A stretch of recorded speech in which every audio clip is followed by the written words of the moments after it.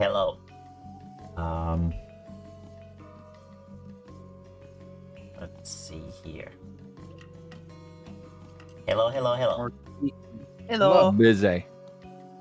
so far so good. Valkia said she's gonna be coming here in a couple minutes. So we'll soon have everyone here.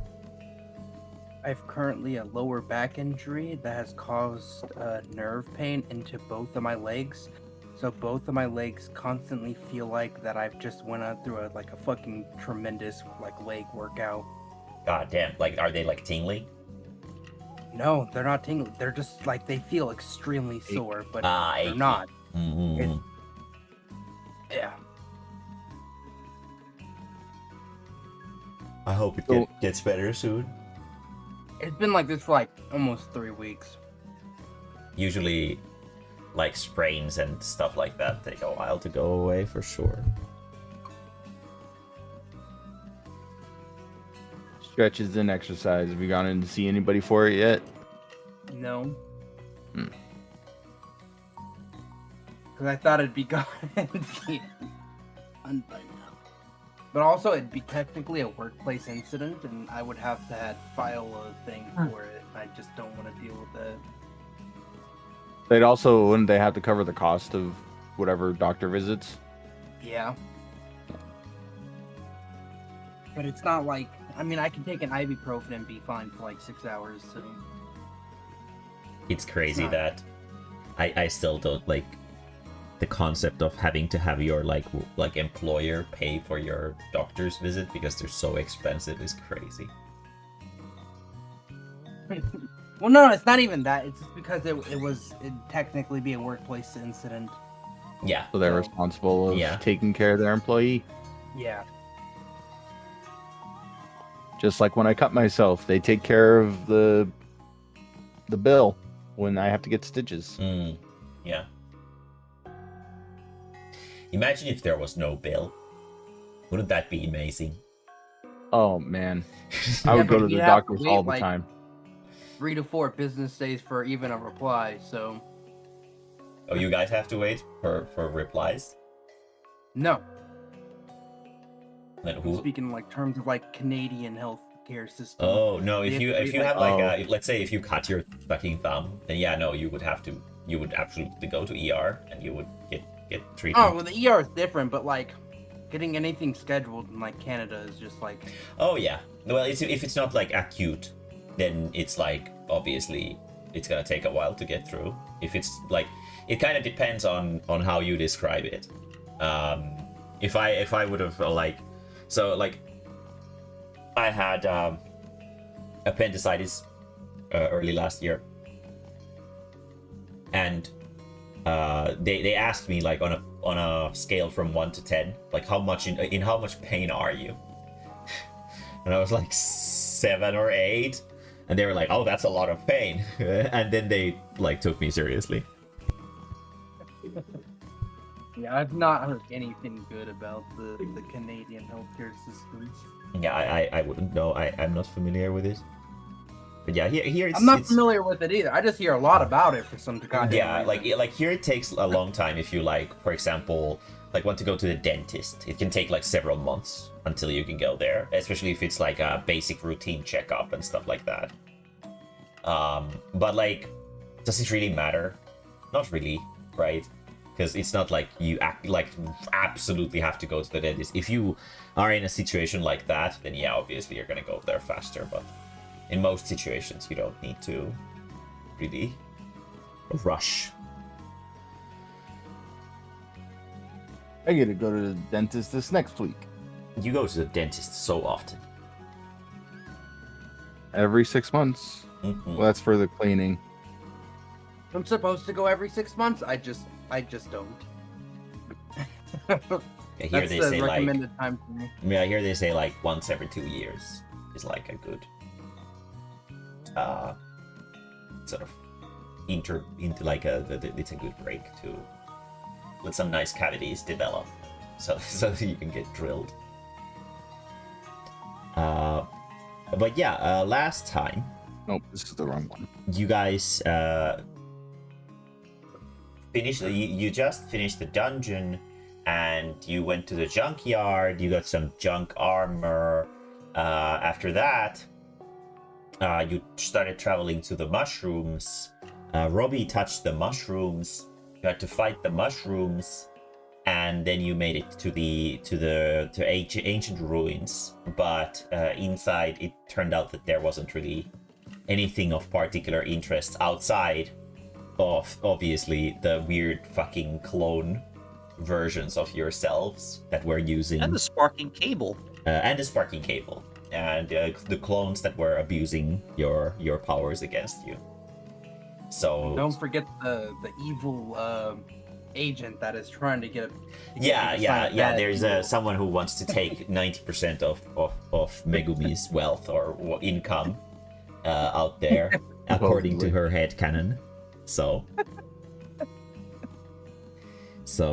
yeah, there is the implication is that there's like bad people in the Mistwoods, but at the same time, Tibia's the cave that she wanted to go to is in the Mistwood like border, not in the Mistwoods, but like near it, and whoever is hunting down Megumi seems to be from the Mistwoods as well.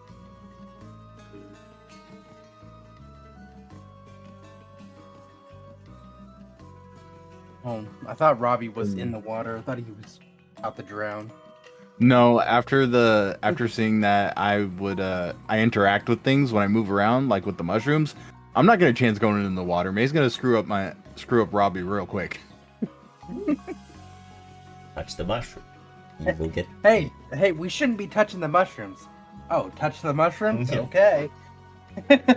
Yeah, I didn't hear that part. There's no cutscenes in this world. If you do something, There's a clip of it. Yeah, there's there's like a clip of it in clips. yeah, there's a clip of it in the clips channel. Oh, give me a second. I gotta go see this real quick. Yeah, well, I can show it on stream too. I'm not watching. I don't have stream up right at the moment. Okay, yeah, it's the newest clip. No. But yeah, welcome, Balkia. Hello. We have everyone here. I was just doing a small recap of what happened last time. It was Robbie touched the mushroom. Mushrooms went angry. Then you fought the mushroom. And now you're like right next to the ancient ruins. And you went exploring inside. And you didn't really find anything of particular interest outside of the old data chips. There were those clone guys. And there was a broken cable. But outside of that, it seems like it's pretty barren. Also, so you guys, it's morning. Let's say it's morning. You guys wake up, and Tibia is sitting on top of something.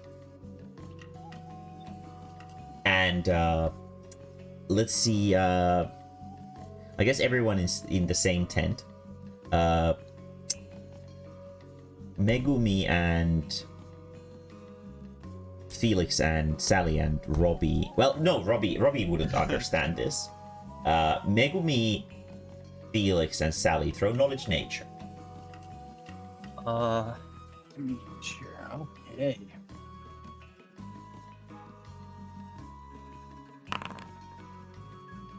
Right. I'm having some trouble loading Mae-mae's Tropical Abyss.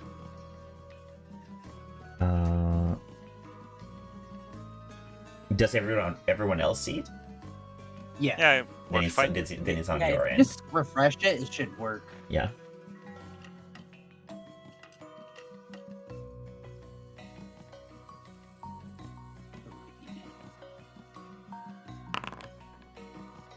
Okay, 12. So Felix is 17, Megumi is 12, Sally is lagging out. But Felix, bonus or something like that is it more than that? yeah, it's +5. Plus 5, so it's like 20 plus. Yes. Okay. Well, Sally is trying to figure out the existential crisis of existing in a digital world. Felix is able to tell that Tibia is sitting on top of an egg, Hey, yo.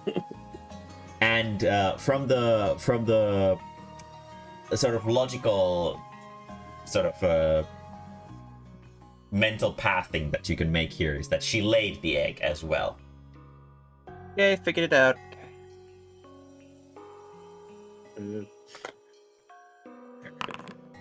I rolled a 9. I asked Tibia what you got there.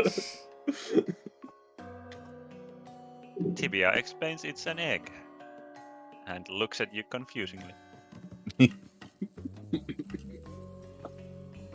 Do you want it? Are you offering me your egg? What? I have no use for it. I have a space on my inventory left. Oh, Well, Do you- Felix do is you the want one who it? it was offered to first. Felix, do you want the egg? Yes. Okay. Sure. Tibia steps down from the egg. Felix, you can put one tibia egg in your inventory. I wonder, can I make breakfast from this? I don't know. You can try. you should probably ask Tibia's permission to do that for her. For once, I'm glad Robbie doesn't know what's going on in this situation. Oh yeah, I gotta sell Robbie off to the witch. Someone's gotta Yay. remind me to do that. Meet new people. I shall keep the hold on the Tibia egg for now. Okay. Shar, what's up? Yeah, I'm gonna take a dip in the river, in the pond for now and see if there's anything special there like there was last time. Okay, go ahead. It's cleaning time. It's cleaning time.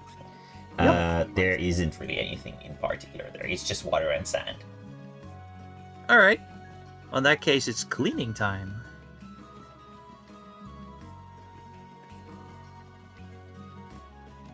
Okay. Trying not to be smelly in this hot ass desert. The rest of you guys smell like fucking sweat and ass. I don't. Robbie doesn't sweat. The Robbie water smells like pennies and fucking spiders. So pennies and spiders. The water is it's not outright cool, but it is cooler than desert air, which is hot. But considering that every night the desert starts like basically like emitting heat, it is it's not super cold. It's kind of like swimming in like a day-old soup. Mm. it's still the water's clean. It's better than smelling like sweat and ass. As you guys sit there, Yes, sir. Chattakun slowly emerges from the water. Like very slowly, Maybe just the- sort of rises from the water. Yeah, Felix is like doing laps on his, like swimming on his back. Just floating there. Very good. Robbie starts like brushing himself down off with sand. It's the sand Right, around cleaning the sand around the ancient ruins is quite fine. It's pretty sort of, it's like the kind of sand that it's like super easy to kind of sink in a little bit. So it Oh. forces sort of careful stepping in order to not sort of stumble over. But it's also pretty good for sanding things because it's so smooth.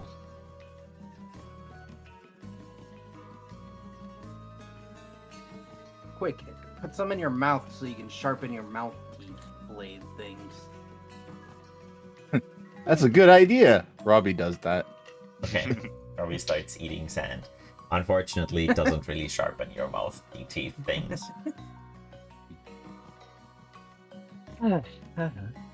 Hey, Atlas. What's up? I found this crystal thingy in the dungeon the other day.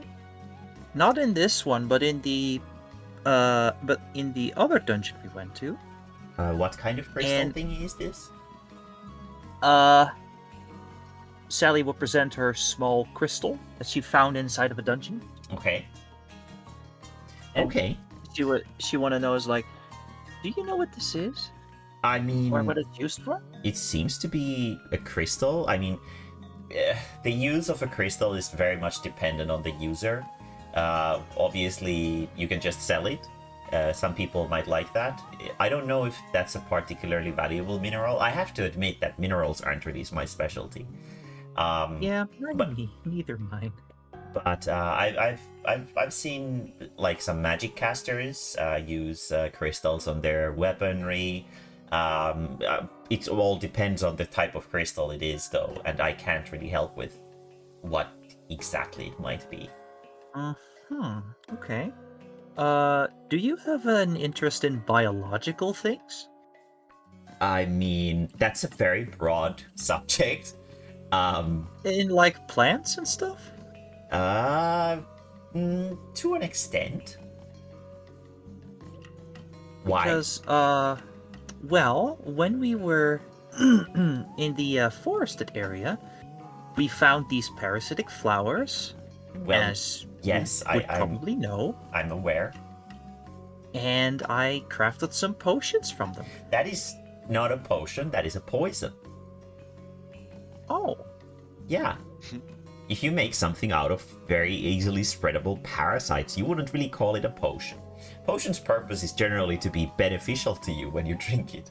So I would most likely call that poison, not potion. okay. Do you know,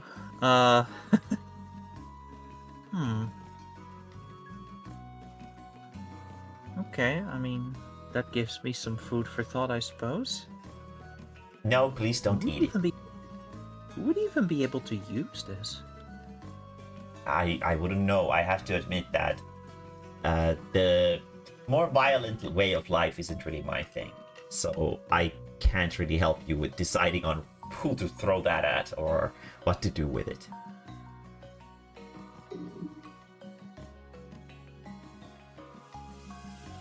Okay.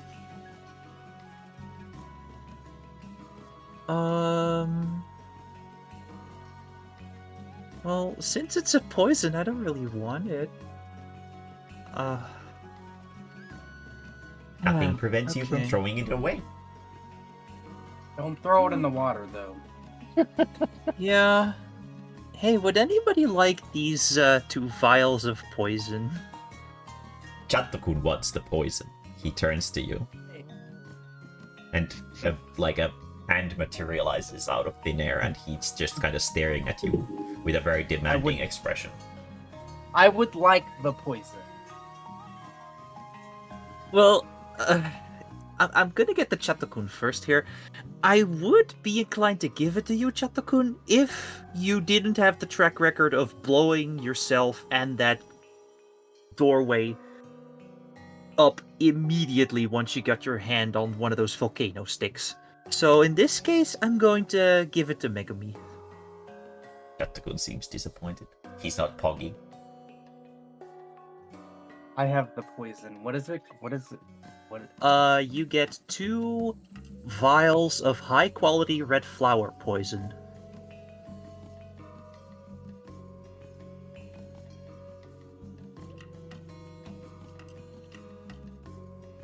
They stack in the inventory. I walk over to Chatakun and I offer him a couple of bottle caps that I found recently. Does Chattokun want Would you the like bottle these cap? instead? Let's see what Chatto has decided once they get to that point. I'm also gonna search and I'm gonna open up Robbie's mouth, see where the coin dispensers for DLC, and I'm gonna see if there's a little sliding thing for options. Throw knowledge technology. Knowledge, technology.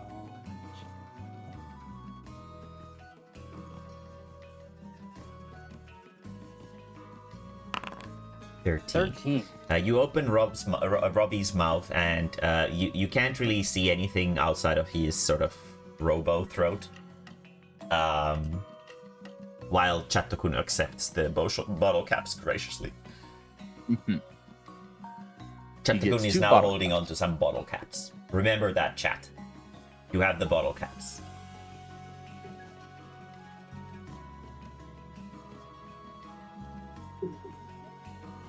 Alright. Doesn't look like Robbie doesn't even look like you got any other options for DLC besides stamina. I thought we could do something of you temporarily, but I there's no switch or anything, so it's just stamina. Maybe different kinds of coins might do different kinds of things. What other coins could we possibly have? Well, we found those data chips, didn't we? I gave them Yeah, that. we did. I did try to eat one, Oh, right. It did and not we do learned it. a thing or two about it. Yeah, and Atlas was very sad about it when you tried to eat it. Atlas, I have another small question. What's up? You spoke earlier about a pool of reflection, if I recall correctly? Yes. Well, depends on when is recently. I've mentioned about this. Yesterday? I mean, I have the No, portable look at pool it. of reflection, but When that's he it. talked about it, we were at the bazaar, and that was like in game, like a week and a half ago. Yeah, that Oh, was okay. that was a long time ago. Okay, yep. Must have had my dates confused, sorry.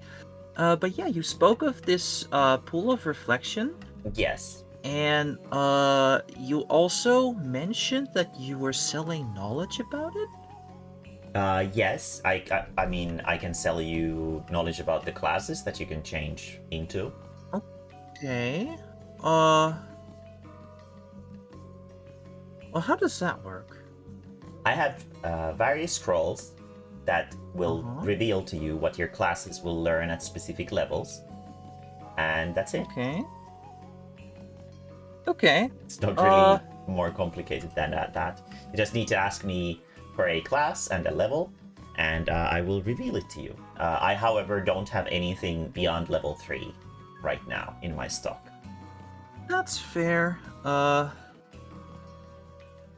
What would it cost for...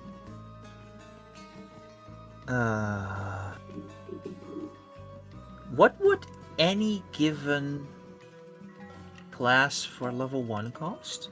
I don't charge for level 1s because you already know all of the level up things for that. If you just open Google Drive, you can find what the level 1 classes learn. So I don't see why I would sell those to you. Fourth wall breaking. Fourth wall breaking. What is okay. Google Drive? Atlas What seems is a little Google bit miffed and he crosses his arms. Hold on, I'm gonna come up and I'm gonna be like, sorry, all of her brains, and I'm gonna I'm gonna tap Sally's stomach, which is just her abs. All of her brains are right here. That tickles. Yeah, you literally know level 1 classes already. Why would you buy that? That doesn't make any sense. Hey, I don't know that Sally and the rest has Yes, just you do innately have that access to it. information. You do have that information. You don't need to pay extra for your knowledge that you already have. Okay. Yeah, Even I'm not it's, that No, fair sadistic enough. of a DM. It came with the brochure when we landed onto that. Yeah, it was. Yeah, it was on the brochure. Welcome I to this never- tropical wait. abyss, it said. And it showed you all the classes and all the cool shit that you can get killed by on the island and stuff like that. Oh, like Mhm. muscly men and dynamite? Exactly. Yes.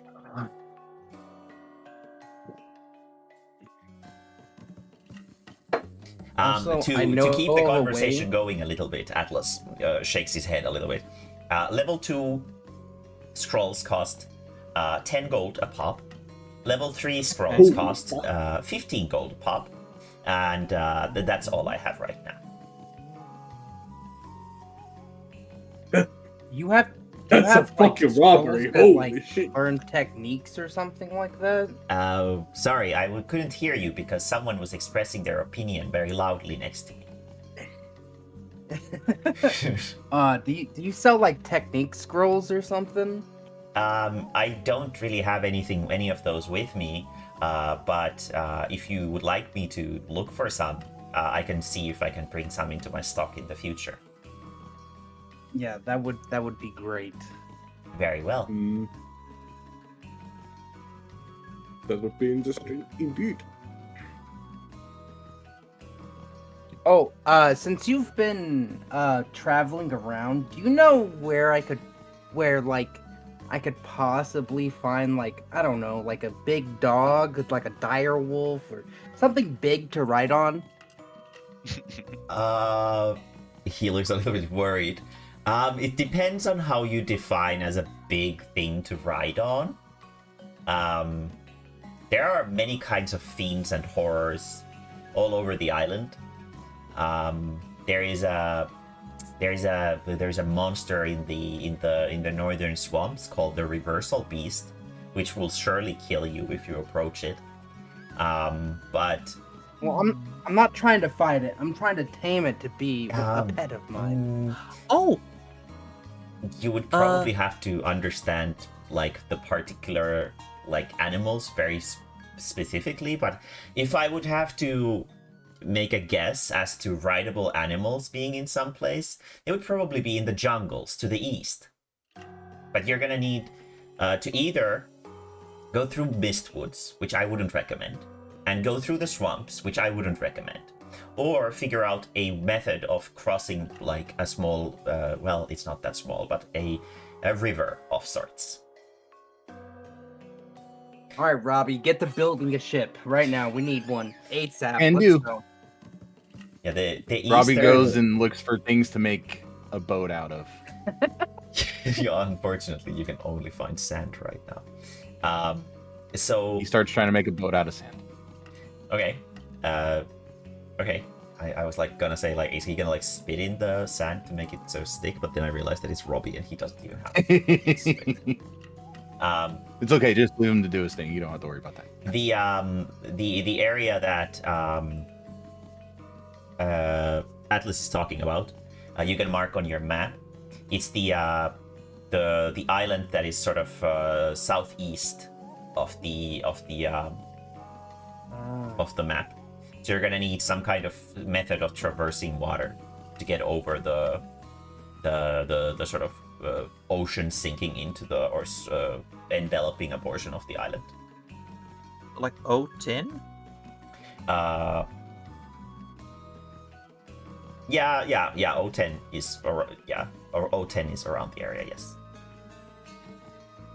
You can find a lot of very strange animals over there. I will make one my minion. Best of luck to you. I think if you were to desire taming a creature, that would probably be the place. Well, yeah. He seems a little bit unsure about his own answer. But I know you sell some bestiaries. Do you have any for any Bestiary entries? over for Yeah. that area, no. I haven't been there a whole lot myself yet. The people in there are very friendly, maybe a little bit too friendly. So I haven't really encountered a whole lot in terms of monsters on the island. What do you mean by friendly? Too friendly? He looks a little bit awkward and then kind of like disturbed, and he's just like, maybe it's best if you find out for yourself. I'm gonna get real close and just be like, tell me. Well, I don't really know how to explain this. It's just, I shouldn't be rude, but they're kind of weird. They're kind of weird. How weird. What kind of weird are we talking here? They have a very special way of speaking. Well, some of them. They're a little bit pushy. They kind of like to, like, I don't know. It's difficult to hold a conversation with them. Do they speak weird, like cat girls getting? No, they don't that speak a in a different cage? language. They just have strange expressions for, like, you know, Uh, a lot of things. Where was this place exactly? O10. I pull out the map. Around O10. It's that Oh, smaller yeah. island. Oh yeah, that was the place where you mentioned Goddess and Luck would be. Right? Yes.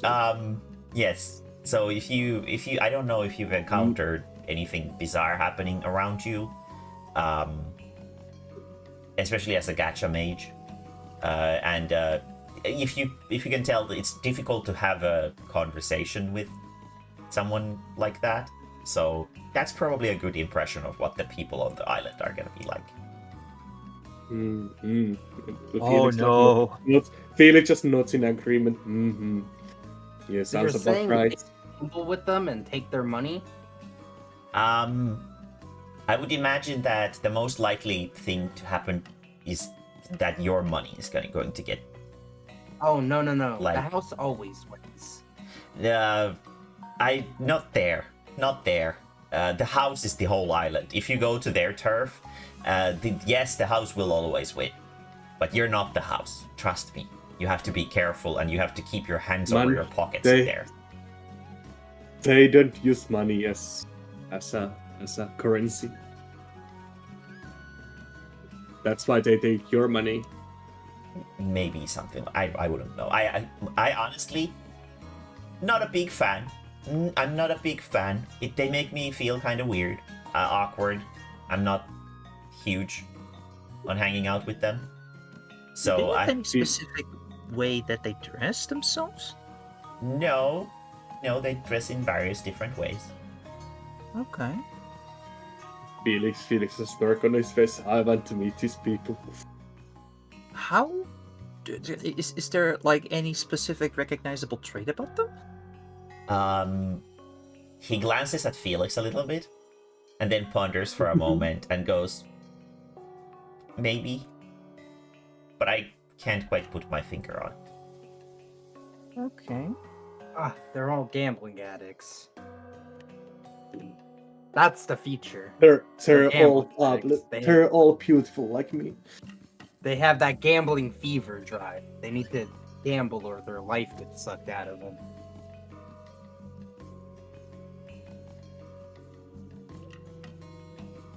Great hearts, great minds. But I do know a way that we could potentially use that cable in the tower. We have that device. Well, currently, Robbie is holding that device, the crankshaft device that he cranks himself to. Still sounds so weird. We could use that to charge the cable. Maybe. If you plan on going into the ancient ruins, are there any more enemies in there? There might be some. Maybe is running around there somewhere. Yeah, there's still some mimics running around, but they shouldn't I do see. anything if you don't do anything. He looks a little bit bummed out. I suppose I'll stay here then. But I do know the first 2 floors. The first floor is empty. Is the electric outlet thingy that you discovered on the first floor? That's on the No. topmost floor. Oh, I see. Well then, I suppose I'll Alright. stay here. Second one, yes. Well, we can go in and clear it, and you can just trail behind us. If that would work out, I would very much appreciate it. I would love to see this place for myself. I put a thumbs up to the rest of the group. We good to go? Anything Yeah. else? Hibia would like to make a miniature ship from the unknown beast skull she has. Okay. Do you have That ship anything is you way can better than the plug one the I eye made. holes and mouth hole with? Does Tibby even know what a ship is? Yeah, because she Yeah. arrived on the island on a boat. Oh. Yeah. Well, you could have swam out or something. She saw a nice bone in the water and swam out, and then a storm. Got came. swept up in a storm. Do you have anything you can plug up the holes on it on the boat? No, so it will have holes. Okay. Okay. Throw me bone crafting. Don't you have the beeswax? 15. Not anymore. You craft yourself a nice little boat. You remove the teeth of the skull so that they don't point you. And you have a nice boat. It just has like one massive hole and two slightly smaller holes. So its buoyancy might be slightly suspect. Tibia proudly shows it off. Nice bowl. Atlas very smiles nice. and nods and says, "That's an impressive skull." It seems like people didn't understand that it's a boat. Do you guys want to go to the ancient ruins? Sure. Onward. We can, Okay. Yeah, we gotta I guess clear it we can out, so continue. Let me go get Atlas. some water before we go there. I'll be right back. My water is all ran out. I shall also refill.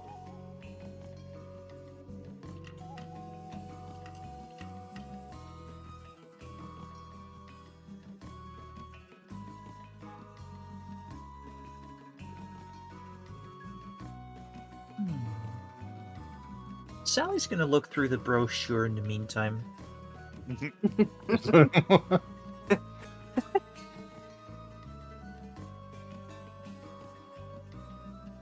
Oh,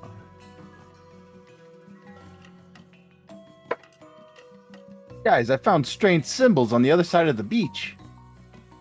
really? you Okay. created.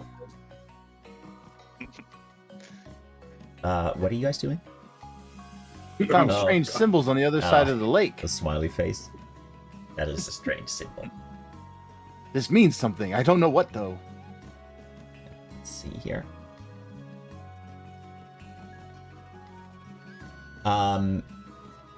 Ancient Ruins Floor 1 has been thoroughly explored. Do you want to explore it again either way? Yeah, because we gotta clear it out for. Okay. There are no enemies on the floor. On the first That's floor. clear. Yeah, the first floor is cleared already. Yes. Symbols are changing. So you don't want to explore it, or do you want to explore it? We did. No, we can skip the explore first it I think we could skip the first floor. Yeah. Okay. I think the second one and the floor, third one the are- second floor still has enemies in it. So, Yeah. would you like to go to the second floor? Yeah. Yes. And Okay. since we did sleep, Yes. Go ahead and put your buffs on everyone. yeah, I'm gonna use the same ones. So the status ward. So now everyone has a status ward active. Okay. Woo! Saved our butts last time.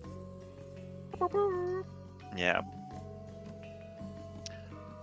And just a second.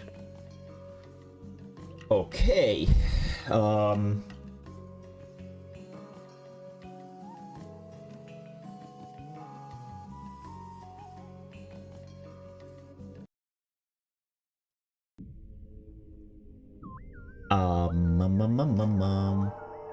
I will activate this. And go ahead. Oh, yeah. Group This has a initiative. dope-ass soundtrack. So you can go together. Oh We have shit. Do we need 7. a- We moved 7, right?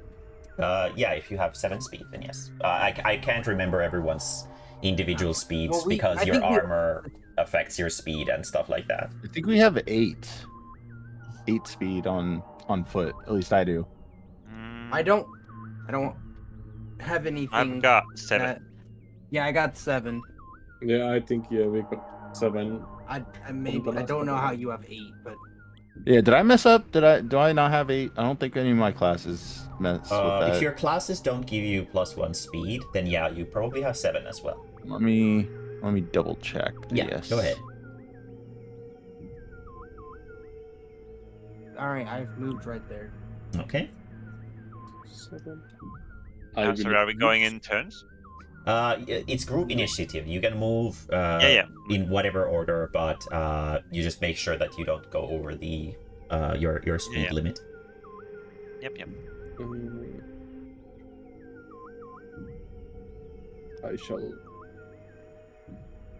And once everyone has moved and finished your turn, then the next sort of rotation begins once more.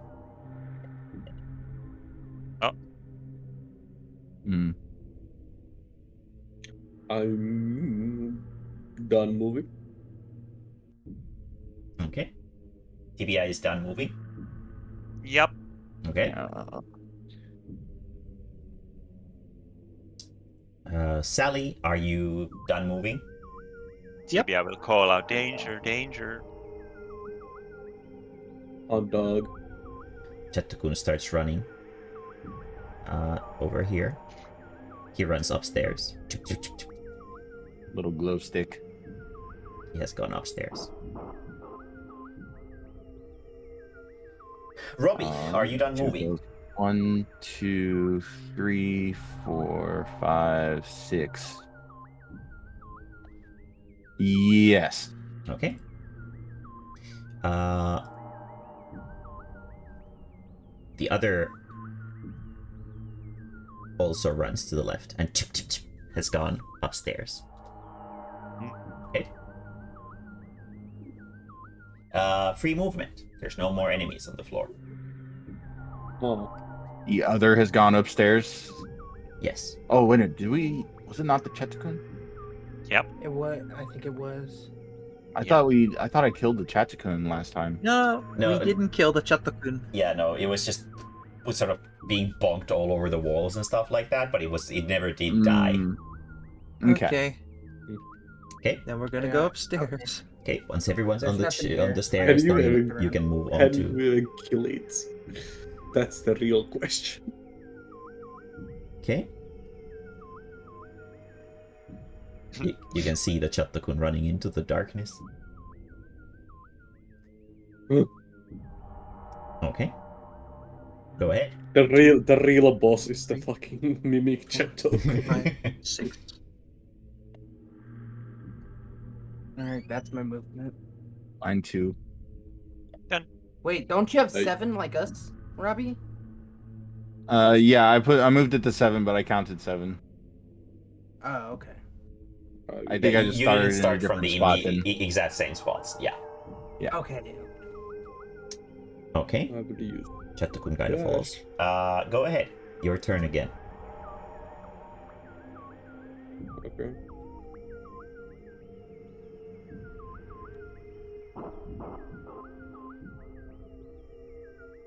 That's my movement. Okay. Hello. All right. So here's what I'm Hello. going to do. 2, 3, 4, 5, 6. It's time to beat up this Chatukun. So what Okay. I'm going to do is we go to my class skills. We do some math. Oh, yeah.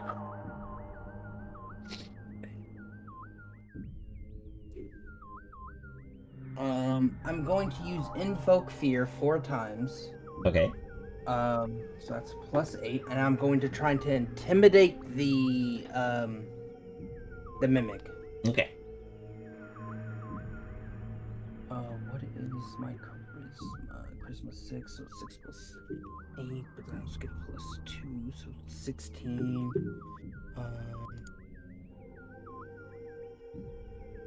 And then 32. 32. You intimidate. How do you intimidate the Chatukun? So I'm going to look at him. I'm gonna put my finger down. I'm gonna say, "Sit." The Chatukun is terrified. He sits.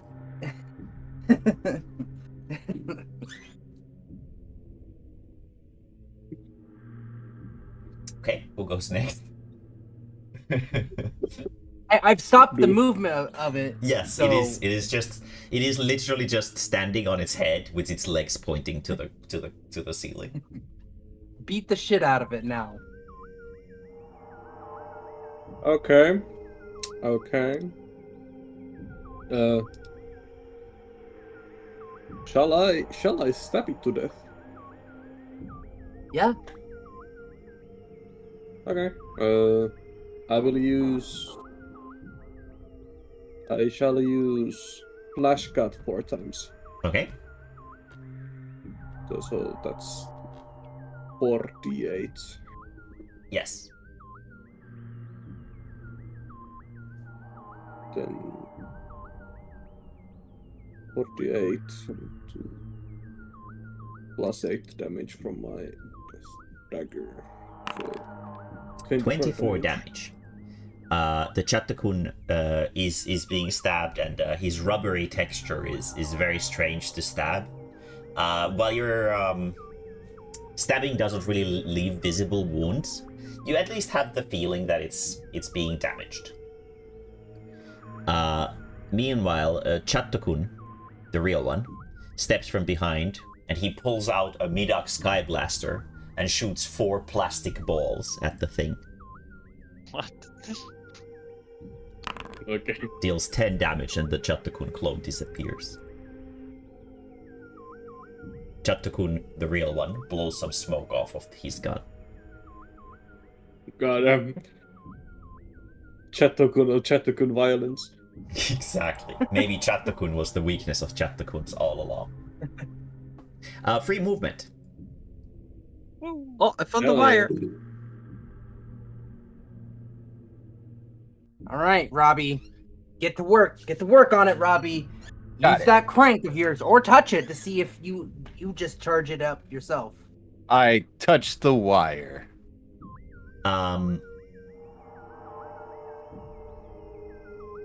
You take 2 electric damage. Oh shit. All right, now Zap, use the zapped. crank on it. You can hear like a What quiet, now? like zzz, zzz, zzz from it every now and then.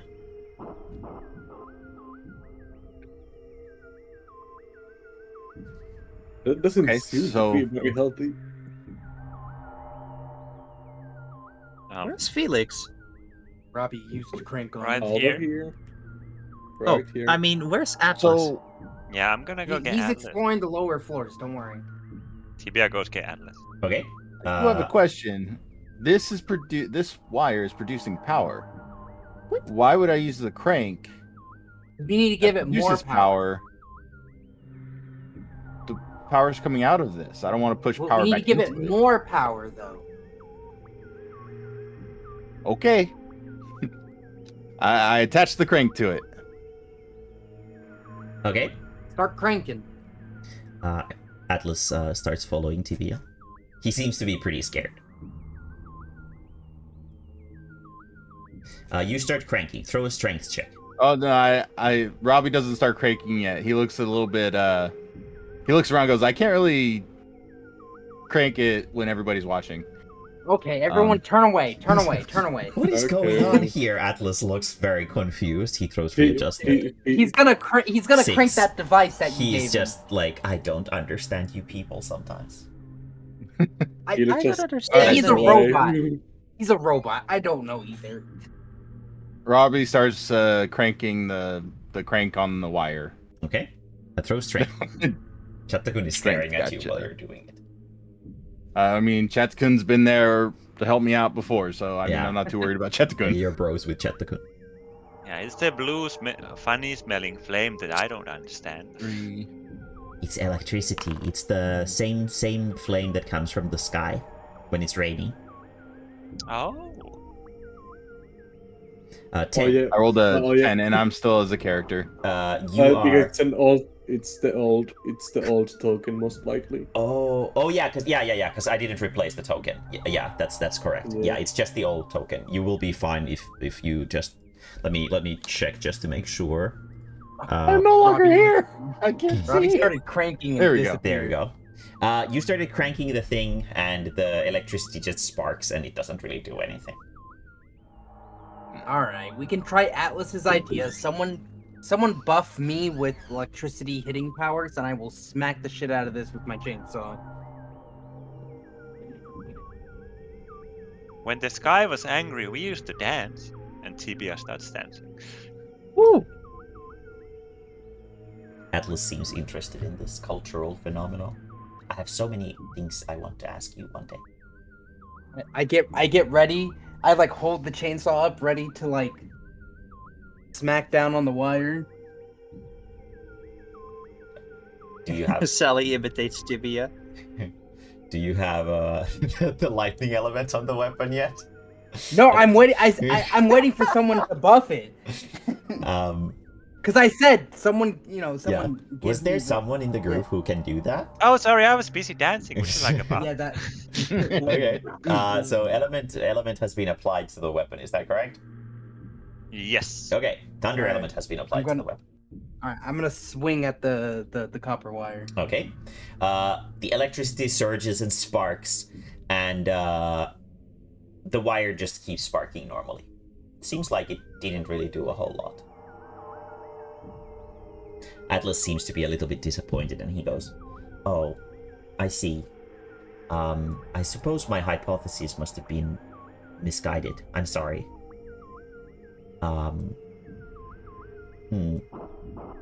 I smack it again. It doesn't seem to really respond. Is there a way to figure out where this goes? Atlas sort of walks over and starts inspecting the wall. It seems that it is connected somewhere into the walls. However, all the debris and rubble around it is... He starts feeling around with his hands a little bit. It's quite hefty. I at least cannot lift any of this. And Maybe I could give it a go. go ahead. Roll strength. All right. Can I act like I'm helping? I'm not gonna actually help. I'm just gonna act like I'm helping. Okay. Go ahead. Okay, Tibia will also help. 7. 7. No, you can't lift it either. Let's try Alright, again. now I'm gonna Just for the Hold on record, it. the rock is like 3 times your body size. Wait, Tibia, cast float on the rock. Will do. Tibia casts float on the rock. It doesn't seem to work. Oh. I'm gonna try again.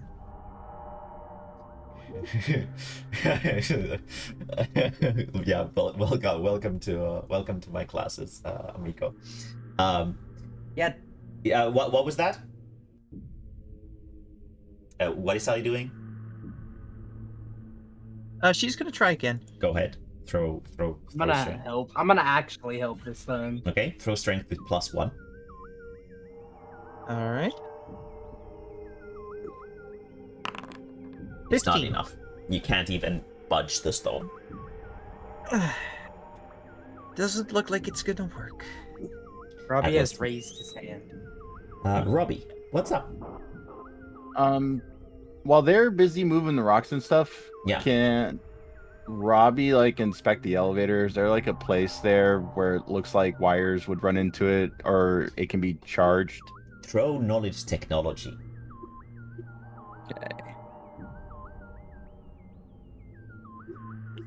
Hey, I have some points in that. I do have some copper wire I did find in the chest, so. 3 plus. And then 13.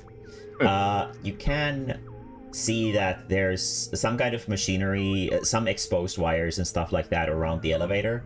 But at the same time, you don't really know if any of it's functional, because when you put your finger against it, you cannot feel an electric circuit surge. There's no current.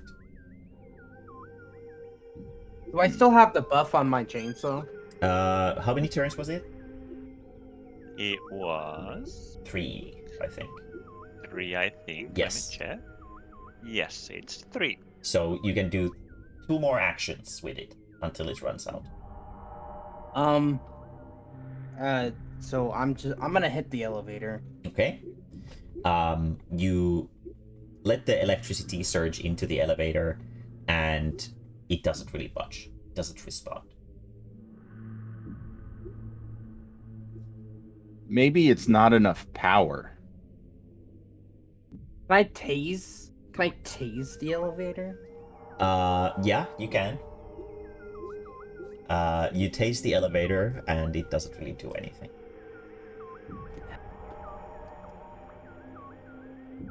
All right. Is your Anyone taser have really any working? ideas? Atlas simply walks around and just sort of stares around with his eyes wide. It's amazing to think that something this ancient still has power running in it. I wonder what's generating it. And what is it powering up? I don't really see anything around here that could possibly be powered up by, well, anything. Isn't this just ruins, all of it? Yeah, but there's power coming from somewhere. Yeah. It seems also the rocks around here are, from the looks of it, mostly just destroyed, like, metal, I think. The fact that they seem a little bit corroded implies that they have been sitting here for a while, and the elements, he points up into the ceiling where you can see some sunlight shining through. The elements have definitely taken a toll here. Like, look at this here. He points at this sort of wall with these, like, slightly more evenly cut pieces of whatever it is. This is, he sort of starts wiping a little bit of dust away from it. The surface of this metal implies that it's he starts looking a little bit pale, and suddenly starts to sort of collapse onto his knees, and suddenly Atlas faints. Oh crap! No.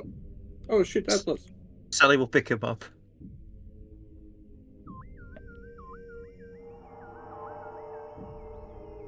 She will put him in her inventory.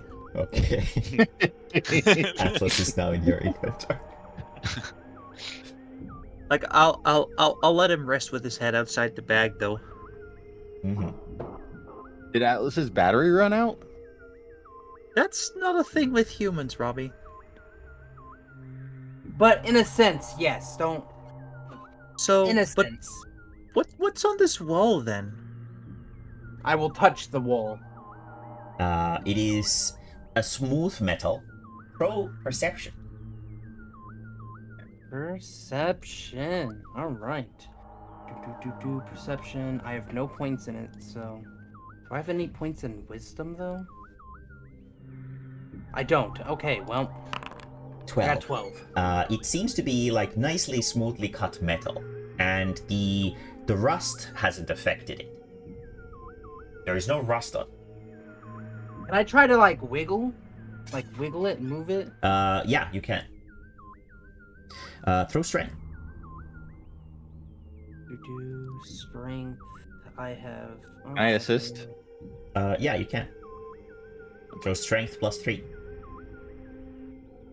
So that'd be plus 4. Sorry, that wasn't it. I got 16. You wiggle it, but it doesn't really move at all. However, as you slide your fingers across it, you can tell that the sort of like these individual little sort of bricks that it's built out of, like they don't seem to be held together by anything. They're just stuck by some weird force, but you can't see any kind of glue or adhesive or anything like that in between them. Maybe cement or something like that. Can Robbie touch it? Yeah, Robbie can. Robbie touches it. The result is pretty much the same.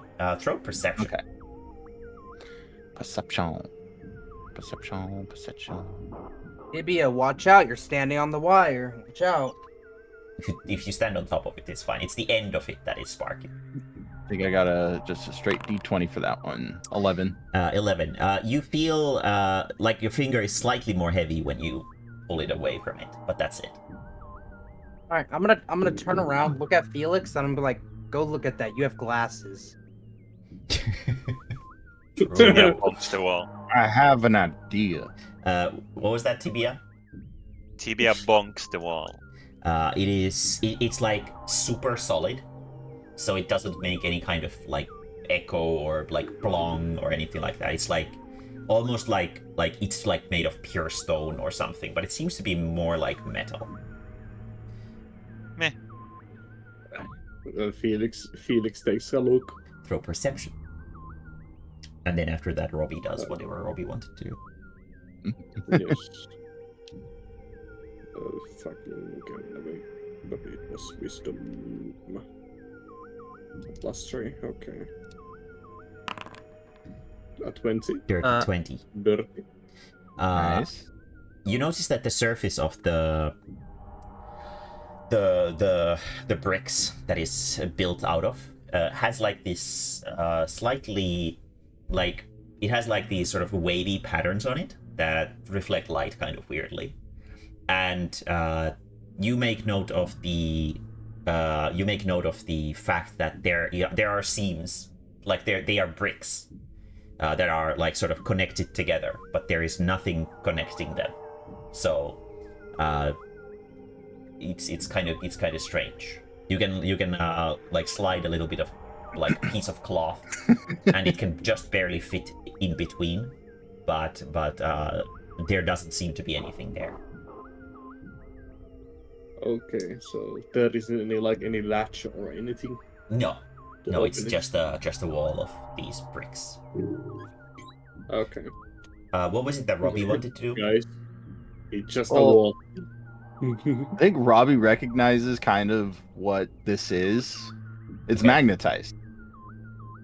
Oh, So like he goes and he like tests it out again by touching and feeling like the pole. mm-hmm. You can The pull of tell it? that there is a slight pull. Okay. Oh, it's magnets. This is familiar because all of my employers used to play with those robots with magnets, mess and cause us to buzz around a little bit. Can I pick up Chato-kun and then like press him against a wall, see if he sticks? Yeah. You Um, press Chato-kun against the wall. He does not stick. He's not made of metal. Tibia, what's up? Tibia would like to use diagnosis on Atlas. Okay, throw diagnosis. 7. 7. You can tell that Atlas is like he's not feeling well. EP sleep. He doesn't look like he's in pain or anything right now. He just fainted for some reason. Okay. Robbie picks up the wire and touches it to the wall. The electricity surges a little bit, but nothing really happens. I was also thinking of like the electricity, like reversing the polarity or something. Does anyone have any metal? We could try an electromagnet using this wire, and Tibia maybe. points at Robbie. All right, Robbie, come here. Bro. Oh, Stand right here, Robbie. And then face Robbie's- the wall. Robbie I'm gonna stands hook there. I'm gonna try and makeshift Robbie into an electromagnet. God, this Okay, is gonna be and just how like do you make water that? jug again. So basically, an electromagnet is just putting electricity through a certain type of metal. Yeah. So I'm just gonna hook the wire up to Robbie. Okay. Okay. Robbie, you take 1d4 electric damage every time you're Damn it. standing there. So, you take 4 electric damage right now. What would you shit. like to do? Touch the wall. Touch. I punch Robbie the wall. Do something. to Robbie the wall. punches the wall. Okay. Your fist like blunks away. It's very, very solid. You take 3 damage from the electricity. Oof. Okay. Robbie kind of steps away from the wire. Okay.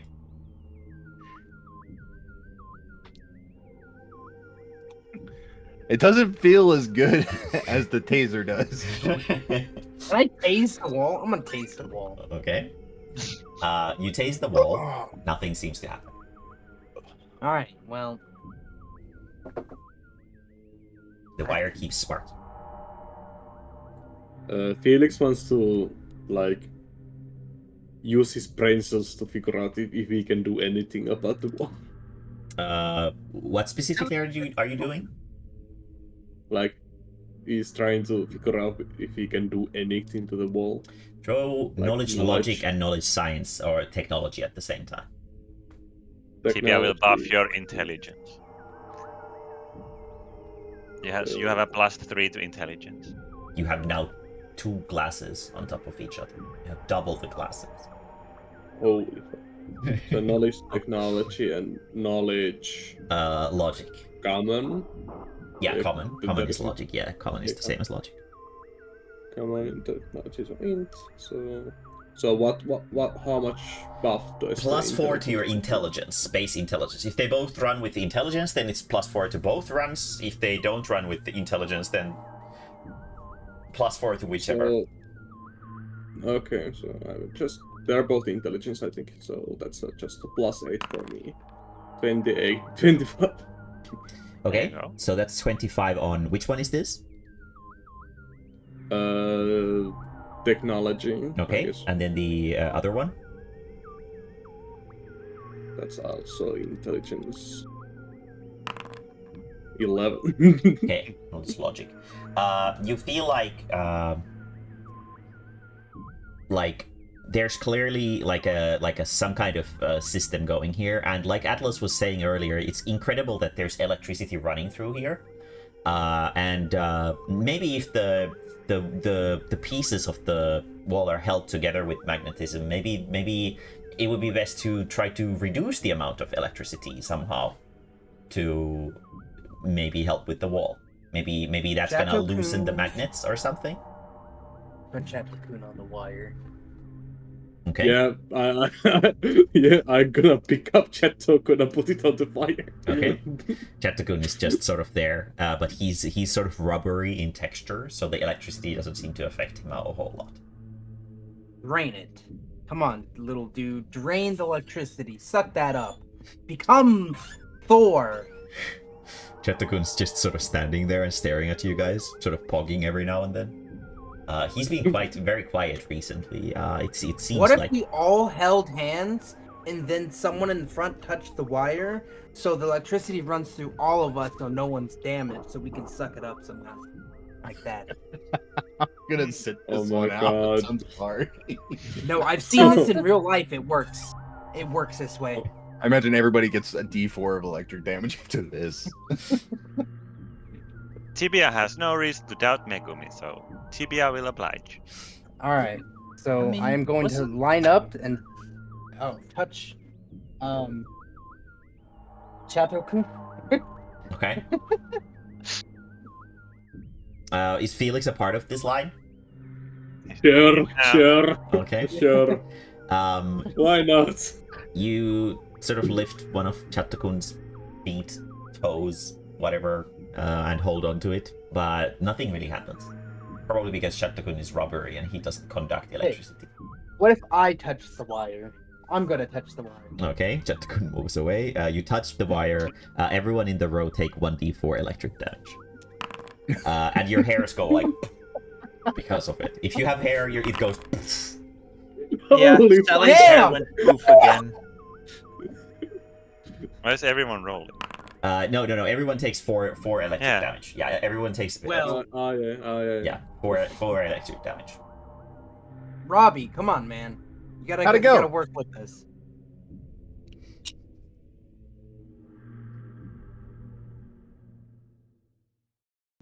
What if I take some Okay. water? I'm gonna take some water out of the gorg, Mm-hmm. Oh and then I'm my. gonna move splash away it a onto bit. it. Oh, I'm gonna splash it onto Oh. the wire.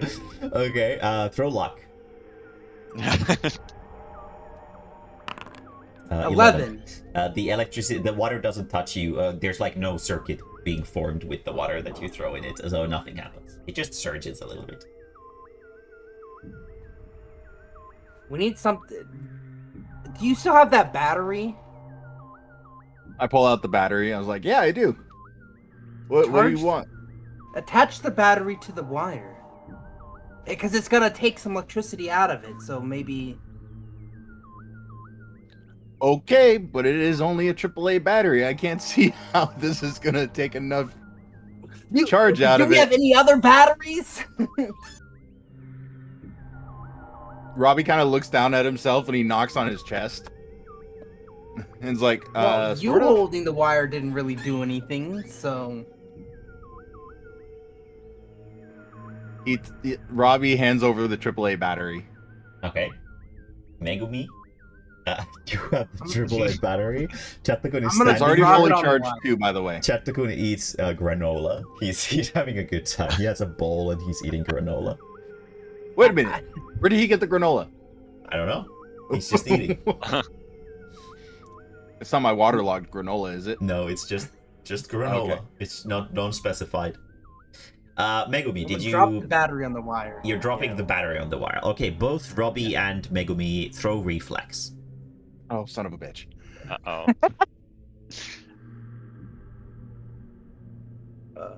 Reflex. Oh yeah, that's on the base stats. That's Dex. Yeah, it's the dexterity save. I have 8. 8. 16. 16. Robbie, you manage to jump out of the way. The battery explodes and the hot little pieces sort of fly around. Megumi, Oh no. you take 2 damage. It was a small battery, so it doesn't do that much, but the battery is lost, obviously. You cannot use it anymore. Chatakun The is Skyfire seems very angry. Chatakun is still eating granola. Wait, what if you change the damage type to like ice or something? So instead of it like shocking, can people, we- it just Can we just stick the fire to the ground? All right, yeah, I'd stick the wire into the. Like you just take the electric end and stick it to the floor. To ground it. Yeah.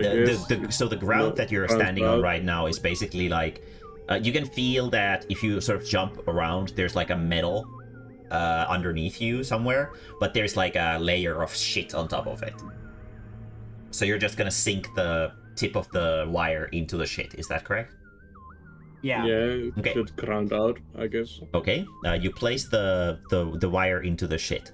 Can Tibia have rubber boots on, just in case? Does she have rubber boots? She does not. Okay, then no, she can't. Nothing happens. Okay. You guys realize that the answer to this is probably really obvious. What? Pull the wire? You want me to pull it? You want me to pull on it? I Is didn't say the that. answer? What's the answer? You're saying it's obvious. I'm saying that you guys realize it's probably going to no be. clue. Chatakun puts some cat food on the corner and sets it on the ground. Felix, throw a.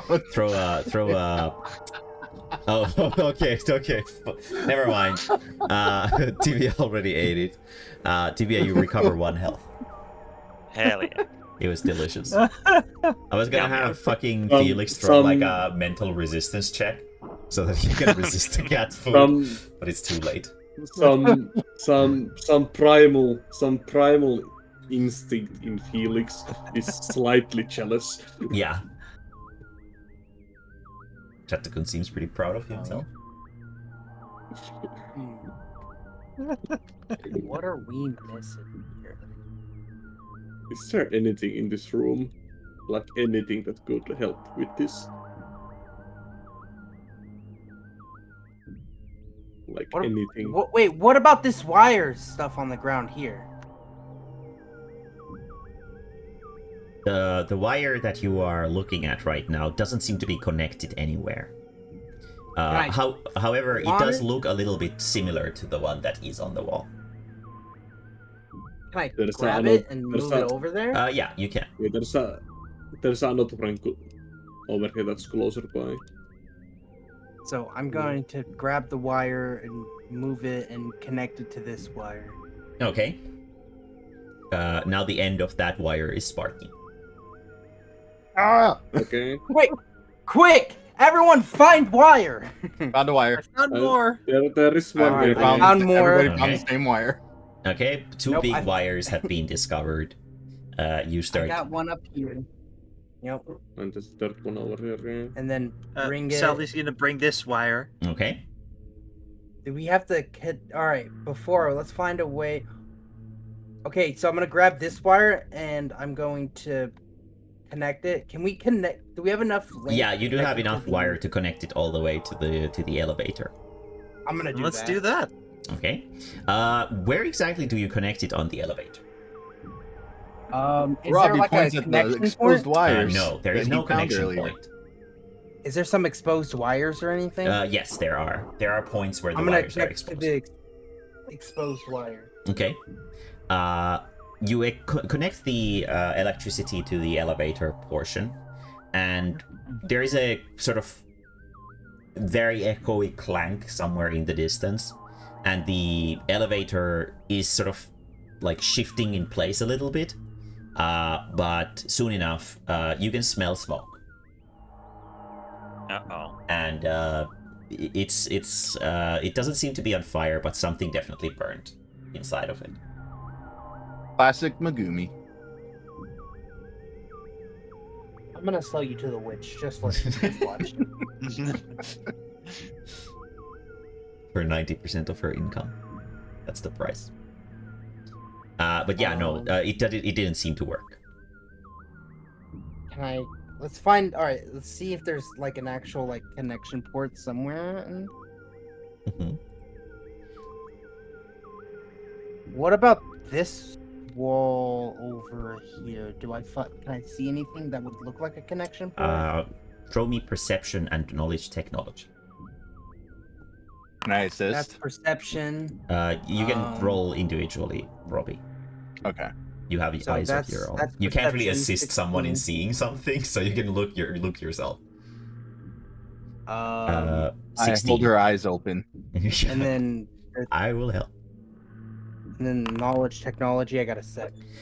You look around. There's a lot of sort of like little crevices and holes and stuff like that on the wall, but you can't really tell if any of them is in any way connected to this, or if this is completely pointless. Does anyone know technology that can see if any of these holes are connection ports? Like Robbie looks oblivious. Never mind, he doesn't. 28. Is Wait, that a that's nat actually 20? a nat 20, I 20? think. Yeah. That is a nat 20. Yeah. Yeah, that is. Robbie, Yes. the sort of technology that surrounds you seems a little bit familiar to you. It's not sort of completely out of your sort of area of expertise, and but something that you find a little bit sort of strange is that like you have this sort of like quiet memory flash in your head for a moment. Back to your past in the weapons facility, making weapons, and you remember seeing blueprints and plans and schematics and stuff like that for things that look similar to what you're seeing around you. However, everything that you saw on those schematics was left at a prototype stage and was never sort of factualized. Because there was some kind of like limitations or something like that. You can't really remember exactly, but because of this, whatever they were trying to make was never finished. However, around you, you can see specifically in the make of the metal that is surrounding you, is that this is probably the kind of metal that those people back there, back in your old home, if you would call it that, were attempting to create. But you cannot see a power source or an outlet or anything like that. Would I remember, like, if there was somewhere around here that there would be a power outlet? No, like you can't you can so you don't specifically remember the area or anything like that. You can specifically remember that this is the type of metal that was trying, like an alloy that was trying to be created back then, but it was unsuccessful. And with this knowledge in mind, you also realize that the metal the magnetic metal that you saw is completely unfamiliar to you. It's something you've never seen in your life before, which makes you wonder what it's made of. I do relay this to the rest of the party. Which parts of it? Everything or just the metal? I do that. I remember schematics, Mhm. and that and how they pertain to the metal that is surrounding the everywhere else except for this one. Okay. I'm gonna try to remove some of the bricks. Roll strength. Okay. I assist. Strength +1. 9. 9. Your hands keep slipping off of it. Okay. Am I allowed to roll 2, or was that Yeah, plus yeah, 1 go just because ahead, I was go helping? ahead. Oh, okay. Do. Bow. 14. You get a better grip with your thingies, your appendixes or whatever they are, Appendages. appendages, Appendages. and you can't quite grab onto it properly either. It's very firmly held together. Whatever is the magnetic force that is holding them together is incredible. Chattakun turns into a pair of grippy gloves. They have those little plastic nubs on them. But wait a minute, Chatkun turns into them or produces yes. them? No, Chattakun has turned into a pair of grippy gloves. On both gloves, over the the reverse of the palm, there's a little visor that has Chattakun's face on it, and he keeps staring at you in his usual Chattakun manner. Thanks, Chatkun. That looks Wait. like that'd be really helpful. And I stick my hands inside of Chatkun. Okay. Chattakun has been penetrated by your hands. What would you like to do now? I'd like to give it another go. Okay. Throw strength. Any bonuses this time at all? No. Would you Oh, like okay. one? I would love bonuses. You get a +3. Yay! Okay, so +3, +3. 13. It was even worse than last time. Nothing happens. Can Felix help Robbie? I can cast sticky fingers on myself, so I have sticky fingers for some reason. No, you And can't also cast try to sticky help. fingers on. You cannot cast sticky fingers on Robbie. No, As in, no, I used them or- on myself. yeah. And Mhm. And help then you Robbie. use himself. Felix as a sort of a instrument Oh. of leverage. Okay. Yeah. Okay, I've that seen also this works. before. Yeah, you can do I've that. seen this before. You can do that. Thanks, yeah. Felix. That actually looks like it really help. I pick up Felix and use him kind of like as a grab. Okay. Throw strength with a +7. Can I Woo. assist? Yeah, you can. Throw strength with a +8. Okay, so does anybody else want to help by chance? Did you Come on, count Sally. the Come on, +3? Sally. Oh no, it's been used. Yeah. 3 plus. I don't want to give another. I'm spending way too much mana. Okay. Yeah, don't worry about it. I will grab Okay, onto Megumi's hem and pull Sally on it. 2 will help. Okay, so +2 extra. So plus 8 plus 2.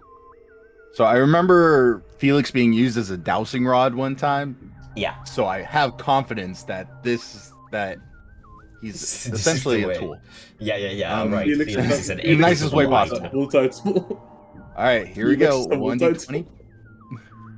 1d20 plus 3 plus 8 plus 2 has got to be something good.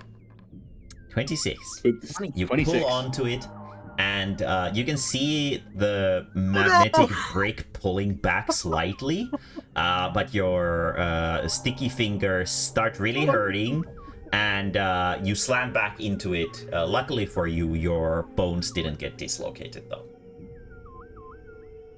Damn. That's a Wait. shame. Could Sally use magnetic pull on the wall? Yeah, she can. Throw strength. Okay. I'm gonna try to use magnetic pull on the wall. Felix, you look a little taller. I feel a little taller.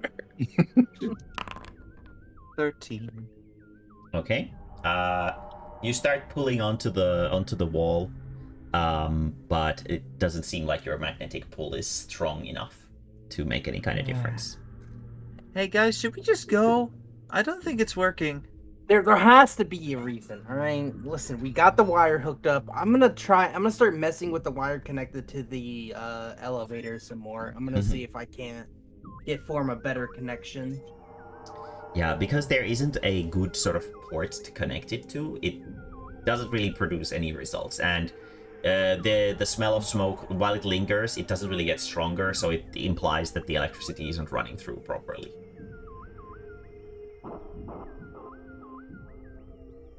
Atlas. Should we Hey. go downstairs? Yeah, let's just go. Oh, If we no, I not go think- down, leave, actually, but go let's explore Not leave. We're downstairs. see if there's anything downstairs. I was actually Yeah. thinking that too. yeah, let's check if there's anything downstairs. Okay. So everyone travels downstairs. Is that correct? Yeah, Floor 2 or um, floor 1? Or I think 2. yeah, okay. we backtrack and search. Activate. There you go. I'd like to. Robbie would like to see if there's any more of that foreign metal around. Yeah, you can tell that the walls here are made out of that. Same stuff. Of the similar stuff, or not the stuff that the foreign magnetic stuff? shit is made out of, but the stuff that you recognize from your memories. Yes. Okay. Wait, so there's a wire connected to the elevator right here, over here. Can I inspect it? Yeah, you can. Throw knowledge technology.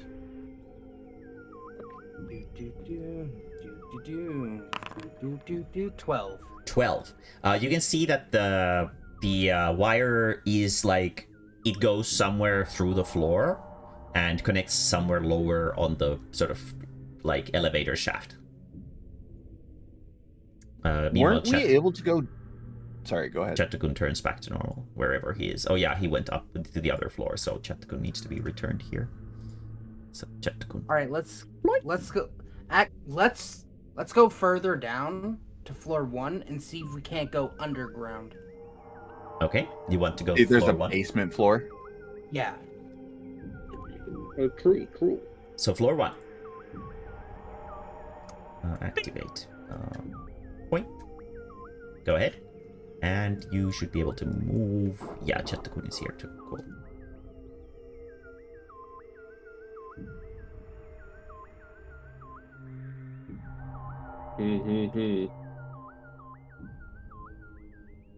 Has anyone found this chest over here? Yes.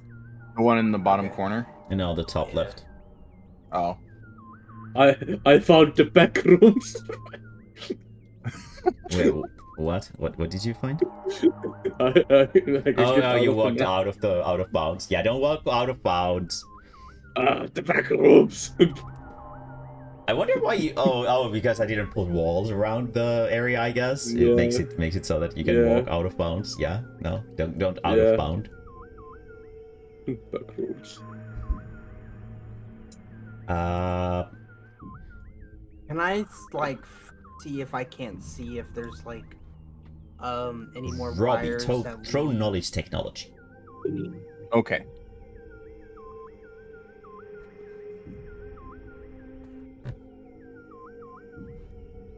God, someone's watching this and they're Nat 20. that's Nat a 20. one, yeah. You start sort of inspecting the wires around. Oh, I need to wake up. Okay, very cool. You start to sort of inspect the wires over here, next to Megumi, and while you're sort of staring at that, you sort of decide to pull it open. You pull the wire open and you feel it with your fingies, and there's no electricity running through it. Which implies that maybe there is no power in the first floor right now outside of the elevator at all. And you start sort of looking around yourself, and you can tell that some of the pieces of rubble around you look a little bit familiar. They look like Do they those look like them? same magnetic pieces of rock that you saw upstairs. Get the crank out. Get the crank out. Charge it. Crank it. Crank it, Robbie. Crank it. I'll help with the cranking. Okay. No, you can't be there. We have to look away when Robbie cranks. Give him a-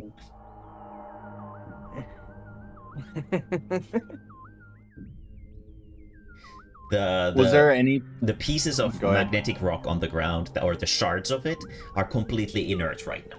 They don't seem to be sticking together or anything like that. Can I touch the wiring? Yeah. You can. The wire to the rocks. Yeah, to you the, can. To the metal ones.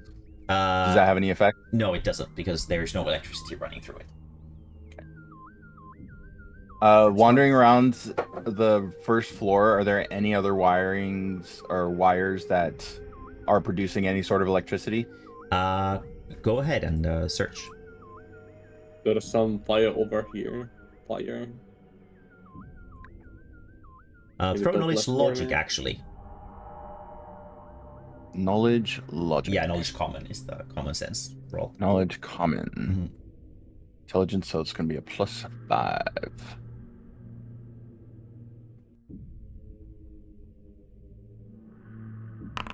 23. There is an exposed wire in the third floor that you can try this with. In the third floor. Oh, Yeah. Oh my we god! need to. Everyone, we need to start run all the grabbing wires. wires. Start grabbing wires and start leading to the third floor with it. Grab wires, start connecting it. Start connecting it to this wire right here, and start leading upstairs with it.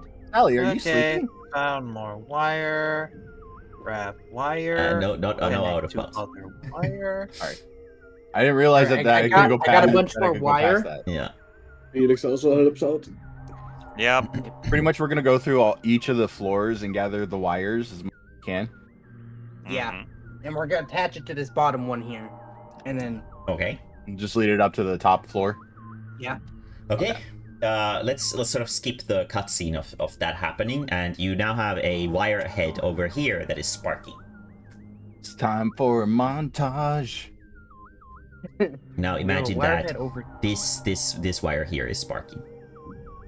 Robbie is gonna move it and try to attach it to the elevator. Okay. Or was there an empty spot, or was there any place else that looks like this wire should go? Like right here, maybe? Over here. Connect to this big machine wall thing right here. Is this a machine wall, or is this just a wall? It's just a wall. I don't. There's a wire It's- coming out of It's it. like so I- it's like a bunch of sort of fallen pieces of metal, and there's some wires sticking out from underneath it, but you don't really see if there's Well- anything connected to it. Robbie's gonna do what he did before. He's gonna touch the wire to the rubble, Okay. to the metallic rubble. As soon as you touch the Try to metallic magnetize it. rubble with the wire, it immediately becomes active and starts sort of forming into a very square shape, into like an almost perfectly even square. He starts moving around to the other piles of rubble. Okay. Starts touching the wire there. But is Whenever all of you it just find kinda- enough of those magnetic pieces, they start sort of forming together into squares. But as soon as you stop touching the wires over here, they crumble back into rubble. All right, so I think we need to gather all the shards. Okay. Alright, time to collect the shards. Gonna gather all the shards. Okay. You can put a mass of magnetic rubble in your inventory. You're gonna need 5 inventory slots in total to carry all of it. Hmm. Can do. Okay. So you hold the magnetic rubble in your inventory right now, sort of divided over I don't know who, but yeah. So what are you doing with it? Oh, we all gather it together in a heap, and then Robbie holds the wire to it, I guess? Okay. Is that correct? That's my Sure. assumption, at least. You touch the thing and it forms into a bigger cube of magnetic whatever the material is. does the elevator still function? Yeah, it functions normally. Does anybody want to go check to see if the wall upstairs is still magnetized, since we're taking away the electricity from that area? Felix Oh, that's can a good go. question. Felix can go check. Okay. You go to floor 3. Yes. And it seems like the wall is still there. Wow. Can we pull it apart now? Throw strength. We will unga bunga our ways through this. No, you cannot. Okay, guess it's still active. Okay, so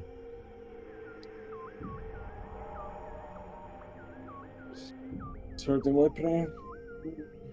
I'm gonna go back down and try to wake Atlas up. Okay. So you're going to floor 1. Uh-huh. Okay. Anyone else going to floor 1? Tibia will follow. Felix I kind of stays stayed down behind.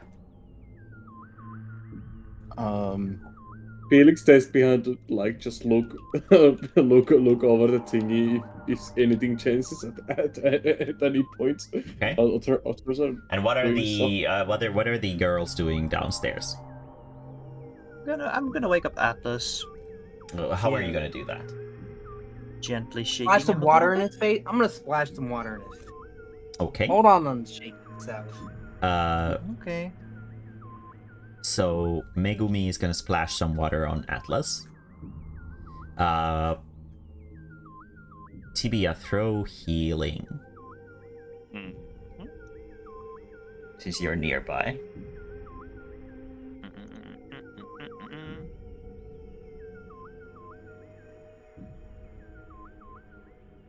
No, it wouldn't be that. This is frustrating. 23. You manage to resuscitate Atlas. He starts sort of coming to again. Plop. He still seems quite pale and kind of like nauseous, and he asks, "What happened?" You touched the wall, went pale, and then fainted. We tried to do stuff to see if we could do stuff, but no stuff was done. And we then built we this woke you giant up. cube out of gravity, electromagnetic wall pieces. I have no idea what any of this is, so is it okay if I sit this one out? Just tell me to do stuff, command me as you need me. Atlas stares at you very weirdly and is like, "Are you talking to me?"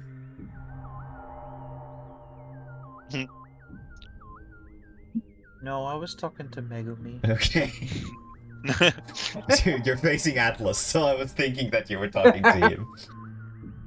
Command me. Yeah, and then Atlas is kind of like, "What the fuck?" I'll just be over here. Atlas sort of walks around and what happened? What happened to me? I remember staring at the wall. He starts sort of walking over to the wall again. He looks at it and starts sort of looking averse as he stares at it, and starts holding onto his head, and he groans and steps away from it. He starts mumbling, "I think this is made of meteorite or something like that, something from space." Are you an alien, Atlas? I don't think I am. Do I look like an alien? He starts sort of panicking. Throw readjustment. Nope. 5. He faints. Oh, Oh my god. Now Atlas thinks he might be an alien, and he has fainted. Oh, goody. No. I'm gonna splash some more water on his face. Throw healing, Tibia.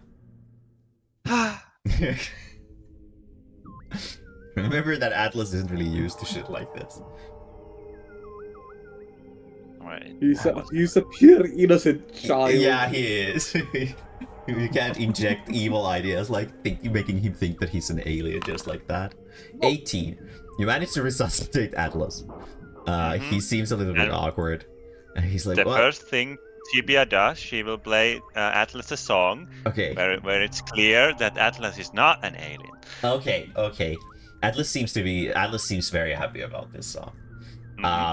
I don't know why, but somehow the meteorite makes my head hurt thinking about it, or like, I don't know. Do you remember that I mentioned that I have an amnesia? I really hope that I'm not an alien or something, but I think I have some kind of repressed memories regarding meteorite. I don't know exactly what though. If only we had a therapist. If only. Chatakun walks over and says, "There's an alien amongst us." And Tibia points at Chatakun. Oh, Chatakun is an alien, so that's what aliens look like. Mm-hmm. And you look like nothing like Chatakun. But you're his size. He throws readjustment again. No. 9. He seems a little bit worried, but he's not entirely convinced that he's an alien. Oh no. Got a meteorite. Well, Atlas, can you help us? What is the problem? Do you mind if I step away from the magnet thing? Please do. Yeah. Okay, he's a I'm walks not away. gonna lie. We've connected to- the copper I wire want to to change my something glasses therapist next. to a bunch of other wires that we found. Okay, we've and let the why did wire you do that? Can you downstairs. explain to me? I don't really understand where we are right now. Like, what is the We're trying what to are take you trying to power do? away. We're trying to take power away, like Right. so that like But you do understand that first just floor connecting we have power? wires together just reroutes it, but it doesn't reduce the amount of electricity, right? well, but it does if you don't take them with the ohms and the resistance that the actual wire gives. If we make long enough What's wire, going it on? actually would displenish the amount of electricity. That is true, But- but it to such a microscopic difference that it wouldn't actually make any kind of difference in this situation. So what I'm understanding from what you're saying to me is that there's a magnetized wall made out of these. He takes a deep breath and sort of glances meteorite, and you are trying to dismantle it. Is that correct? So simply by adding more wire would maybe, let's say, reduce the magnetism by a good 0.5%. Have you tried pulling on it? Any luck? No, we haven't tried pulling Yes on it. and no. Yeah, We've so connected with it that in mind, if the power is reduced by 0.5%, do you think you could still pull through it? If you couldn't pull it off at 100%, would you be able to do it with 99.95%? Probably not. But I mean, we don't. But You would need some kind of device or some kind of something that would be able to drain a large amount of electricity immediately. I think is what you're trying to do.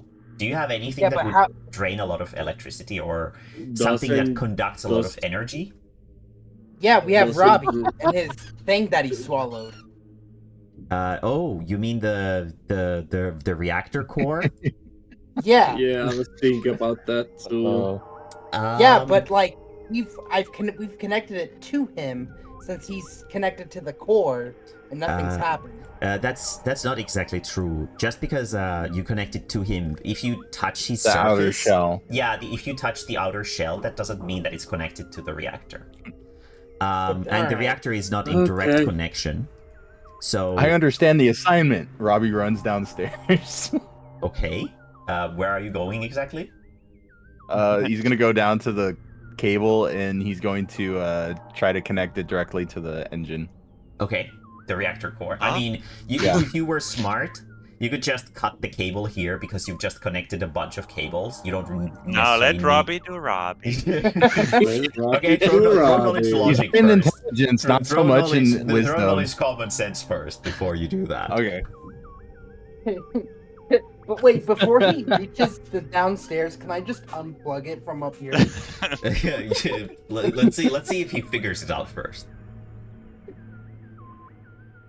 A few times that I wish that I don't roll so super high. Go ahead, roll common sense. Yeah, you figure it out that electricity goes through the cable. If we don't connect the cables, it's gonna end where it's closest to the source of it. So you don't necessarily need to go to the first floor. I go down to the second floor. A few minutes go by, and I come running back up and go, "Wait!" there. And I I've run already back going, disconnected it from the other wires. Atlas seems a little bit distressed. All right, connect it. Eat it, Robbie. Eat that wire. Let's go. I'm ready to oof. take off the wall. Okay, so Robbie's gonna. I guess that's one way he's gonna do it. He's just gonna stick it in his mouth and try to get it down to the generator. the generator is inside your chest. So Robbie's going to So knock Robbie- it down his so- throat. He's going to. Yeah, There's There's a hole in your chest. Yeah, there is a hole in your chest. Yes. I do really need to fix that at one point or another. Yeah, but you right do. now it's a good thing. Atlas sort of waddles over, and he seems like he's feeling a little bit sick. But he's sort of gesturing towards Robbie. You need to do something that is going to burn through a lot of energy in order to make the generator absorb the energy from the wire. Otherwise, you're just going to sort of hold it there. All right, hold on. Everyone go away. Robbie, use all your anime techniques. Maybe that will help. I'm running away. What What did the fake Robbie do again? They all use kind of an ability? Yeah, he... that doesn't take my exhaust, though. It just takes MP. Something called... Well, yeah, but if you override your MP, you can get exhaust.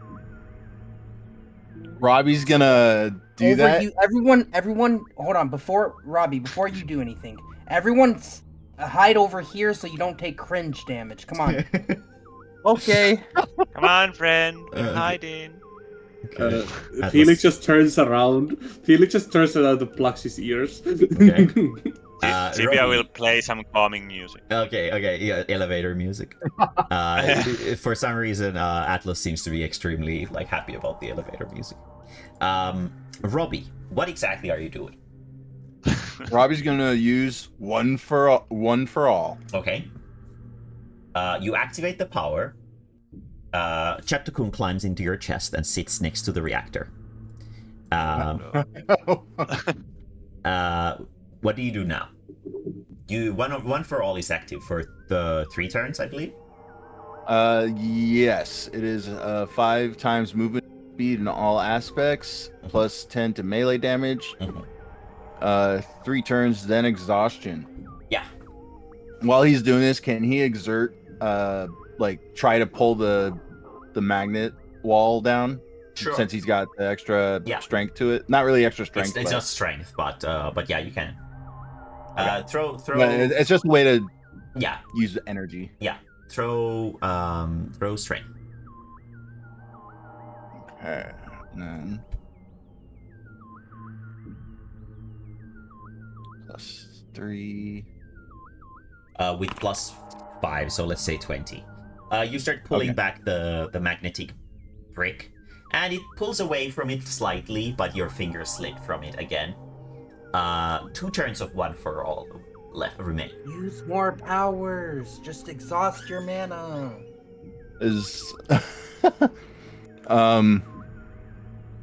Just use one for all 10 times. I was like, can I use one for all again, or do I have to wait for it to deplete? You can. Okay. But its effects Just aren't use it going 10 to stack. Yeah, just use it 10 times. Okay, so I need... Well, actually, If yeah, I'm no, doing they this will for- stack. Yeah, they will stack. So you will now do +20. So I need to do it 60, 40. I have to do it one more time after this one for it to deplete my MP. Okay. So I'm gonna go ahead and use it that last time. So it went from 160 to 100 to 40. Exhaustion activates. Steam erupts from your chest cavity, and Chapter-kun sits there and throws some water on the engine and enjoys a nice sauna. The electricity on the wire that is connected to your reactor starts sparking and surging until suddenly you can hear a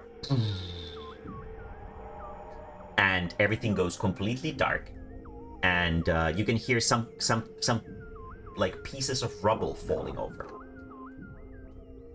Is it the wall in front, magnetic or wall is it has someplace? fallen apart?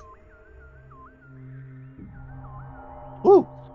And behind the magnetic wall, you can see that there is a heavy and very well maintained metallic door. You still have 2 shit, stacks a of it, door. right? See if we can pry it open. Also, the exhaustion, Robbie, does not affect you since you recharged through the electricity. However, you don't have any more MP. So you're at 0 MP, but you don't have exhaustion. Do I still have any stamina? Yes, Or did your that stamina drain is too? normal. Okay. Is it at 150 or the 200 still? 200. You haven't consumed any stamina today. Okay. So what was that, Sally? What, did you ask something? Is the ability still active to see if we can pry open the door? Yeah, you can try to The one pry for open all? the door. Yeah. All right. Yeah, one for all. Everyone assist Sally. One for, let's say one for all burnt out because of the Okay. sort of like circuiting out. Yeah. But there is a door there. There doesn't seem to be a lock on it. Okay. Can I So- try and open it? You push through and you fall to a crumbled down corridor. Come down, Oh, shoot. everyone. Come down. All right. Whoa. And Felix. And Chatakun is inside Robbie's chest, and he cracks open a Yep. cold one. Tibia and is Tibia being taken with you? Atlas. Yes. Okay, Atlas and Tibia follow. Yeah, So it's two. you go there. And Tibia was just waiting for Atlas. Okay, free movement. No hostiles around. Oh my god, there's a hole. Throw perception. Felix looks down. 15. 50. 60. It seems to be a crumpled piece of those elevator like things. However, by sort of glancing at it, you can see that there is a very slight flow of air coming from underneath it. So it might be that if you move it, you can pass through. All right, everyone, let's move this shit and move it out of the way. Yeah. Let's do this. Okay, throw strength together. Who is the Tibia, primary- just in case, Primary do you lifter. think you could cast float on me? Yeah. All right. Tibia casts float. Primary lifter will be Sally. Okay, so Yeah. Sally is floating.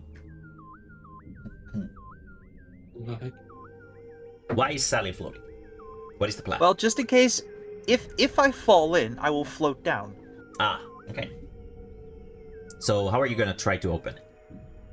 Well, we're gonna try to shove it aside. It's like think of it like a sewer lid. So. Oh, so- okay. Then we're yeah. gonna just try to lift it. Yeah. Okay. Throw strength together. Atlas sort of follows around, and he looks around kind of nervously. Okay. Makes sense. Makes sense since Felix is not. I what are we think rolling? Felix is Strength. E20 plus strength. Felix helps with one hand. Felix Okay. literally just like with one hand, just like Felix like- slips and he hits his head. You take 3 damage. You manage to pry open the hole, and you can feel an airflow through it. Atlas stares in amazement and goes, "Adventuring is amazing." It's his first time in a dungeon. It sure is. All right, I'll try and float down now. Okay. I'm gonna. Can I hop on her back? I'll just try you float down princess with her? style. Yeah, I mean, yeah, she can carry you. Okay, Sally, that's fine. row strength. Okay. 5 Nat is enough 1. to carry. Oh no, that's a nat 1. Okay. So you jump into the hole. Megumi falls onto your hands. Megumi slips, and Megumi falls all the way down. Can Tibia Was, cast float? It's Or- not an instant action, so you cannot. It can be. If you want to cast it as an instant action, then yes, you can. Mm-hmm. Let's see. How much was it? Was it? I believe it's 3 times the original cost. Where is it? Let's see. Synergy is Flash casting. Yeah. Yeah. 2 times mana. 2 times the mana cost. Okay. Mhm. So you're gonna cast the flash float on. Flash Megumi. float. Yeah. Okay. Yep. Megumi, you fall onto the floor underneath safely, and Sally as well. But So- Tibia makes it look so that Sally May did not, in fact, drop. Megumi. Okay. so no one can blame Sally Mae. Okay. Mm-hmm. Both of you are right here. You can't move right now since you're on the lower floor. All right. But I'll keep you there so you can see what's climb going down. I'm like gripping onto Sally with like deer life. Robbie would like to try to? Can he use his extension arm ability, sort of, to kind of let everybody climb down in? Yeah, you can. Okay. Felix. Felix, See, do you want to Felix use uses Robbie's arms as a leverage to go down? Felix uses their cat-like reflexes to use Robbie as a ladder. Okay. Throw acrobatics with +3. Okay, acrobatics. Let me check my own. Chattokun is still in Robbie's chest cavity. And It's all I'll wait till after Felix is done. But I'm wondering. +3. So that's 8. 25. You make it down there with ease. With the how far down is it? It's like It's enough that Robbie can reach when he's fully you stretched. can't reach all the way to the bottom, but at the bottom of your hands, the drop is like, let's say like 2 meters, so it's not super bad. But in total, it's like maybe 5, 6, 7 meters. So you Americans figure out what that is in your magic units. It's like It's a long. That's still a long fall. yeah, it's 7 meters is like if 1 meter is 3 feet, so it's like 35 feet. Okay. Felix just gracefully jumps down. Yeah, Felix is down, so you are in the stack as well. Tibia will extend her arm to Atlas, Okay, 7 meters is 23 feet. 23 feet. and then she will paint her a magic bullshit picture when they both jump and they just float to the ground like leaves. Atlas is And it's kind very of- fun. Atlas is kind of scared, but because you're friends with Atlas, he trusts you. So you jump So down. Tibia will cast float on both herself and Atlas. Okay. You jump down, and at first Atlas screams, but then as he realizes that it's not that scary, he starts laughing. You're having a good time. Sally would like to gently put Megami down and then catch the both of them.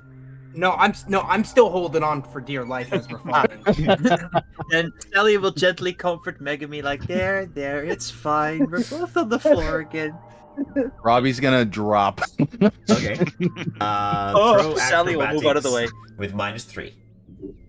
Uh-oh. Acrobatics -3. Yeah. Okay, hang on one second. Let's see. So that is going to be +2.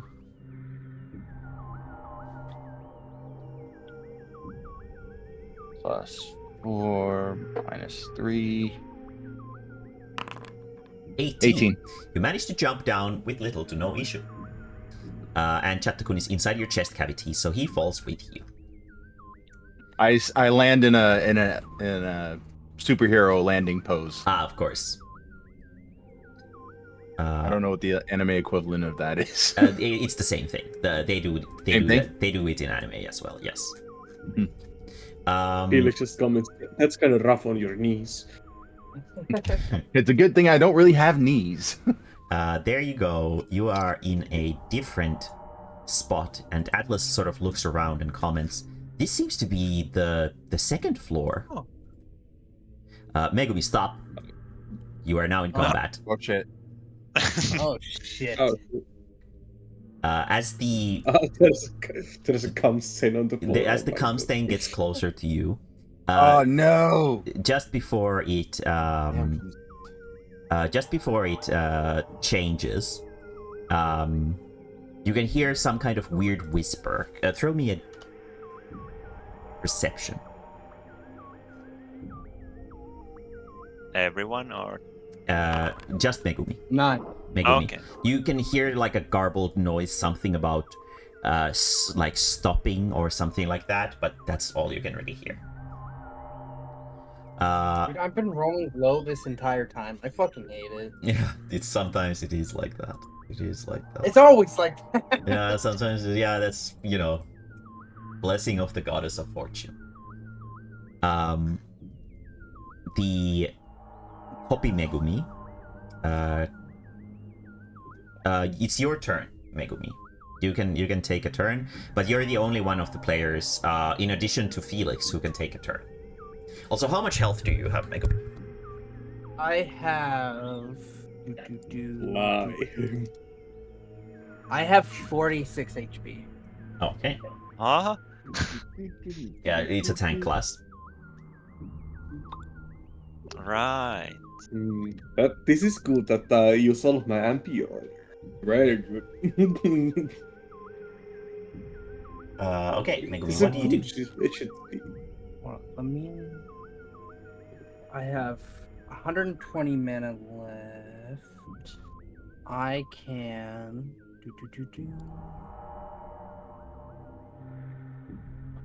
Um. 2, 4, 6, 8, 10. I'm gonna use invoke fear 5 times. Okay. And I'm gonna try to intimidate it. Okay. So it's gonna be a 26. 26. Let's see. 14. Okay. You managed to intimidate the fake Megumi. It starts running away. Throw perception with -2. It shouts something while it's running away. I Nat got one. a 3, but Okay. it's not a nat 1. Oh, it's not that one. Okay. The Felix, throw perception. Okay. It's a 3, I think. 10? Okay.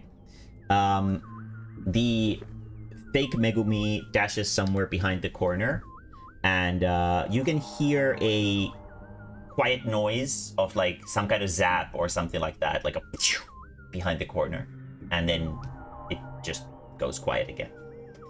Free movement. Okay. Felix mentions the jab to Megumi. Are you okay? Yeah, I There are just some had, Megumi.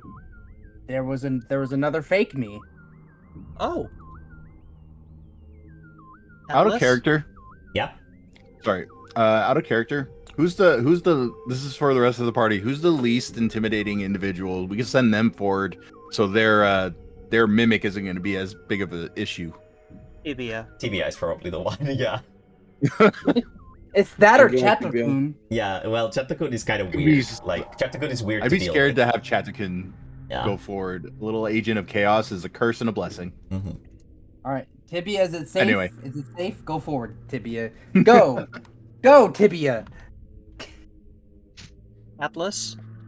I was gonna say we could send Atlas. Atlas is What's No, up? no.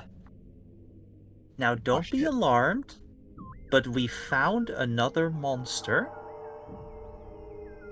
But don't worry, we're gonna take care of it. We have a strategy for it. He's a little bit alarmed, but he sort of nods awkwardly. Did you say stop moving? No, No. it's free movement. Oh, okay. So just make sure you stay behind me. If you want, you can hold my hand, and we'll go through this together, alright? Very well. He nods. He doesn't Alright. seem to be interested in holding hands, but he will follow. Just imagine that he's following you. As you step to the area, you can see that there's another sort of lid there. Bloodhound. And as you step next to it, you can see that there is that silvery liquid that the mimics are made out of, splattered all across the walls. And as you step close to the thing, everyone throw reflex. Felix was gonna say it might be electrified. Damn it! Damn it! 20. Reflex, it was dexterity. Yeah, reflex is the dexterity save, yes. 19. Come on, rolls don't fail me now. Oh damn, that was close. That's a 2. I Some rolled of a you 6 stumble. for a 6. Out of the wall opens a little hatch, and from there a strange sort of cannon-looking thing comes out, and a sort of like laser pointer starts going over Robbie first, and then it slowly peers over Megumi, then over Tibia, then it zaps over to fucking Felix, but then it ignores him, looks over to Chattakun, and lingers on Chattakun for a while. and then goes over to Sally, and then to Atlas. and then it just withdraws back into the wall. I didn't roll any dex save. Should I have? No, that's fine. It didn't do anything. Okay. What was that, Chatakun? I don't know. I've never Or- seen it before. Chatakun is still inside Robbie. Atlas walks over and looks. It seemed to be some kind of defense system or whatever, but why did it not target us? Maybe because we're Um, not silver. I heard earlier the mimic was running away and it got zapped when it ran this way. So is it like some kind of anti-mimic measurement? I think so. I assume so. Okay. That's, well, I mean, that's good for us, right? Since we're not mimics? Well, I'm not a mimic. And I'm definitely not an alien. Atlas whimpers. Well, I mean, if you were like a mimic or an alien, that cannon thing would have destroyed you. Atlas nods. Atlas nods excitedly. That makes sense. he steps back a little bit. There is another sort of broken lid there. I gotta say, Alright, Mae-mae, well. I am amazed by your knowledge sometimes. Is the float still active? It is not. Tibia, can you cast float on me again, just in case? I'm going to like I'm just gonna hold on to Sally before the float activates. You are afloating. Okay. Okay, let's try to lift it, everyone. Pro strength. Everyone together. Nice. What is with Felix? Nice. No, Wow. Felix and Megumi. Okay. Tibia He is flexes the one her who. muscles. For, Yeah. for Felix, have you Robbie and Tibia seem to be doing all the work here, and you sort of struggle. It's a way more struggle than last time, but you managed to pull open the lid, and you can see that the first floor awaits underneath, because you can see the sunlight from the opening of the entry point into the ancient ruins there. So I'm currently like holding on to Sally with like dear life, just Uh-huh. waiting for the drop to happen Okay. as she's floating. And Sally will just step forward and just... Jump in. Yeah. Megumi, throw climb, since you're climbing on Sally. Well, I was holding on to her before the float. Yeah, but the Sally was supposed to hold on to you last time, but this time you're trying to hold on to Sally. So let's see what mean- your climbing check does. Did Sally assist? No. Megumi is doing it in her way. the strength check? Yeah, it's a strength based thing. Okay. Okay. 11. 11. You have enough strength to hold onto Sally while you jump down. It is kind of scary though. So both of you jump into the hole, and what about the rest of you? Want to Is go? the hole as deep? About roughly, yeah. Okay. It's the So same Robbie's sort of gonna do distance the that you extendo. traveled with the elevator last time. So yeah, extendo arms will work. Yep. Okay, so extendo arms have been placed down.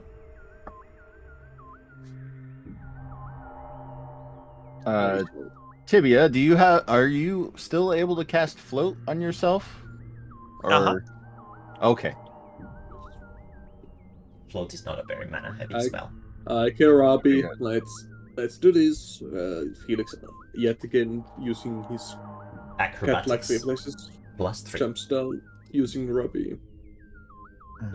It was 8. Right, yes, it was 8 last time too. In total. 24. You jump Nice. down with ease. And Robbie's going to Robbie will drop down as well. Okay? So acrobatics, I think. Yeah. Okay. With -3, since you're not using any kind of extra utilities. Two.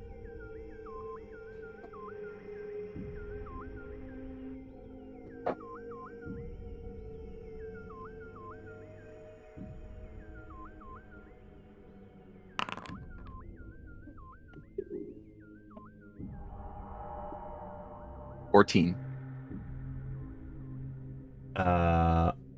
14.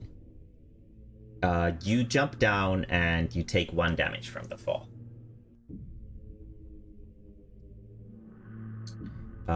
Tibia and Chatakun comes through. Tibia and Atlas. Tibia will make up a story for Atlas where they both turn into friendly dragons and they fly downstairs. Okay. Atlas seems pretty And excited. she casts float on both of them. Okay. Atlas seems very excited about being a friendly dragon, and he flaps his arms a little bit when they jump down. Let's see. But here. I just want to note that Tibia is starting to look like a dried out juice box. Slowly but surely. Very, very good.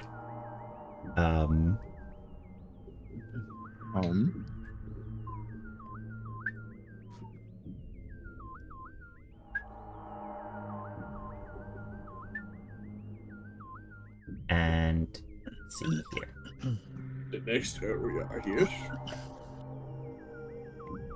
And you are back on the first floor now. And before you see a completely pristine elevator. All right, it's time to go up. Whoop whoop. Try anything in this room. Okay. Okay. Yeah, I guess it wouldn't hurt to check. Yeah, Felix wants to like quickly check out if there's anything like perception. Throw Don't perception. worry, Felix, there are no bones here. True. There are no bones. 10. Then You can't really see anything of particular interest. However, you can tell that the elevator lid is unusually sleek.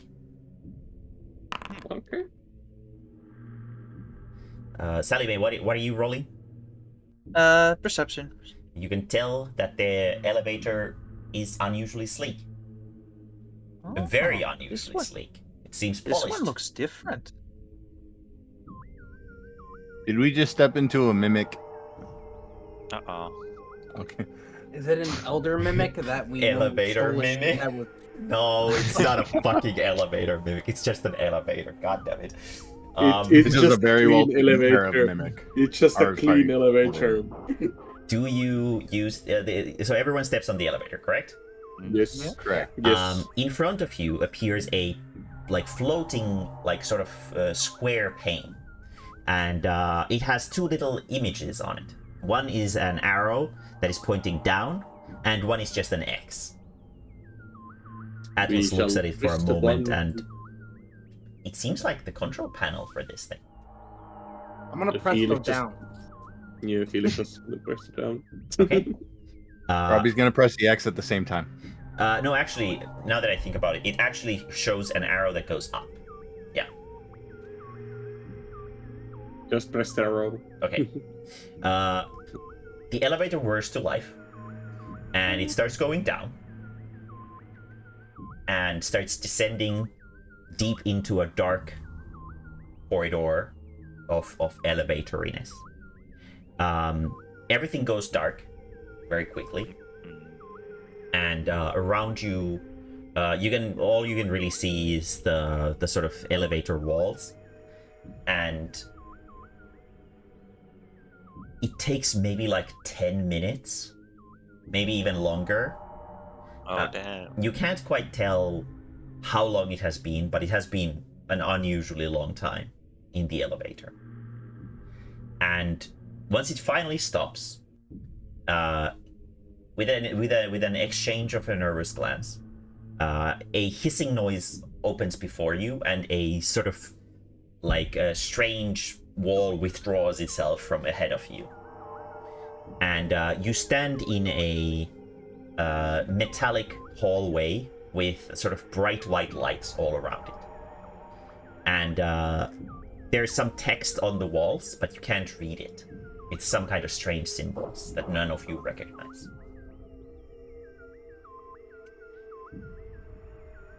But you are not Does inside the Tibia dungeon. know it's writing? Yes, Yeah. Tibia can tell that it's writing. Yes. Okay, Tibia will point it out to Atlas. Atlas looks at it and starts staring at it and goes, This is the same ancient language that I've discovered in some of the ruins around here. Chaptakun immediately bursts off through the hallway. He just runs like... He was never heard from again. It says something about purification or something along those lines. As Chaptakun steps into the center of the room, there's like a loud hissing noise and a sort of like mist of some kind of vapor is injected into the room. And it doesn't really seem to do anything. Felix starts to walk forward with Chaptakun. Okay. You walk to the end of the hallway, and you come across a door, and the door opens. And before you... It's automatic. Opens a vast, incredibly tall, like a metropolis of a city. Holy. And like there are like buildings of like skyscrapers that extend all the way to the ceiling of the cave that it has been built in.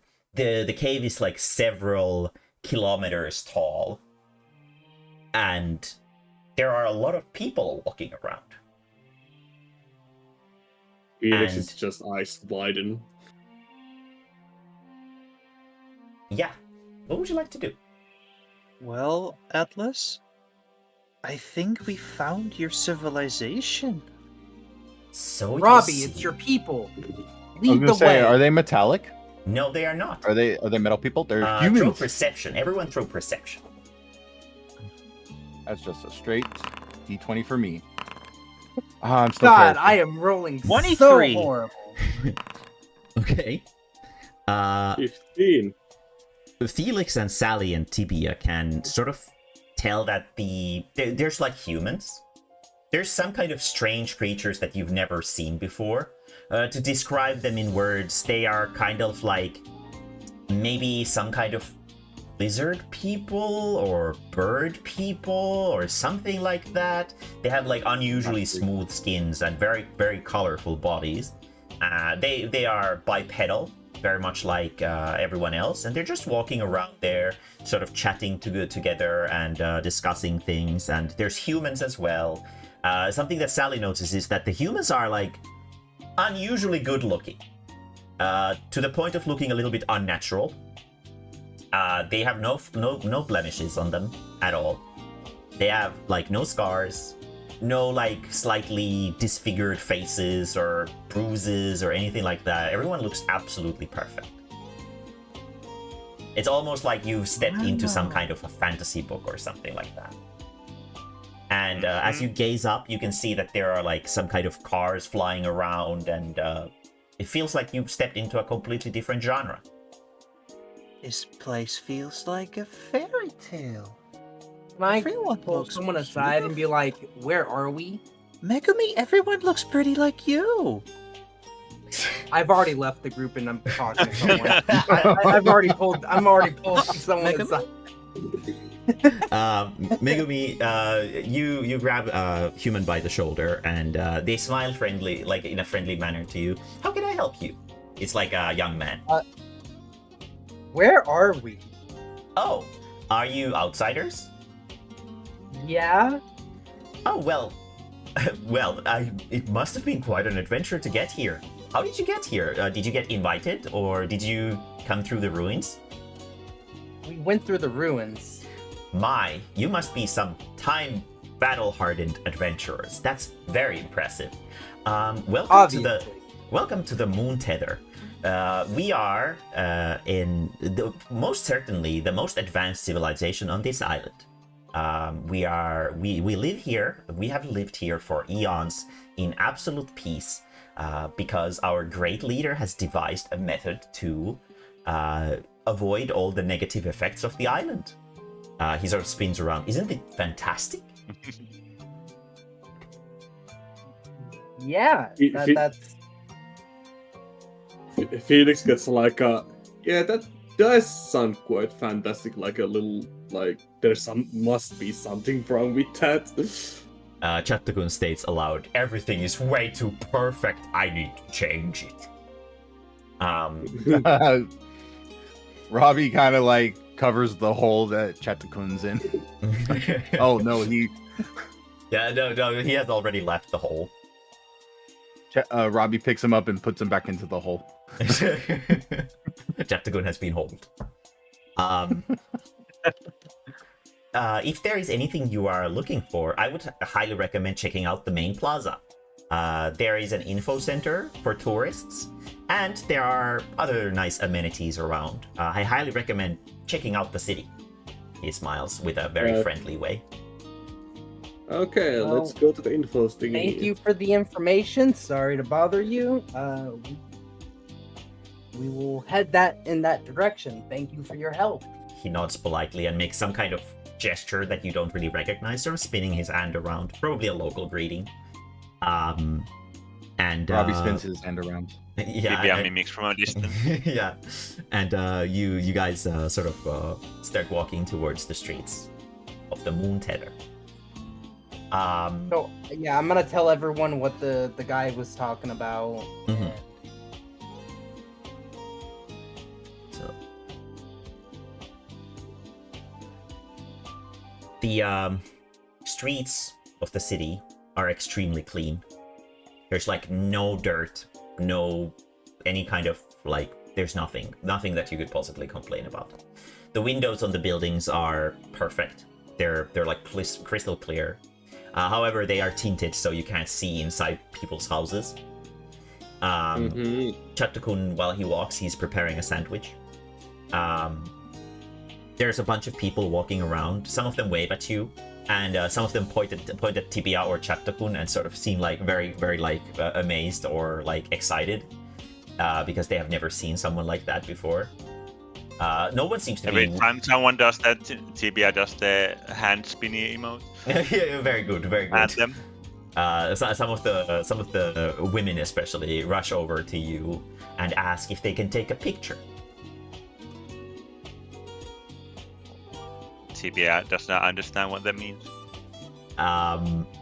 Everyone else hears this I as well. explained. Felix. I explained Felix- to Tibia what a photo is. Like it's just like it's like it's like your bone art, except it looks exactly like you. Are they going to make me into armor? No. What was Felix gonna try to explain it as? Felix just says to Tibia, no, just make a pose like this, like Felix makes like a starts posing and just smile to the people. Tibia Sally looks bewildered. mimics the by pose, the best of her ability, and grins madly. Okay. She looks like a rabid beast. The girls seem to find it very cute, and they laugh and they sort of sit next to Tibia and take some photos together, and they show them off to you. They have these little like sort of pieces of something, maybe plastic. You can't quite tell. And there's like a miniature world inside of the thing, and you can see yourself in it. But it seems like time has sort of frozen in place. And Oh wow! they have like copied a moment of that just happened. They have like these like little things, and they're showing them off, and they thank very politely and sort of rush off while giggling excitedly. Would I recognize that it's like some kind of cell phone? Yes, you know what cell phones are. Felix, I get probably as well. super gittery. Yeah, I get super gittery. I'm like, oh my god, they have cell phones. What? Huh? Maybe I can contact my manager and get myself off of this island. Felix just whispers to Sally, it's a technology. It's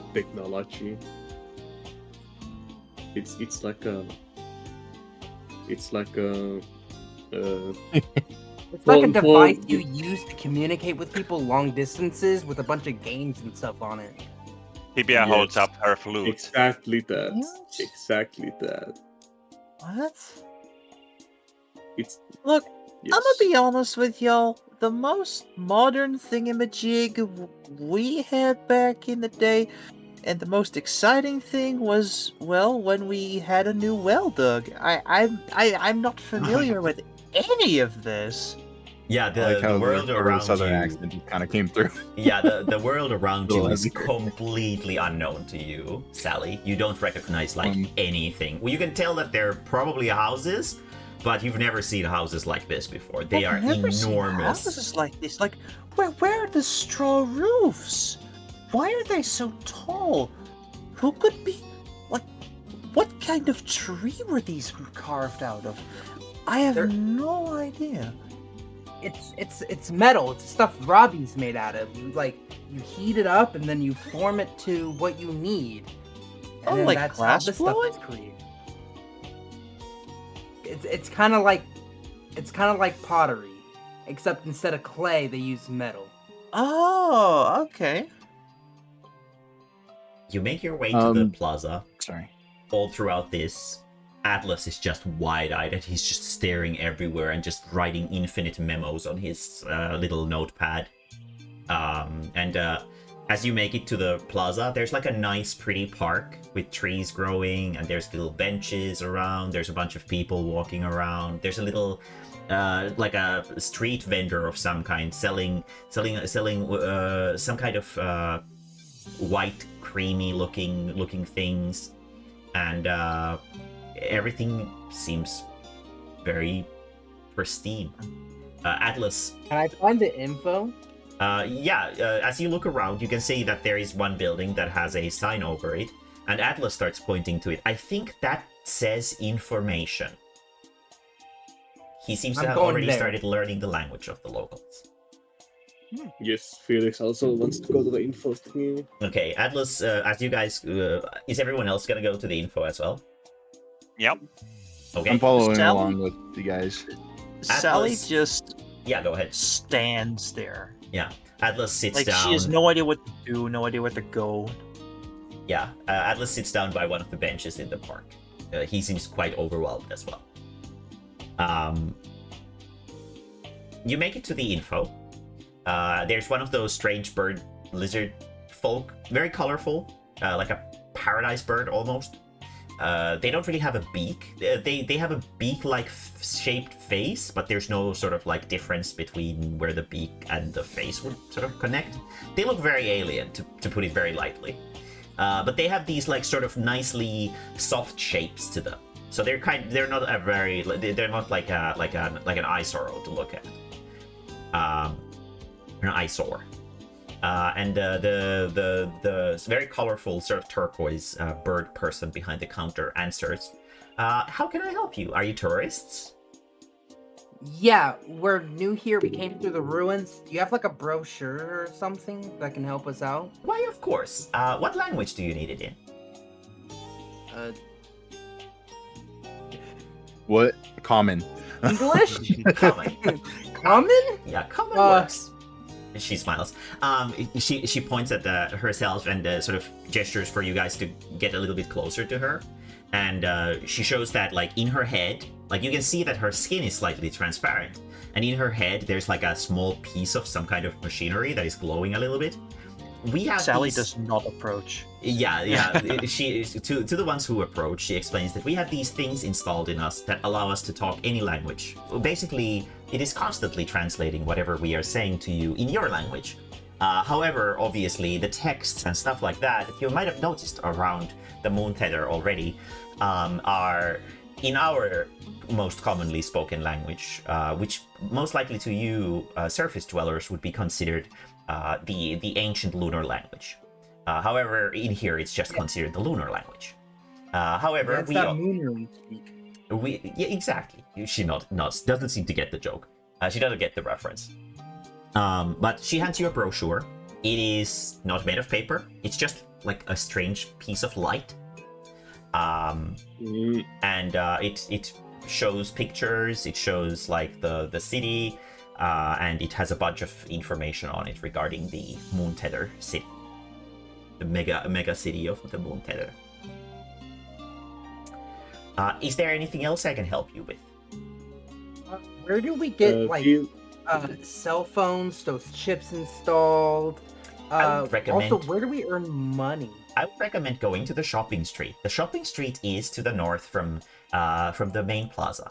As for making money, job opportunities are very plentiful over here in the Moon Tether. If you can't find a job that suits your need, you can always go see one of the employment offices located somewhere to the south. Actually, it's only a couple 100 meters away from the point where you would have entered here if you entered through the ancient ruins. She smiles. Anything else I can help you with? I have 2 questions. Go ahead. Is there a pool of reflection in the city? Of course. As any major area on the island, we also have the pools of reflection readily available. You can see it to the east of the main plaza. If you step ahead and walk for roughly 10 minutes, it should be in a building ahead of you. There are personalized little booths that you can go into, so you can take care of your class-changing needs in complete privacy. She smiles, sort of like this is some kind of intimate thing, maybe a thing about their culture. Okay. Other one. Is there a casino? Is there a casino? Of course. You can find any kind of amenities and ways to spend your time in this little paradise of ours over on the southwestern alleys where the sort of entertainment district is. Whatever may strike your fancy, you will most likely find it there. However, we would highly encourage you from doing anything illegal. However, because as you may know, or if you are very new, our security systems are extremely strict.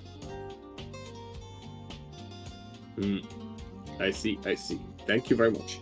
You're most welcome, and I hope your stay in our glorious city will be most fruitful. I'm gonna turn to Felix and say, be careful of the entertainment district. They might trap you there.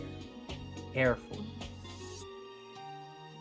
That's why I'm going to the pool of reflection first. I do like like lift my classes a bit. Are you guys still in the office? Mm-hmm. Yeah, I'm gonna head out. I'm gonna grab Sally's hands and say, we're gonna go shopping, and then I'm gonna start heading towards the shopping area. Okay. Sally does not even have the confidence to resist making. Okay. Like, Sally's just being she's dragged just along. like a limp noodle being dragged around. Yeah. Okay. What about the rest of you? What would you like to do? This is a Maybe I would non-hostile like to area. ask the clerk something. Yeah. But The sort of table is too high, so she can't quite see you, but she peeks over the thing. The bird lizard people, they have quite long necks, so she peeks over the thing and makes a small gesture and presses a button underneath her desk, and a little platform starts raising from underneath you, and it puts you on eye level with her. How can I help you, little one?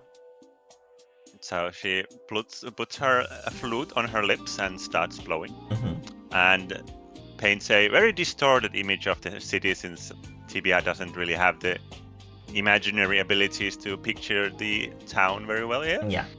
And basically, she would like to ask if there is a cave district. The girl sort of stares at Tibia for a moment, and she ponders for a moment and sort of starts gauging Tibia up and down, and she taps the side of her head a couple of times, and from behind a door that sort of slides past, 2 more of these very colorful people come over, and they're different colored. One of them is very brightly cyan, and the other one is very brightly yellow, and they sort of discuss something in a language you can't quite understand, but it seems like their tone is very friendly. And then the 2 others sort of wave at Tibia and make that little hand gesture, and they walk past, and the cleric turns over. While I cannot help you with a cave district, since technically, she sort of looks at the ceiling. We are all inside a cave. The entirety of the moon tether is underground, so technically we are already in a cave. However, TBS jaw drops. exactly, isn't it amazing? This is probably the most immaculate cave system you'll ever discover in your life. However, my colleagues have informed me that there might be our grand library. There might be something that you might find enjoyable. Every work in there is translated, so you should be able to understand anything.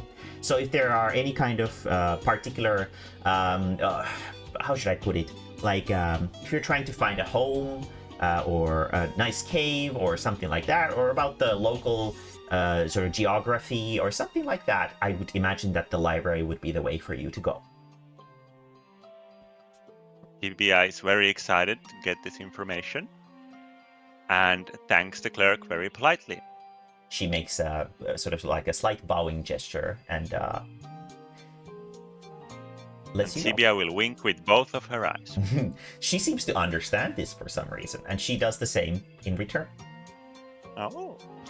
And the little platform lowers down and lets you sort of safely step away from it. And Tibia runs after the guys like an excited child. While you're running, Chaptakun sort of matches your pace and offers you half of a pickled herring sandwich. Tibia will accept. You can put a nice pickled herring sandwich in your inventory. If you eat it, it heals you with 3 health. This place is great. Sally and Megumi are going to the shopping district. Robbie, what are you doing? Does it sound like everybody's going to the shopping district right now? I think TBI is following the girls. Is that correct? Yeah, basically. Yeah. Okay. Felix wants to go to the pool of reflection. The pool of reflection. Okay. Do you split up? Most Probably. likely, yes. Okay, Yes. that's fine. So Felix starts heading to the pool of reflection. What about Rob? Do you go with the girls or with Felix? I'll probably go just to kind of even out the parties. I'll probably go with. Tibia will share that she would really love to go to the library. Mm-hmm.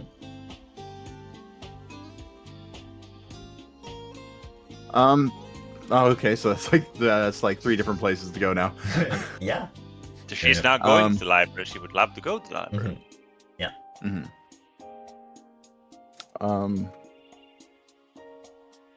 I still need to probably go over the classes to figure out what I want to go for next before I go to the pool of reflection. Same.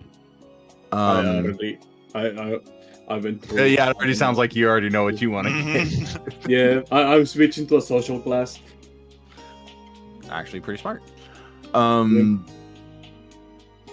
So I'll probably go with the girls to start. Okay. Um. So let's go with the group first, and we can figure out the Felix's stuff afterwards. While we take a break, we can figure out the class sheets and stuff like that for Felix. Yes. You start rushing over to the girls, and you make it to the shopping district.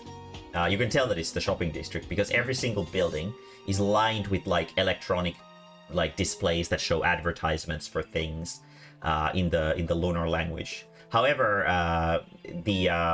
the pictures that are shown are very clear, so you can tell that, oh, that's a restaurant, there's food there for sale. Oh, that's some kind of bookstore. They have like these pictures of like book covers or something like that on them, but the books are like seem to be in like fully electronic formats. There seem to be like weapon stores, equipment stores, clothing stores, technology, electronics, basically anything you could imagine is on that street. And there's a lot of people there sort of walking around and buying stuff. she's in heaven right now. She's just looking at everything, just taking it all in, and is looking for a store that sells those like cell phones. Throw perception, everyone who is on the street. Does Sally get some kind of debuff for it? No, this isn't about your understanding of technology or anything like that. Okay. I am blind. I am. Yeah, Megumi is Choice way too paralysis. excited about like everything that's like you're like hyper like there's too much stimuli. You're like overloaded by it. And I'm about to start stimming. yeah, Robbie and Sally, well, Robbie and Tibia notice that the people around them, they don't seem to be using the same money that you are used to using. Instead, they're exchanging those little like data chips that you discovered in the previous ruins. I have them all. I have them all. And Sally, you're just looking around at all the colors and the flashing signs and like everything is just way too much.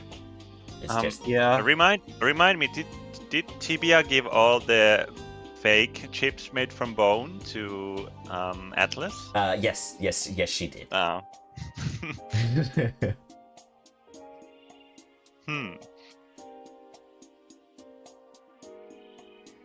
So it seems like you've discovered the currency of this place. Megumi doesn't notice that, does she? Megumi does not. But Tibia and Robbie do.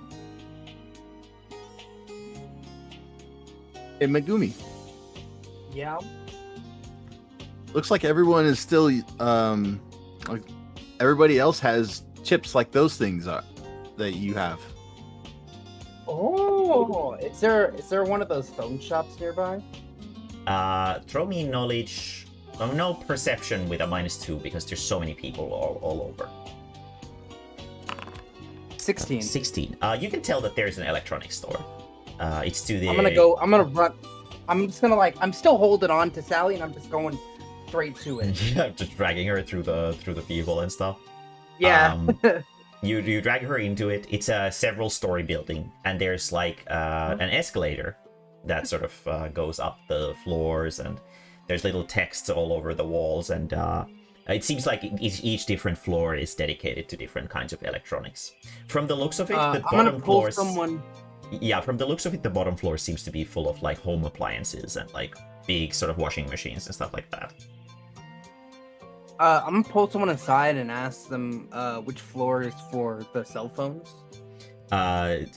One of the people that you pull over, it looks very much human, just a human girl, and she looks at the little thing. There's like a little sign on the wall and says, "It seems like it's the 4th floor."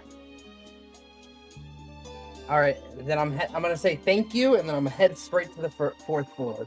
She just waves a little holding bit. on to Sally. Yeah, she just waves a little bit confused, like looking at the group, and just shrugs and goes to talk with some of the clerks and buy stuff. Does everyone else follow Megumi to the 4th floor? Yeah. Yeah. Okay. You step into the escalator. It's very exciting. It's like stairs, but they move. Tibia's first time. Oh, the stairs moving. And Sally's first time. You just need to stand still, and the thing carries you all the way up. You repeat this a few times, and you are in the 4th floor. And there's a bunch of phones and tablets and various devices that you don't recognize at all on display.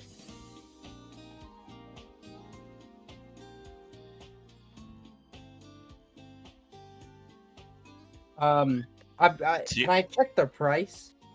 Yeah. Tibia will slightly run off to see if she finds anything that makes a sound like a musical instrument.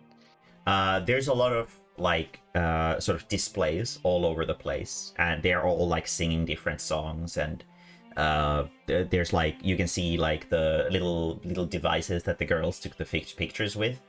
Some of them are also like playing out music, and there are big TV screens all over the place that also play music. There's like a lot of things that play music. There sure are a lot of windows here. Yeah, they do look like windows. That's a TV screen. Yeah, yeah, they do look like windows.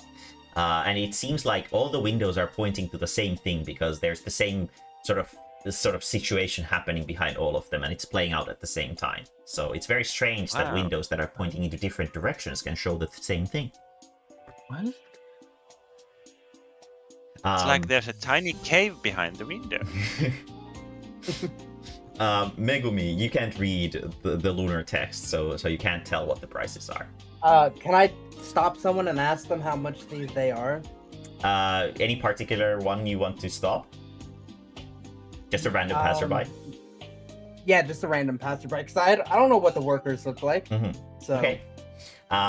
You stop a random passerby, and what exactly do you say? I'm gonna be like, I can't read any of this. I just got here. How much are these? Oh, she looks a little bit awkward and waves a little bit, and one of those like strange bird, lizard, whatever people comes over and smiles at you and asks, "How may I help you?" And the girl walks How off. much are these? What I model can't are you read looking any at? of it. Any model? She looks a little bit confused. Is there any? What would you say that your daily needs when it comes down to cell phones are?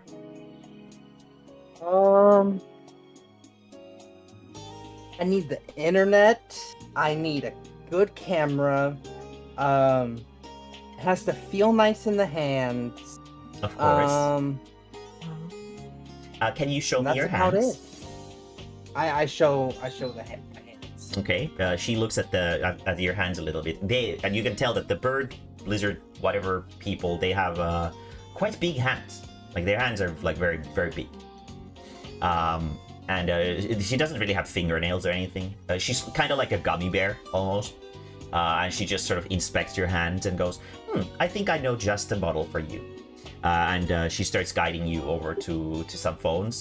Do you have any preference in terms of color? Can it either be like a rose gold? Of course. So as you can see here, she takes up one of the things. The hollow shell of the phone can be changed with like your brain waves. If you think of the color, she hands you the phone. It changes into the color that you wanted it to be. Oh. Technology is amazing, isn't it? Smiles. How much is this? The standard model is 250 data chips.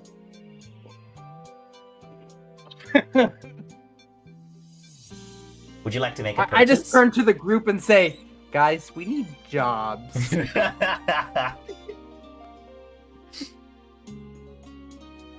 I take it that it's a little bit much for you right now.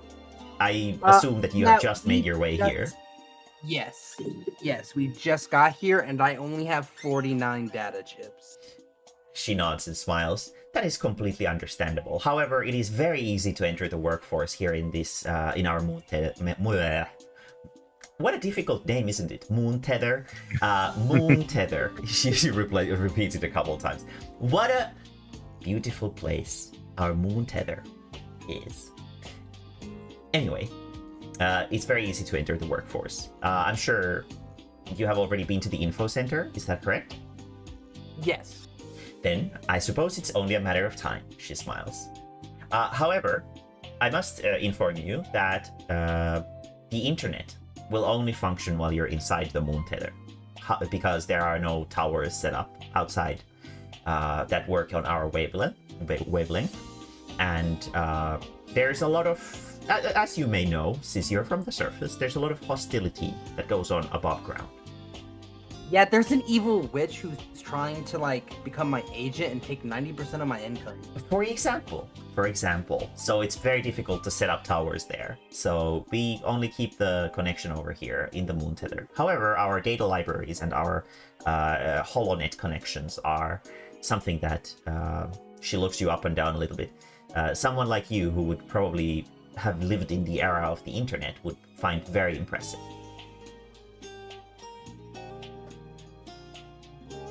Is there anything else I can help you with? Oh, can you tell us? Can you tell me how much, if you know, how much one of those like devices in your head that translates everything would cost? The standard translation interface costs 500 data chips.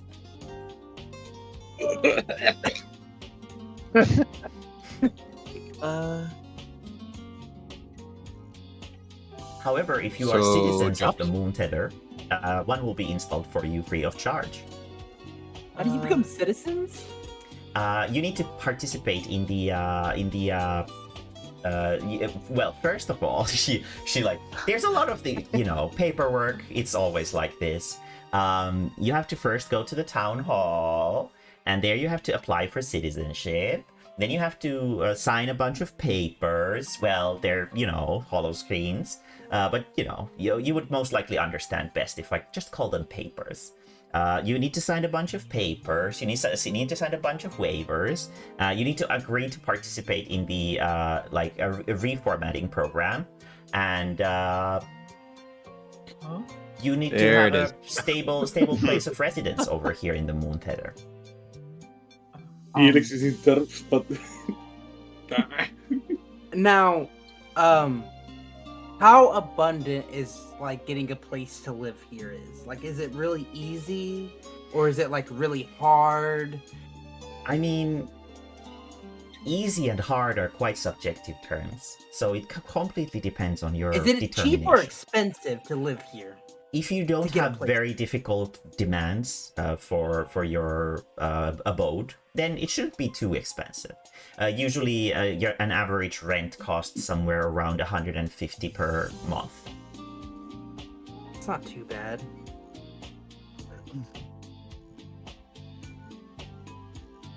I'm just gonna turn to the group and be like,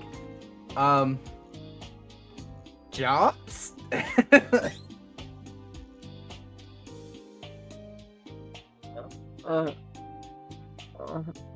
Sally's like completely. Sally just raises a hand. I'm still holding on to her wrist, like I just haven't let go. It just Yeah, I hasn't know, happened but yet. she raises her free hand.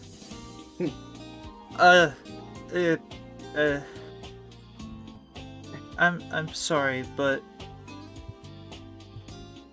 can you please tell me what this all is? It's the most immaculate cave in the whole island.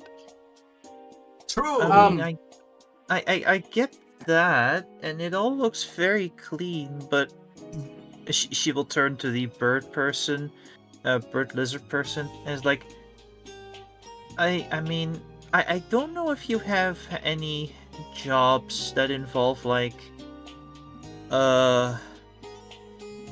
maybe some carpentry or like churning butter or something or homemaking. But yeah, that's kind of my skill set. The girl sort of shakes her hands. I'm sorry, but I don't work for the employment office, so I can't really give you specifics.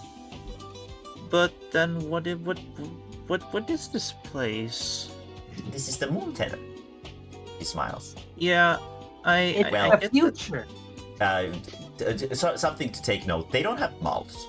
The bird lizard people, they don't have mouths. You don't really... That's gonna actually make me throw up. Yeah, they don't have mouths. they just speak somehow. You just don't know how. But you can tell by their eyes when they're smiling. What is it? What is up, Robbie? Robbie wants to pick up one of the model phones. Mm-hmm. I'm assuming the model phones may have internet access. Yeah, they do. Looks up what Moon Tether is, Mm-hmm. and kind of goes over the details with Sally. You can't read the text. It's in. I cannot read the text. Yeah, it's in the lunar language. So I don't do any of that. Yeah. me too. I do pick up the phone though, and Yeah. I do start pressing buttons. Yeah. The sort of clerk is like immediately next to you and can I help you? I hold up the phone. Can you read this? Of course. Would you like me to change the language? That would be amazing. Wonderful. Can you smile for the camera? She turns the camera or the phone around. Robbie looks at the thing and his expression does not change. She clicks on the thing and it takes a photo, and she turns the phone back to you and hands it to you, and it's in common. You can understand what it says. Zeros and ones. Yeah. Yeah, is it in robot or is it in Yeah, it's in common? binary. Okay. Nice. So you start reading up on it. You discover that the moon tether is called that because it used to be an elevator that connected the moon and the earth. But an ancient calamity of some unspoken kind happened and broke the tether and caused the people of the moon and the people who were trying to, like the scientists who built it, to all crash down. Most of them died. However, the people of the moon, known as the metamorphs, have made it safely to the moon tether that is now buried underneath the desert, and they built a thriving society here.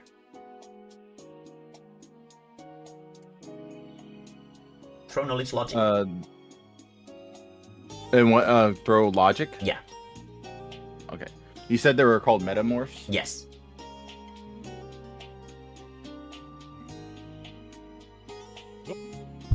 Did we lose? Is that Kem? Did we Oh lose yeah, Kem? Kem seemed to have died. Oh no, the power. Oh yeah, he mentioned that he might actually lose power. Oh, he just DM'd me and said power went out. Oh Damn no. it. Okay, Megumi has fainted momentarily. From the overwhelmingness of all this technology and finally things. Okay, Sally will just carry Megumi for a wrist. bit. Even while fainted, her grip on your wrist doesn't loosen.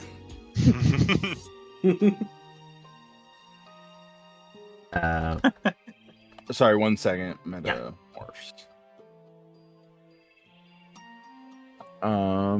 Knowledge. Common. +5. Come on, be decent. 11. You feel that like it makes sense that the aliens are the metamorphs, the mouthless weird bird people, but you don't really understand if the people are also metamorphs or what's going on with them, because there's a lot of humans in the place as well. Okay.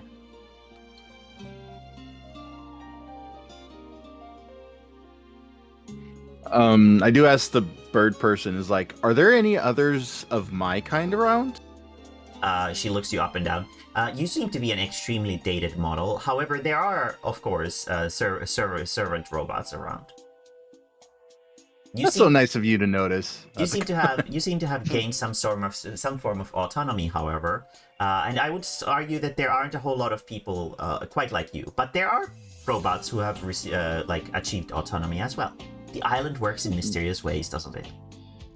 It very much does. Is there anything else I can help you with, Mr. He sort of looks you up and down. Hi, my name's Robbie. Mr. Robbie, is there anything else I can help you with?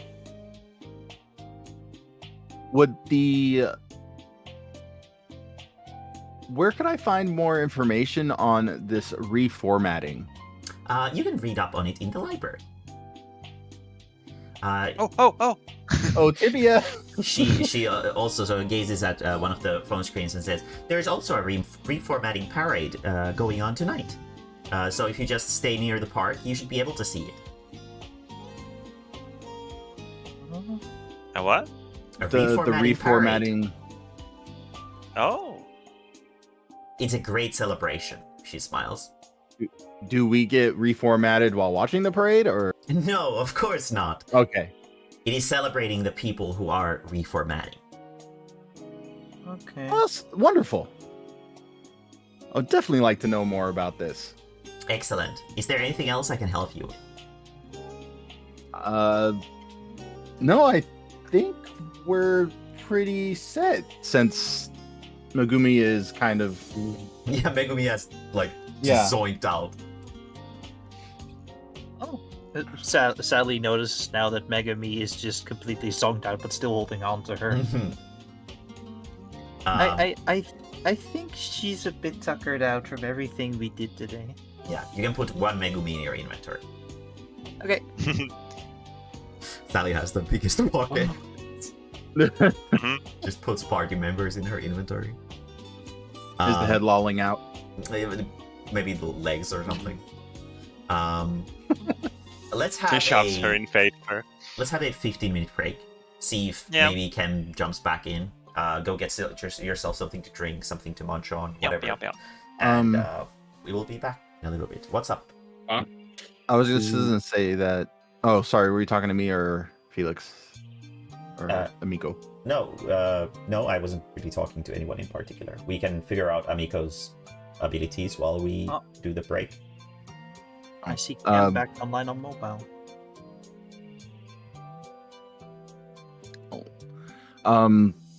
Just a heads up. After break, I'll probably only have about 45 minutes left. Okay, that's fine. That's fair. Okay. I'm. What's up? Fuck, I can't decide. I'm between two classes currently. Fuck. Which one are the two? Either accuser or a therapist. Okay. Okay. Accuser or a therapist? Yeah, well, take your The time. range. We don't have to like change your class immediately, so you can just sort of Yeah. think it through. I will go get myself some water and something else to drink. Pepsi Me Max. too. And I will be back I'm in a little bit. energy drink max. Very good. And if you're gonna stay here, keep the chat entertained. Oh. Silence for the next 15 minutes. Yeah. Does anyone get like Final Fantasy vibes from the music that's going on and from just this image of the moon tether? Yeah. Like this- Whoa, image of the moon tether? Where do we see the image of the moon tether? No, Oh, just I'm the talking descriptive. about like a mental image because It's giving me the fucking the new Final Fantasy expansion. Like there's like the new tech city.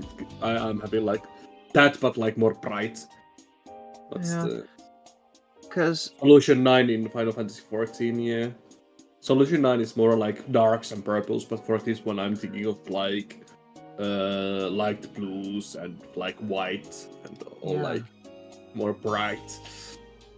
I took some time to like get into character, and when this whole thing happened, I legit felt just this wave of overwhelmingness. Mm-hmm. And I'm honestly having trouble shaking it. Mm. Oh Yeah, man, you role play very well. what the heck am I gonna do with Sally here? Find the Yeah. least technological spot in the city and find your center. Probably, Yeah. like she is used to like 13th century magical D&D tavern living. Like a crossbow to her is a modern thing. Mm-hmm. Like if you really need to find jobs here, like you could try to find some like physical labor job. Either But it is carpentry or her potion crafting thing, or Mm.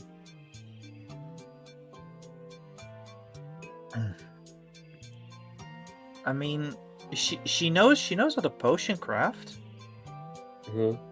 She would really like to like study up on all the biological stuff. Like so she learns what type of plants there are here, and she wants to put herself to work and you know, apply herself and all that. Mm-hmm. Mm. Huh. Like Felix is a like a listener con man. So Accuser would be like really fucking fun from like role play perspective. But at the same time, I would imagine Felix as a listener type of character also being able to be a therapist. I think Accuser is a better one. I'm gonna fucking flip a coin. Fuck that shit. It's all about gotcha, so we're gonna flip a coin. So heads. You gonna swap back to Accuser. Gotcha Mage? No, I'm flipping a coin. Which one I want to choose? Do I take Accuser or Therapist for my? Because I want to change to a social class in here. Okay. Heads, it's gonna be Accuser, Therapist, Tails.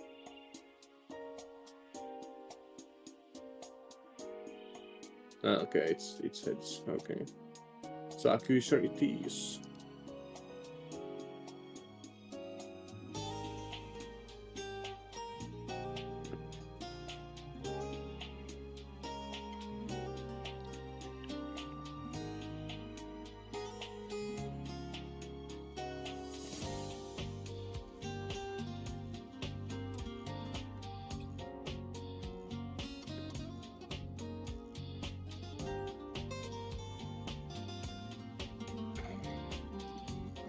Okay, I have returned with some food and some drink. Hello, hello. Hello. I'll be right back. I'm gonna go see if I can find a quick snack.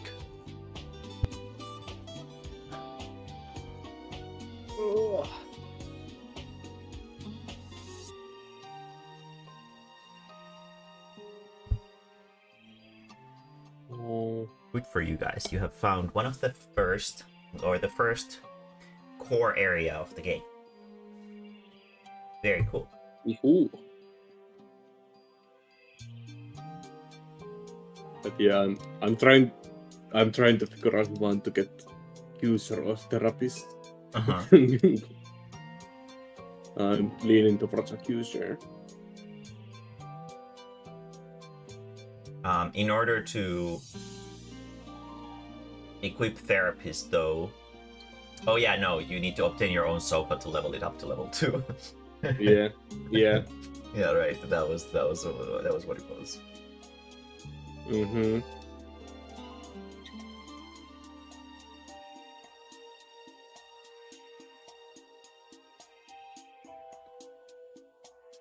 Yeah, I think I will also change class.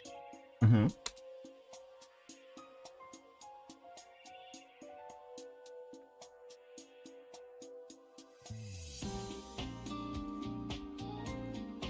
Yeah, Accuser is the tank. Special class. Yeah.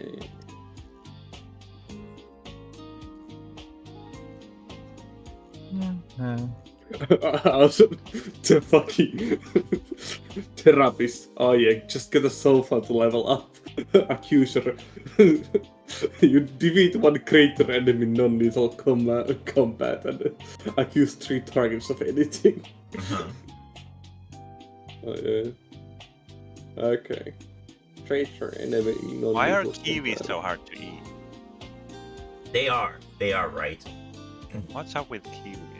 They're delicious, but they're so difficult. Yeah, it is like It's if they didn't have that like testicle surface to them, they would probably be like one of the most popular fruit out there.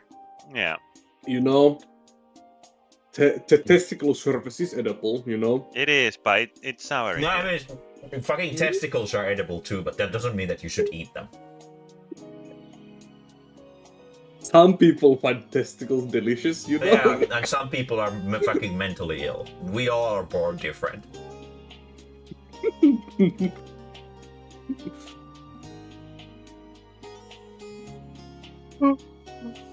now I've got a plate full of green goo. Oh yeah, I have plenty of fucking valuables in my inventory. I'm gonna get some money. That's how you think. I hope. Yeah, it might be that the value system in the Moon Tether is different from above ground. Yeah.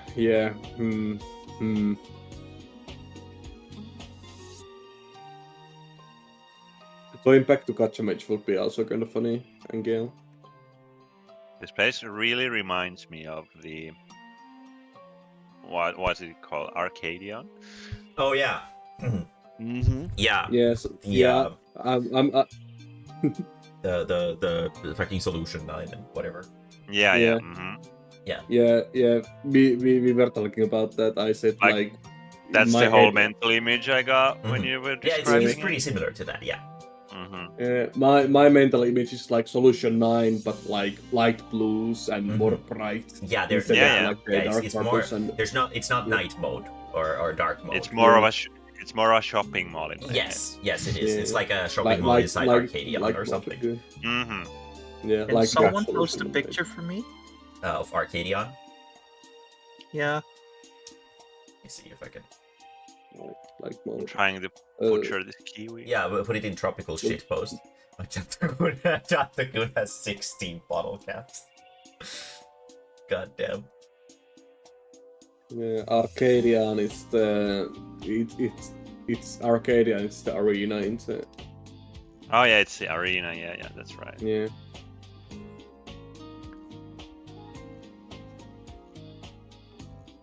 But yeah, like it's this image. But yeah, mute chat, I guess. There we go. Whoa. I think these kiwis really don't want to be eaten because they're What hurting the my mouth. heck? Yeah, no. Why does that building look like a graphics card? It does. It Yes, does. it is. It's an arena in the game. That looks crazy. Hmm. Uh-huh. Like I had that mental image, but it's in light mode.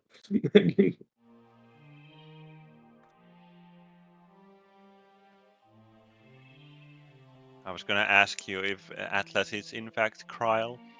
I didn't want to. Yeah, no. Atlas is just. I mean, his hair is silver, so he's probably more like an Alphino. Yeah, but it's the story of Kryl. Mm. Oh yeah. He's looking for his. Yeah, no. Atlas's story isn't directly connected to the Moon Tether. There are 4 major areas on the island, and they all hide like massive sort of areas inside of them somewhere. Most of the exploration of these areas is gonna handle through RP, but there's also gonna be like zones that have maps for them and stuff like that. Mhm. So I already copy pasted Accuser to my character sheet. okay, Just so Accuser is what you're gonna switch over to. yes. Is there a way to add like a page, like we have the base stats, skills, and such, inventory? Yeah, Yes. you should be able to add pages to it. Yes. Yes. Is it just add Bottom sheet? left. Yes, Lisa. Yeah, there's like a bottom left. There's a little plus sign that says Yeah. like add sheet, and that just adds one Yep, more yep. step to it. So you can Good. put Yeah, multiple classes that's- there, and just make like a little notch or something on the one that you have currently active, so you won't forget what Mhm. you're Yeah. doing. Let me. I have it like that, like email chat. Yeah. I look for current in the current my current class. Mhm. I changed it every Okay. time.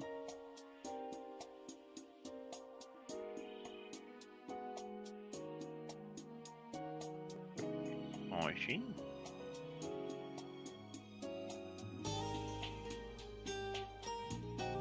Very good.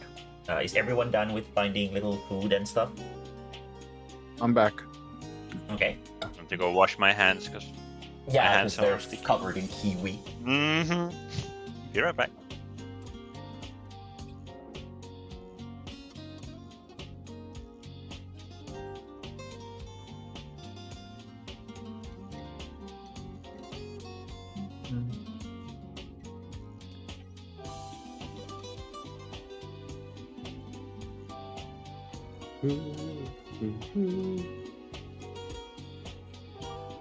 Yeah, for me, like the sort of whole sci-fi environment standard is the PSO2.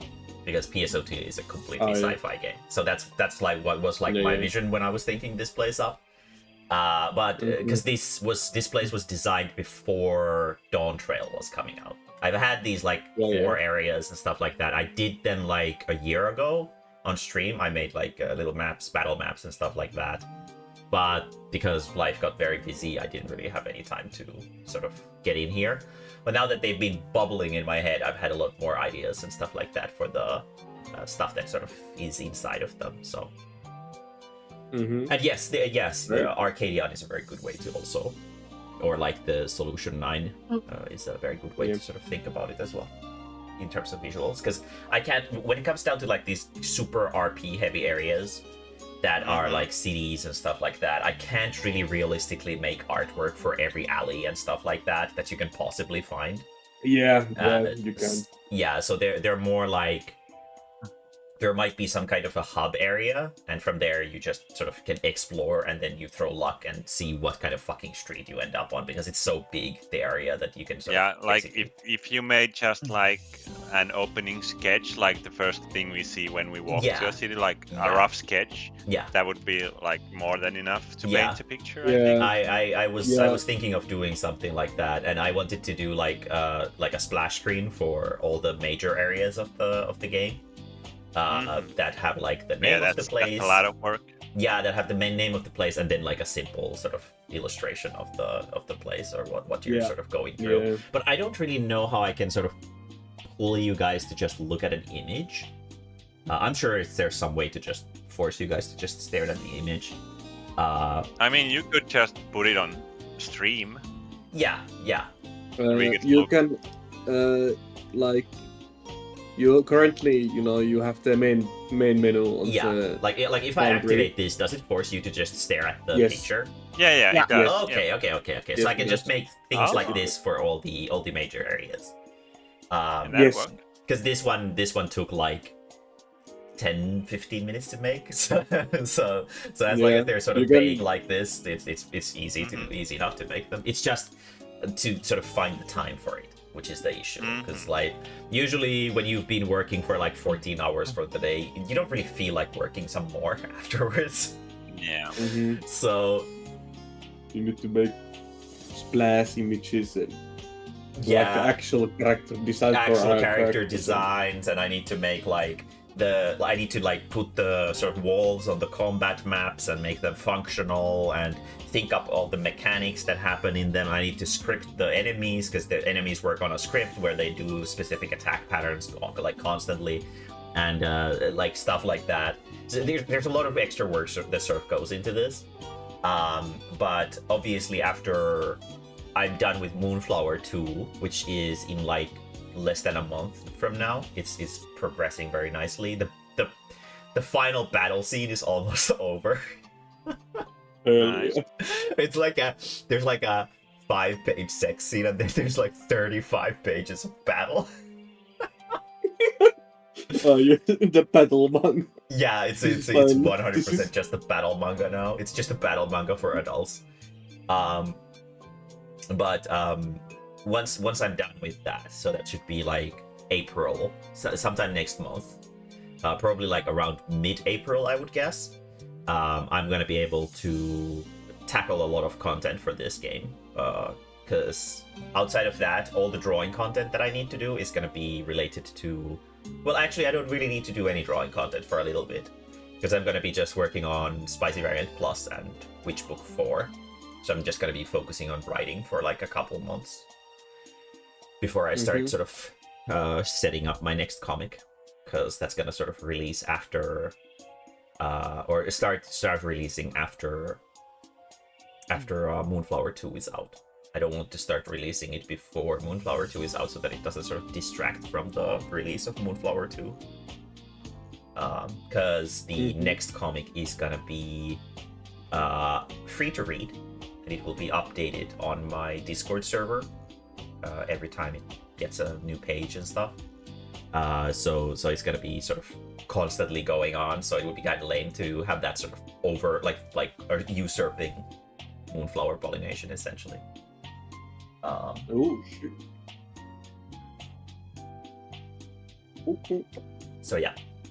So in April, I'll be able to do the sprites and stuff a lot more. And the splash arts, at least for the Moon Feather, I can definitely do for the next time. And some like hub area or something like that. So that you guys have some kind of general understanding of like which directions which things are in. And maybe some like simple doodle versions of the metamorphs and the local townspeople. So that you can kind of understand what they look like.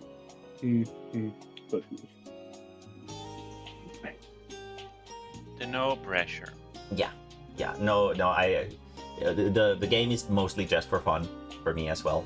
Obviously, I want it to be nice and look good and be fun, but I'm not gonna sort of stress out over it too much because I've got enough to stress out over right now. So. So I'm gonna focus on that first, and then I'll focus on the secondary things. But is everyone here now? I am. Is Arcade here? Yes, yes. Arcade is still not here. Sorry, my mic was muted. Okay, Arcade is here. Just a quick little thing. I accidentally created another thing under Temporalist. Oh, Uh-oh. okay. You can press Undo it. Control Z. Control I don't Z want to works. accidentally like. No. If you just press Control Z until it deletes whatever you did, that should be fine. I don't think it's something that I can Control Z on. If you go into the, I class can summary thing- delete it. I can just Oh, delete okay. it. Yeah, in Classes There we go. Starter. There we go. Oh yeah, you I deleted it. created No an worries. extra sheet. Yeah, okay. Yeah. I just deleted Yeah, it. don't There we go. alter the Classes Starter file. You can just copy things out of it, but don't. Wasn't trying to. I was just trying to look through the different deals, and I accidentally pressed the plus instead of the all sheets. Okay. But everyone's here. So we will keep playing until Arcade has to leave, because if we're missing both Arcade and Kem, it's kind of, it might be better to just end for the day so that you guys can sort of enjoy the new area together. So Is Kem like out now? Ken or is what's happening? still out of power. He gave me a thumbs up when I said, join if you can, if your electricity turns back. But he is currently offline, which means that everything went out, most likely. So, Yikes. so yeah. But he did warn me ahead of time that his electricity might cut out today. But yeah, so you are currently in the shopping district. You are in the department store. You have learned about how much things cost, and quite a bit, at least in comparison with the little scraps that you found in the ancient ruins. Tibia wants to go to the library. Robbie wants to go to the library. Meanwhile, Felix has walked down the street over to the Pool of Reflection. And there is a large building sort of for it, and a bunch of people sort of walking in and out. As you step inside, one of those metamorph people sort of greet you very politely as usual and ask if she can help you with anything. Are you looking to change your class? She asks. Yes, I would love to change my class. Of course. Do you want any extra services? Oh. What extra services? If you pay some extra, you can discover what the classes do in advance, like future levels, things like that. We can also offer class counseling in terms of potential ways to enhance your experience with the class.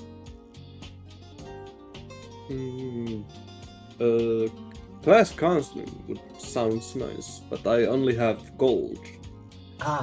The old world currency. Unfortunately, we only use data chips over here. It's a type of digital currency. The data chip contains a string of code that you have to sort of, trade from one to another. Unfortunately, gold is not a tradable currency over here.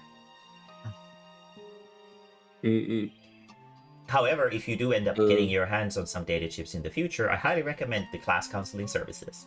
The primary features includes things like guiding you into directions that might help you obtain skills for your classes that are not shown on the class sheets, and other things such as like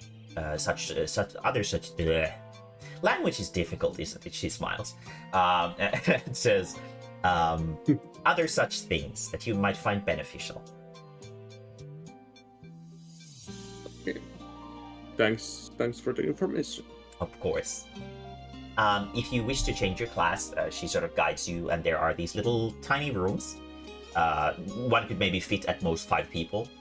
And at the wall of the room, there's like a sort of like reflective, like it looks like a liquid mirror, essentially. Mm-hmm. And if you demand some privacy, simply close the curtain. She presses a little button on the wall, and like a sort of like glass-like sheet slides over, and you can't see through it, and the other side can't also see it. Okay. Felix spouts over the liquid and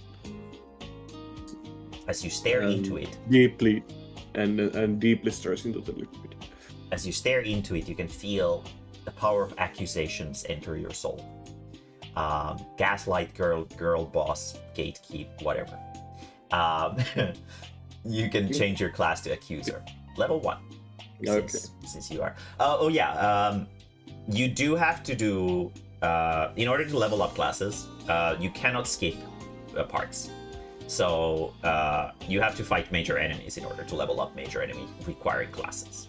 So beating one doesn't mean that you've done it for everyone. I realized that I have way more major enemies in this campaign than I thought previously. But yes, there is a way to farm major enemies later on.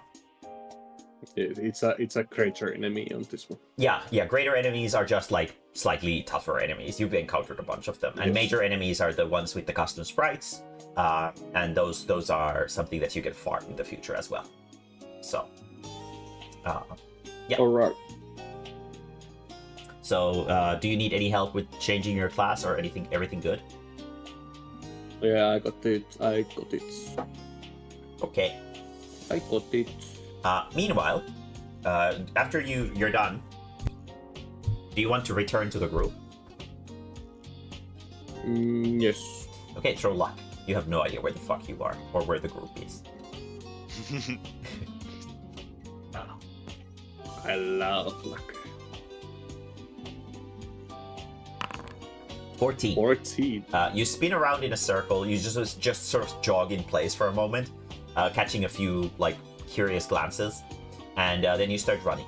And after 10 minutes or so, you catch up with the group, who is out on the streets walking. It's very easy to sort of detect them in the crowd, mostly because, especially the girls, seem to be squealing over Tibia. And the Robbie kind of stands out a lot. There's not a whole lot of robots like him walking around. I can imagine that everything is like pure and pristine, and then there's Robbie. Yeah, exactly. Like covered in shit and rust and bonks and like. No, don't forget, I had the sand bath earlier, so You ate sand. I got most. No, I also bathed in sand. Yeah. I did it as a sand bath. Yeah. I tried to wash myself up while everybody else was And doing it. Tibia helped. Yeah, right. But yeah, sandy, dusty. Let's add those adjectives on top of this. But yeah, covered in like micro scratches. But yeah, you discover the group, and you find out that they're heading to the library. I wonder if there's a place around here I can get a good polish. First, Tibia has a plan. Library sounds actually really good. We can gather some more information. Tibia would like to get dunked into the pool of rebirth and rise like a phoenix. Okay. Felix needs probably to guide Tibia over to it. Okay. So you take a quick detour, see the sights of the city. There's a lot of nice little stores all over the place. There's a lot of colorful, very, very colorful people, and they seem to be generally in a very jovial mood. You walk past a few like houses and buildings, and the buildings are very sort of tightly built together. You see some like little back alleys, but even they are very clean. Like even the back alleys, like you would expect them to be like almost sort of like covered in like shit and whatever. But no, they're very, very pristine and clean. You don't see any weirdo like drug users or anything like that there either. And you make We had valleys like this in our cave. Hmm. They were for defecating mostly. The toilet caves. You find your way to the pools of reflection building, and the nice little sort of clerk of metamorph guides Tibia over to the pool of reflection. What was they? You wanted to be dunked into it? Yes. Okay, let's see. The clerk throws readjustment. Okay. She just sort of smiles a little bit awkwardly. You can't really tell because she doesn't have a mouth. But she grabs you with one of her big hands and just throws you into the wall like really hard. And you just sort of fall through the wall. And there's like this little whoosh sound effect as you go through it. And you can see these little stars spinning around, and it says ba ba ba ba ba ba. And your Super Mario 64 speedrun has begun. Anyway, you can chase your class. Yeah, so Tibia will become a listener. A listener, okay.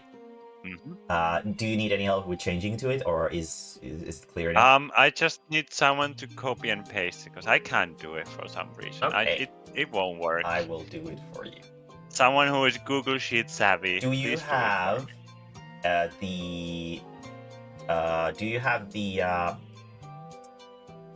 like an extra little page for it ready? Yes, it's called new stuff here, please. Okay, cool. And let's see here. Well, Tia is over here.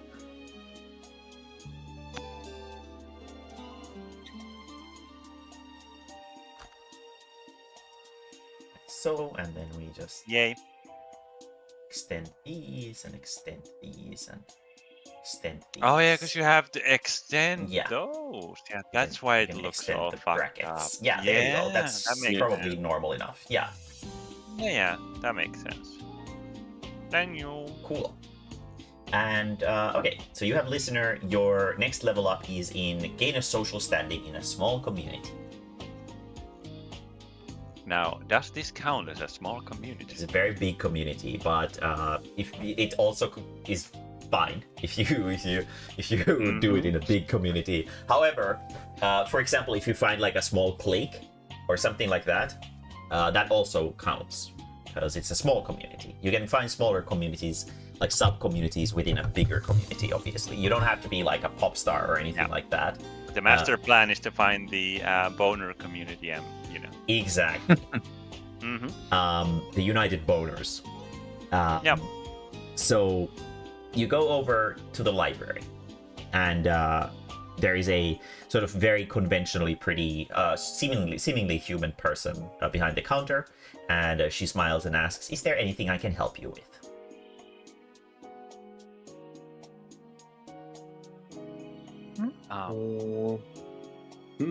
Actually. Hello. I was directed here for information about acquiring a lodging. Of course.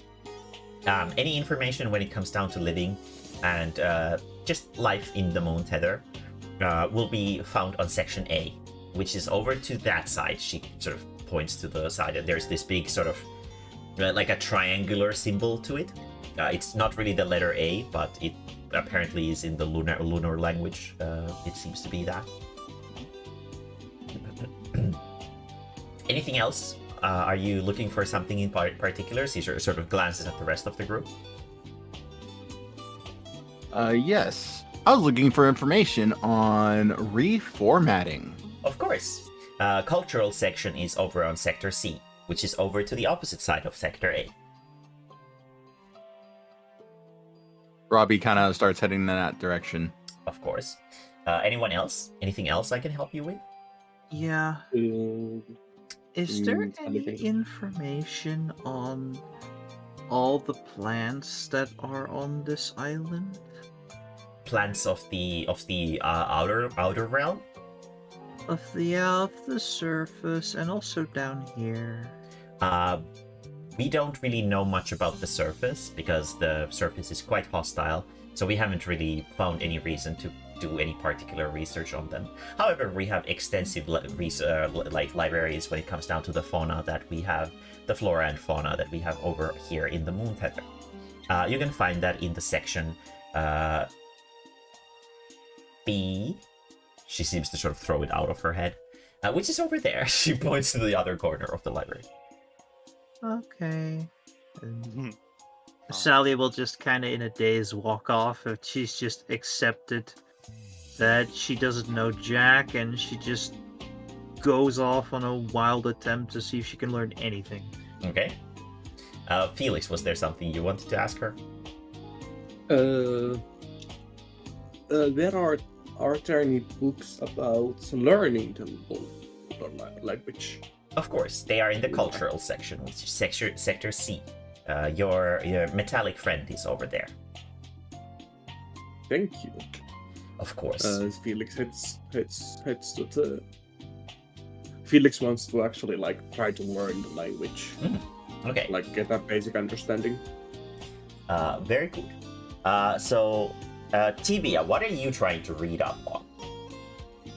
Tibia is trying to find anything with information about how to acquire a cave in this fine city. Cave system, of course, and how to buy a house. But bear in mind that Tibia does not know the concept of books. Yeah. So there are these rows and rows. Well, actually, no, there are no rows and rows. There's just these little sort of seats that are in front of these hollow screens that are sort of floating around. And that's basically all. As you sort of wander so Tibia around. will just stand there with one finger in her mouth and just glance around, trying to see what other people are doing. Yeah. If she can catch something. Yeah, some of the metamorphs, the sort of bird people, they're just sitting on the chairs, and they seem to be sort of flicking their fingers through the screen, and it seems to change what kind of things are visible on the screens that are in front of them. So these little windows into caves. They are sitting by a table. Yes, they are sitting by the tables and sort of shifting through the electronic little things that are floating in the air. And as you sort of stand there in the middle, some of the people obviously glance at you, and one of the bird people sort of steps over. She has a very vivid sort of crimson red coloration, and she sort of squats next to you and asks in a very quiet voice, what are you looking for? Can I help you?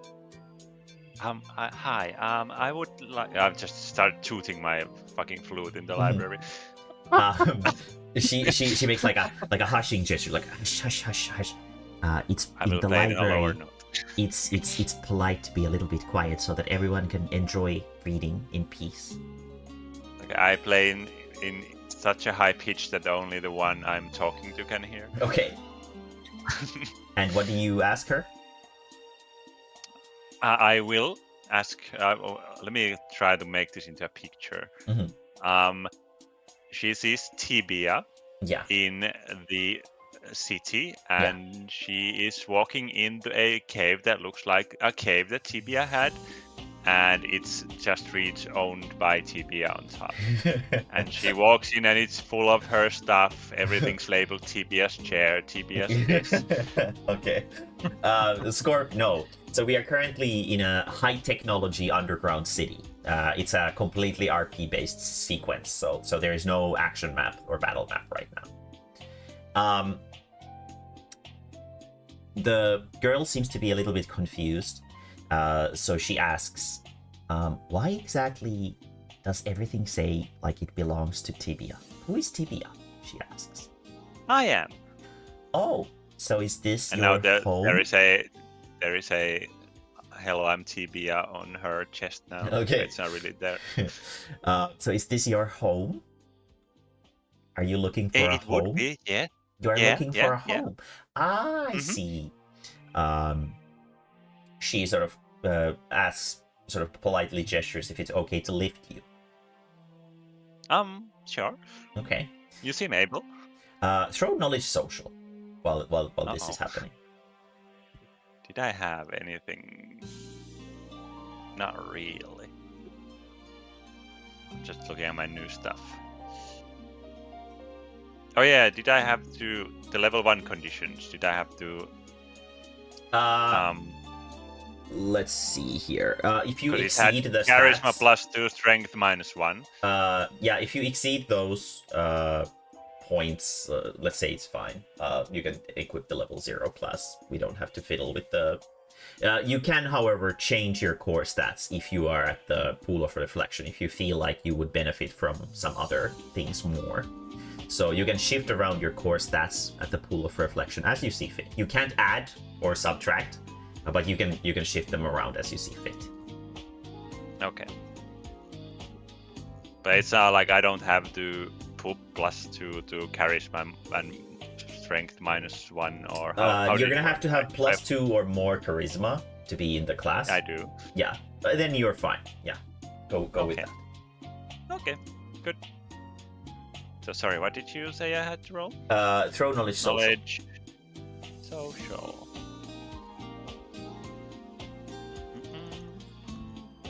I was gonna buff myself, but I can't do that anymore.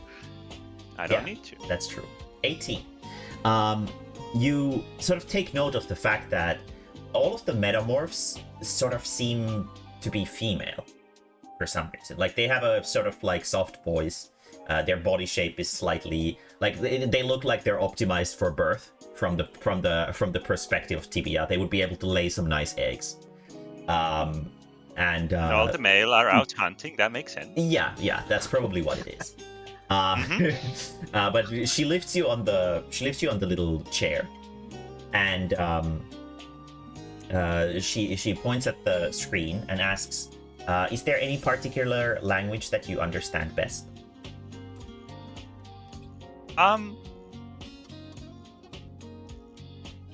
No. She smiles. Do you mind if it takes your photo? I don't know what that means, so It probably takes not. She ponders and looks you up and down for a moment, and seems to sort of make a like a rough analysis of what kind of time period you're from. And judging by your cave woman clothes, she's like, it is a like way to store a moment in time into a picture. A lot of people over here have these things called cell phones. She holds out one, and we like to take pictures to store moments that we can, so that we may remember them forever. Oh, like this, and Tibia will play her a song about her childhood, so the person she's talking to just sees Tibia's childhood. Yeah, exactly, except that the pictures don't have to move, although we can do that too. She shows and plays like a little video, and she shows like this strange little goop animal or something like that, sort of running around in a room and just sort of hanging from the ceiling and spitting on the walls. It's my pet. She smiles, sort of looking a little Tibia bit is mesmerized by this. Yeah, she seems to be a little bit proud about it too. But yes, if you're okay with it, she presses a button and you can hear like a little click sound, and suddenly all the things on the screen, the text and stuff like that, you can understand. You can't really tell what the symbols are, but you can sort of understand what they mean somehow, even though like you can't particularly tell what each symbol means. You can understand like the meaning behind the things. It's just like back home. Bro, Exactly. The metamorphs, she used Google Lens to translate the text. Oh my god. Yeah, they have Google Lens. So you can, right here, she shows like there's like a little sort of square there. If you press your little hand there, she sort of guides your hand there. You can write anything you want or communicate to it through voice as well, as long as you remember to be quiet, what you're looking for. And it will give you information regarding it. And she gives an example. For example, if I want to find out about fruit, I can write fruit here and press search, and then it shows a bunch of like little pictures that have different like colorful things, and she sort of flicks her finger and shows, if you use your hand like this, you can browse through the selection. These are all very, very like in like how should I say? Language is hard, isn't it? She smiles, and says like these encyclopedias of knowledge. And if you click on one like this, it opens up and it shows a bunch of text and pictures and things, and it tells you about the history of bananas. So like this, you can open the books and read them. Do you understand? That is very neat. I do. Excellent. She goes back to the search bar. I hope you have best of luck with your search. Thank you. While Tibia begins searching, meanwhile, Sally... Question. Of course. Yeah.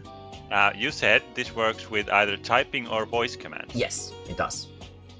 Tibia can't do neither. She does not speak. It can also decipher your bullshit magic music. Okay, boo. Okay. Yeah. It's technology. Even bullshit magic can't escape from technology.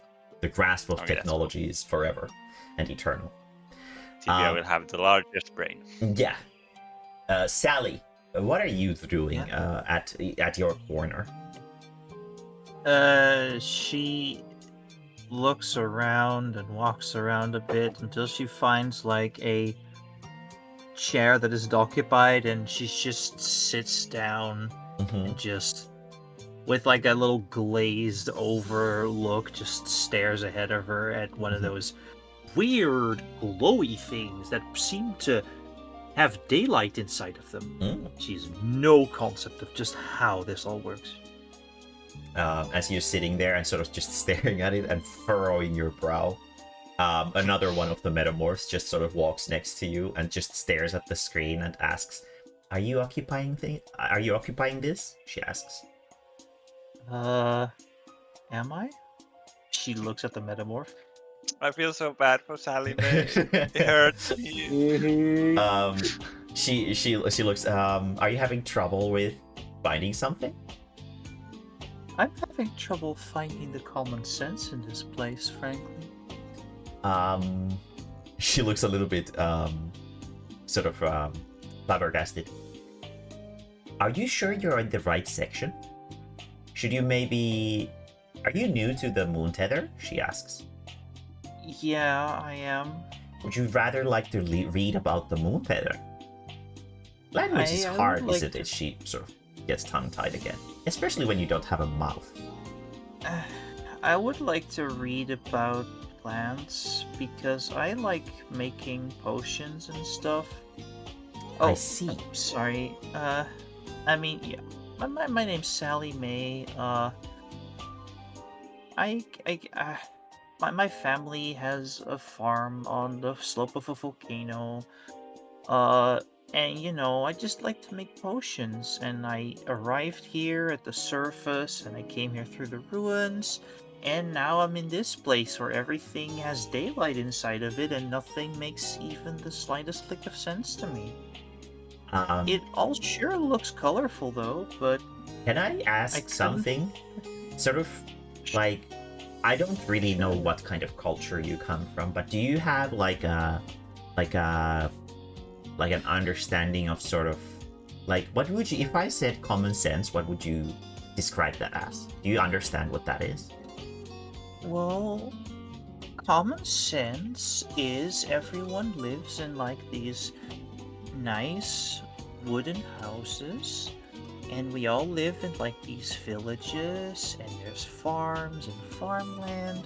She keeps sort of nodding patiently. Maybe we have like a town with like some mills, and sometimes a merchant comes around.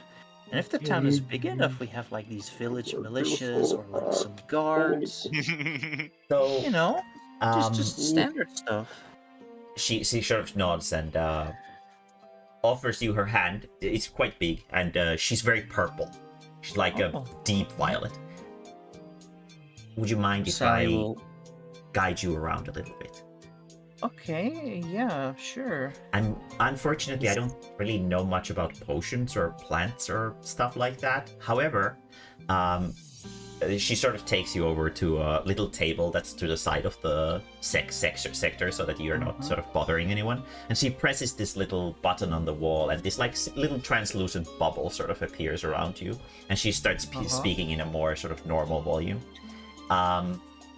This bubble prevents everyone else around us from being bothered. Here in the library, it is impolite to make a lot of noise. So to protect everyone else from us discussing things, and I would like to discuss with you in a normal manner.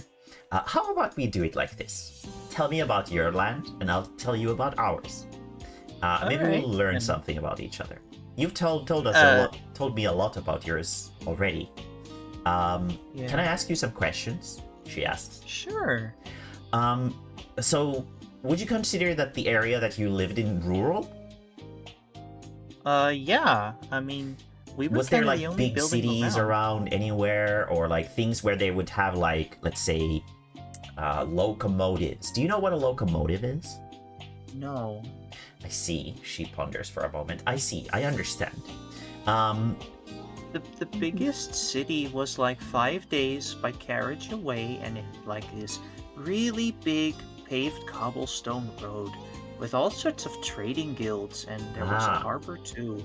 So the trading guilds were only in the big city, but not on the small towns. Yeah. There weren't enough specialists or people with the know-how. Of course, that makes sense. She sort of sits you down and pulls up like a hollow screen in front of you two. This is called a hollow screen. It is light. It is simply light. Think of it as light, but light with a tangible matter. Like, I'm sure you know magic, right? Yeah, well, not me personally, but sometimes a wizard would come around to offer some services. Exactly. So think of this like light magic. It's a form of that. It's just that instead of like faith and things like that, we here in the Moon Tether. Speaking is hard, isn't it? Here in the it's Moon hard to make Tether, sense of, all right. we are using a magic known as science. Science is essentially magic, however, it's more refined and it's more controlled. So we can sort of make things happen in the way that we want, and there's no spontaneous, things don't turn out in unexpected ways when you work with the magic of science. And that sounds almost like artifice. It is. She nods excitedly. The conversation sort of keeps going, and she starts sort of explaining to you how their culture works and how their society is built, and what science is, essentially. She doesn't really go into detail on how like electricity works, but she explains it in like terms that you can understand. Like, it's a form of magic, and magic is a form of energy. And she explains the concepts of energy and stuff like that to you. There's a lot of information, but for some reason this metamorph sort of seems to really understand how to explain things to you. And you can put into your understood cultures technology. Okay. And whenever you roll technology understanding rolls, even if you don't understand what it is, you can understand that it's got something to do with technology. So you can recognize technology now. Okay. And the conversation kind of keeps going. We can get back to it in a little bit, but was there something that you wanted to say, Valkia? No. No, okay. Felix, what are you looking for in the library?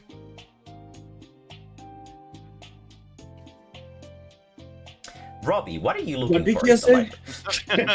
Oh yeah. Yeah, what are you looking for in the library?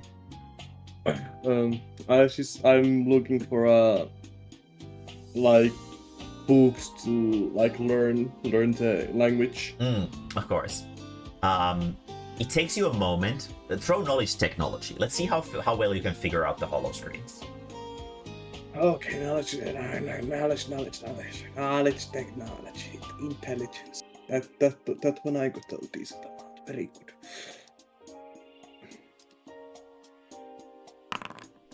good. Twenty. Very nice. Well, it takes you a moment. Rapidly enough, you adapt, and you can figure out how the hollow screens work, and you can very intuitively find a way to a change language button, which has the image of a camera on it. And you click a photo of yourself, and immediately the language has changed to common. And you find plenty of material in learning the language of the Lunars in there.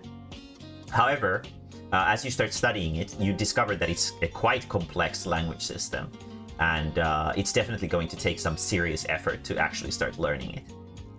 But you start by learning like the basic symbols and their like meanings. They sort of, it's very difficult to understand for you, but they, instead of the symbols and whatever conveying specific words, they instead convey like meaning. And the meaning sort of like translates over to any kind of language, because everyone understands what it means to be sad. But you don't necessarily need the word sad for it.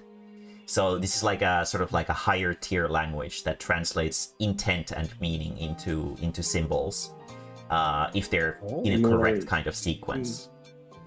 Yes, you know the hieroglyphics. I'm getting memoirs vibes here.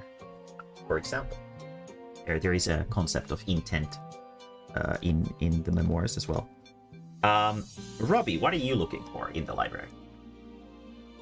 So Robbie was looking for information on what reformatting is, because despite how interested he sounds in it, on the inside, reformatting is not a very good thing for robots. Oh yeah, well, at least for in his sense. But... Throw knowledge technology. Let's see how well you can figure out the holo screens with a +5, because you've already used one in the phone store.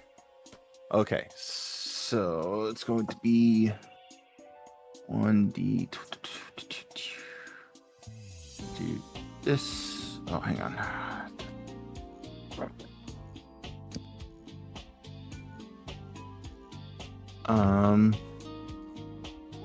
1d20. I got somebody knocking on my door. 3 plus 5 plus 5. 1 second. So +5 +5 +3. Okay, cool. That should be good. 24. 24. You have no issue reading up on it. You discover that the withering is a plague that affects even the moon tether. However, the great leader, known as the Metamorph Queen, on this area, has discovered a way to completely negate the effects of the withering, and this is through the process of reformatting, which is dictated as once a citizen's lifespan exceeds 30% of their assumed natural lifespan, they will be reformatted and converted into a form of energy, which can then be consumed by the other citizens in the form of some kind of energy supplements or something like that, which will completely negate the effects of the withering from the people in there.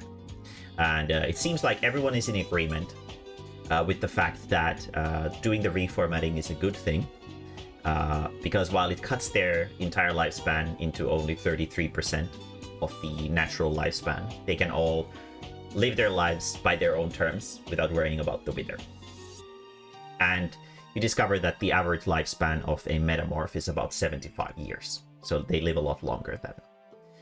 the average 33% is 75 years. So they live a lot longer than your average human, for example. However, it might be problematic if a human were to participate in the reformatting, because they would probably be reformatted at the age of roughly 25 years old.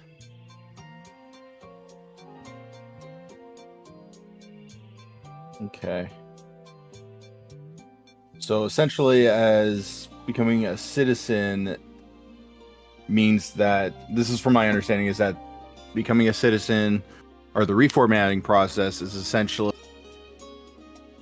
reducing a person's lifespan so that they don't grow old enough to become affected by the withering. No, it seems like the reformatting, in order to convert the or reformat the person correctly, they must have a sufficient amount of their lifespan remaining, or otherwise the sort of like life essence or something like that that can be created from them will not be suitable to prevent the withering. So it's not that they don't want to grow old because they're afraid of being withered, but they have to die young, or otherwise they won't be suitable for the reformatting. Okay. I think I have it, but I'm worried that I might be wrong on it again. If everything was confusing, ask away again. Okay, because I'm still kind of seeing the reformatting thing as a bad thing, is for us at least. Yeah. So It is. somebody it who is. wants to be reformatted gets turned into energy for the rest of the city to be able to consume. Yes, correct. Mhm. Okay. And we become citizens by becoming energy that becomes part of an already existing No, citizen. if you want to become a citizen, you agree that you agree to be reformatted eventually once your lifespan comes to that point. Oh. Yeah. Okay. Okay, so that's definitely information that I'm going to hang on to real quick and make sure that I let others know, Mhm. especially the ones who are trying to become citizens. Yeah. I wanted to like why Helix is like trying to figure out the language. Yeah. Can I, as an accuser, can I use my class ability Knowledge Society? Yes, you can. Yes. You can understand local culture by drawing int based on D20. Yeah. Go ahead. 18. 80. The entire city of Moon Tether seems to be encompassed by the concept of like absolutely brutal utilitarianism. Everything is for the sake of the society. Everything is for the sake of the community thriving on, and individual desires and stuff like that are encouraged very, very much. However, only to the extent and as long as they don't bother the function of the society. So the philosophical concept of utilitarianism seems to be very prevalent here. So the best way to understand them would be to understand them through, like, for example, the trolley puzzle. Even if your most like beloved person is on the left lane, you have to sacrifice them so that the 3 other people can live, because 3 is more than 1, even if the one person on the left lane has more sentimental value to you. That's essentially what their society boils down to. Okay. And I assume now I gain understanding Moondater. Yes. Okay. That's actually understand cultures. Yeah. Understood cultures. You can put, like, instead of putting Moon Tether, you can put utilitarianism. Okay, cool. If you don't know how to write it, I Google already. Okay, No cool. worries. Yeah. Cool. I'm quick. Yeah. Very good. While you're sort of reading up on it, you also come across like the concept of reformatting, the reformatting parade, stuff like that as well. Head pats, thank you. I will put head pats on me while I let's see. They're like here. Cancel. It's been such a long time. There it is. Select. There we go. Thank you. Let there be sparks. Let's create some electricity here. It's gonna form like a Tesla coil in between my horns. But yeah, so you now understand what's going on with the Moon Tether to an extent. But yeah. Meanwhile, Sally is going through a very nicely simplified lecture of comparing the tools of carpentry into computers and what they provide society with. You can understand that computers are like machines that store knowledge. So if you ever need knowledge, you can find a computer, and it's probably going to be able to give you that knowledge as long as you can operate the computer. And you have also this. You also understand like the moon tether's history a little bit. You know that they're from the moon, and you know what the moon is. Yeah. So it makes sense to you why they have all these glowing things, because they're from the stars, and stars glow. So Yeah. yeah, That makes perfect sense. yeah, the metamorph who you're having a discussion with seems to be very interested in learning about your like primitive culture as well. She seems to be some kind of a history buff or something like that. And Sally would tell her all of the folk tales she knows. Yeah, and the girl seems to sort of be tapping away or recording or something and writing the things down, and she keeps blabbing on about like how she's gonna hold a lecture about this at her university or something like that. And she explains that a university is basically a place where people who are very interested in like knowledge and information go share it together. Oh, we have those too, but they're in like the really big cities and often only attended by nobles. Yes, exactly. Here, your social standing doesn't matter. Anyone is guaranteed with a right to learn, and I feel like that's a very nice part about our society. Really? Yeah, she keeps So going. everyone can become wizards here? Of course. We don't really call them wizards. We call us scholars. Oh. Scholar is more a wizard of knowledge, whereas a wizard is a wizard of faith. Well, we call those clerics, but a different question perhaps. Have you heard of dragons? Of course. She nods. Do you have them here? Not underground, no, but there's some on the surface. I believe there is a dragon that has been overtaken by some parasites in the forests on top. Oh yeah, we saw that one. Yeah. It turned me into goop. Oh. I hope it wasn't painful. I am not entirely sure. I seem to be missing some memories there. I do remember suddenly crawling out of the ground again. Yeah, the surface world can be quite tough. I have to admit that I'm not jealous that you've spent so much time up there. It's much safer here. We don't have dragons down here. We don't have anything dangerous here. Everything is kept always under perfect surveillance, and there's no strife, no conflict, no one's fighting. It's a perfect society. Well, the dragons where I came from, they certainly weren't averse to a good fight, but they were also very wise. Meanwhile, whatever roams up there just seems to be very intent on acting like a wild animal. Indeed. I'm sure the world is vast, so I'm sure there are intelligent dragons as well. I mean, she ponders for a moment. To my understanding, to the island, to the eastern, like southeastern portions of the island, the little sort of stray portion. I think there are intelligent dragons over there. Oh, nice. The conversation sort of keeps going and wandering around. Is there anything else in particular you guys want to find out about in the library? Tibia, you have found that there is a sort of housing district in the Moon Tether, which has a there's like an info desk, so you can go on. Basically, what TBI has searched up, like she learned about capitalism. Yes, exactly. And how that works. Yes, exactly. But she got kind of confused and bored, so she thought what else she could search on the fancy machine. Okay. Then she remembered she was on a pet. So she said, I could search a pet. So she was watching some cat videos. Okay, so she's going down a rabbit hole. And after a while, said, what else could I search? And then she's watching AI-made videos about pets who are just skeletons without bones. Very nice. Arcade, what's up?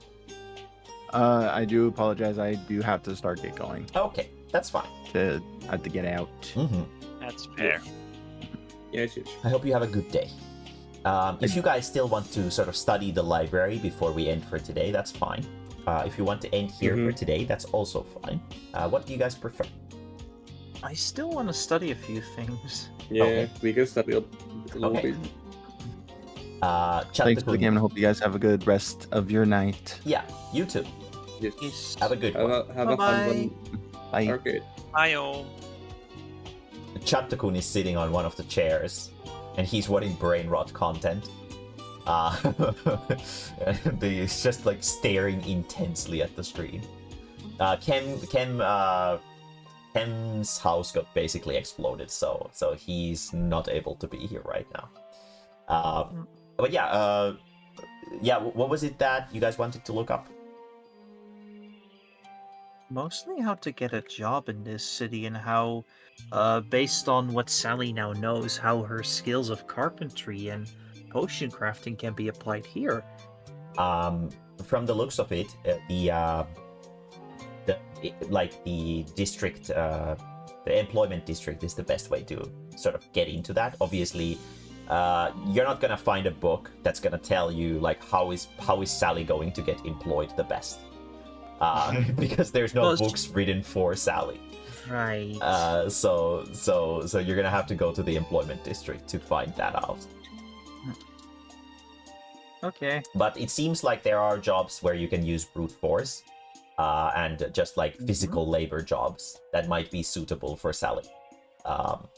That is very much suited for Sally. She would look up all kinds of physical labor jobs and which generally pays the best. It seems like waste management jobs pay the best Okay. out of physical labor. It seems like potion making isn't really relevant in this place because they have this thing called medical science. And from what she read up on it, it is like complete nonsense. There's like these graphs and like stuff like that, and even the purple metamorph was unable to really explain how it works to Sally, because the concept of microbiology is like total nonsense to Sally. Micro what? But what about the 4 fluids? Yeah, exactly. Like, yeah, like she tries to sort of explain that the world is built out of these tiny particles, and you would have to go to the entertainment district, and there's like some kind of science lab that is like free for visitors to go in, and they can use microscopes, these machines that can supposedly show so tiny things that your eyes can't even perceive them. And other things. But it seems like the topic is sort of like a dead end, so she can't really explain it to you, but she can explain to you that their ways of helping people through like medicine, which is a form of potion crafting, has advanced to the point where they don't really use potions anymore. Like potions have been like outdated. As for carpentry, they have like these things called machines that do all their carpentry work for them. They seem to be sort of similar to what Robbie is, but they don't really have faces or humanoid features. They're just like these big arms that sort of build things like in incredible precision and pace, to the point where a human couldn't possibly compete with that.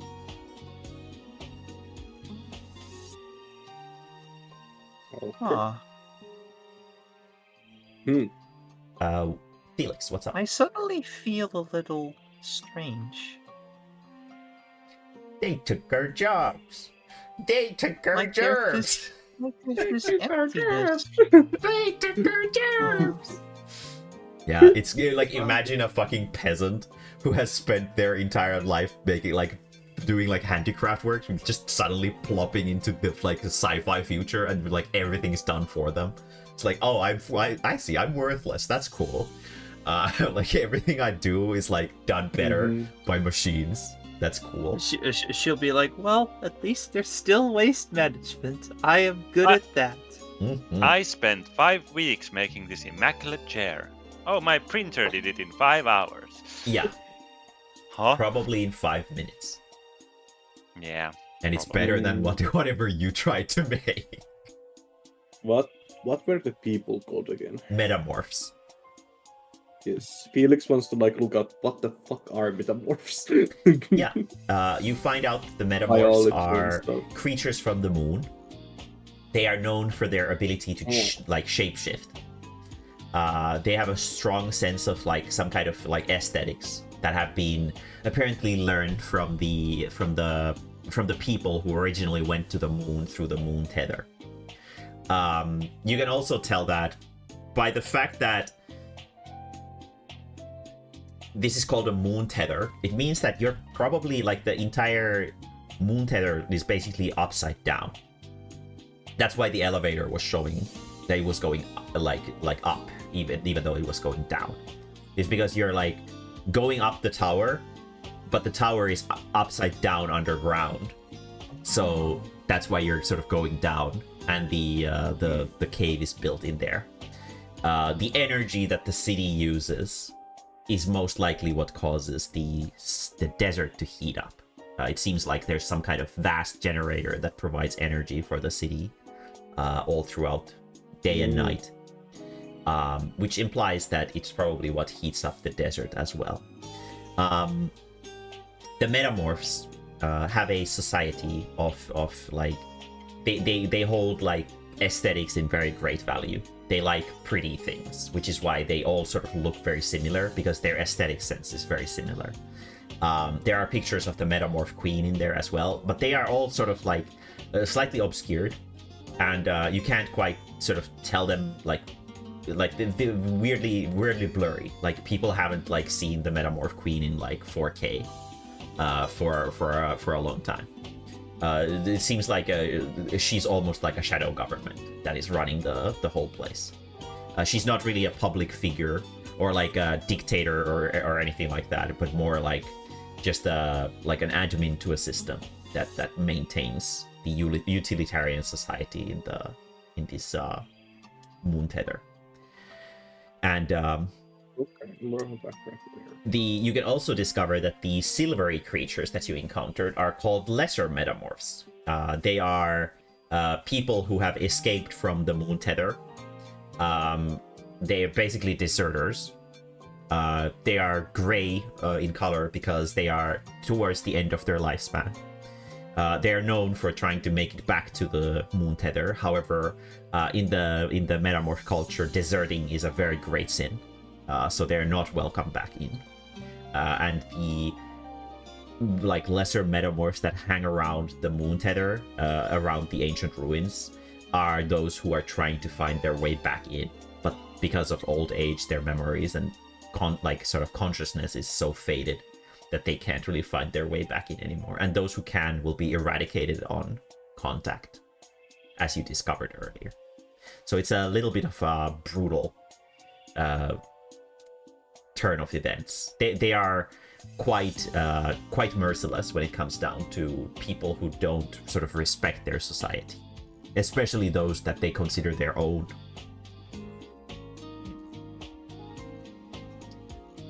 But it seems like they're very friendly to tourists and people who don't seem to want to bring any kind of harm to their society. Yeah, Felix is starting like it's the crazy guy with the white part, and like starting to like this society it's full of lies. Yeah. It's fucked up. This place is kind of fucked up. Yeah, yeah, only This is a little bit. amazing. Yeah, yeah, but it's a nice cave though. It's a very nice cave. Mm-hmm. Like Felix is like slowly starting to get like putting the pieces together. Yeah, it seems to be a very brutal sort of society in a sense, towards itself and towards those who try to betray it. It's just brutal in a very different sense, in a very sort of nihilistically societal way.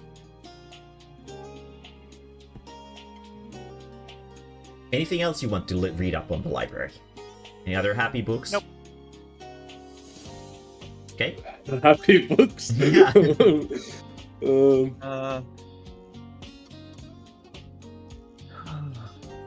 That's a good question.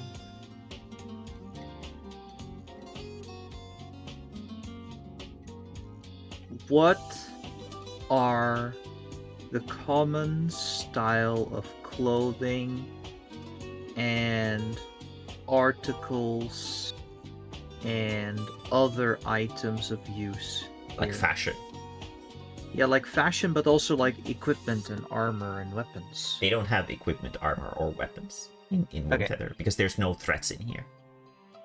So Then she will just learn about all sorts of common articles, like what are their uses, Mhm. and if possible, what is the ballpark of the cost that's typically found for them. So what was it? Clothes? What is the cost of clothes? Clothes, common articles like Mhm. that miracle slab called a phone. Well, yeah, don't curse.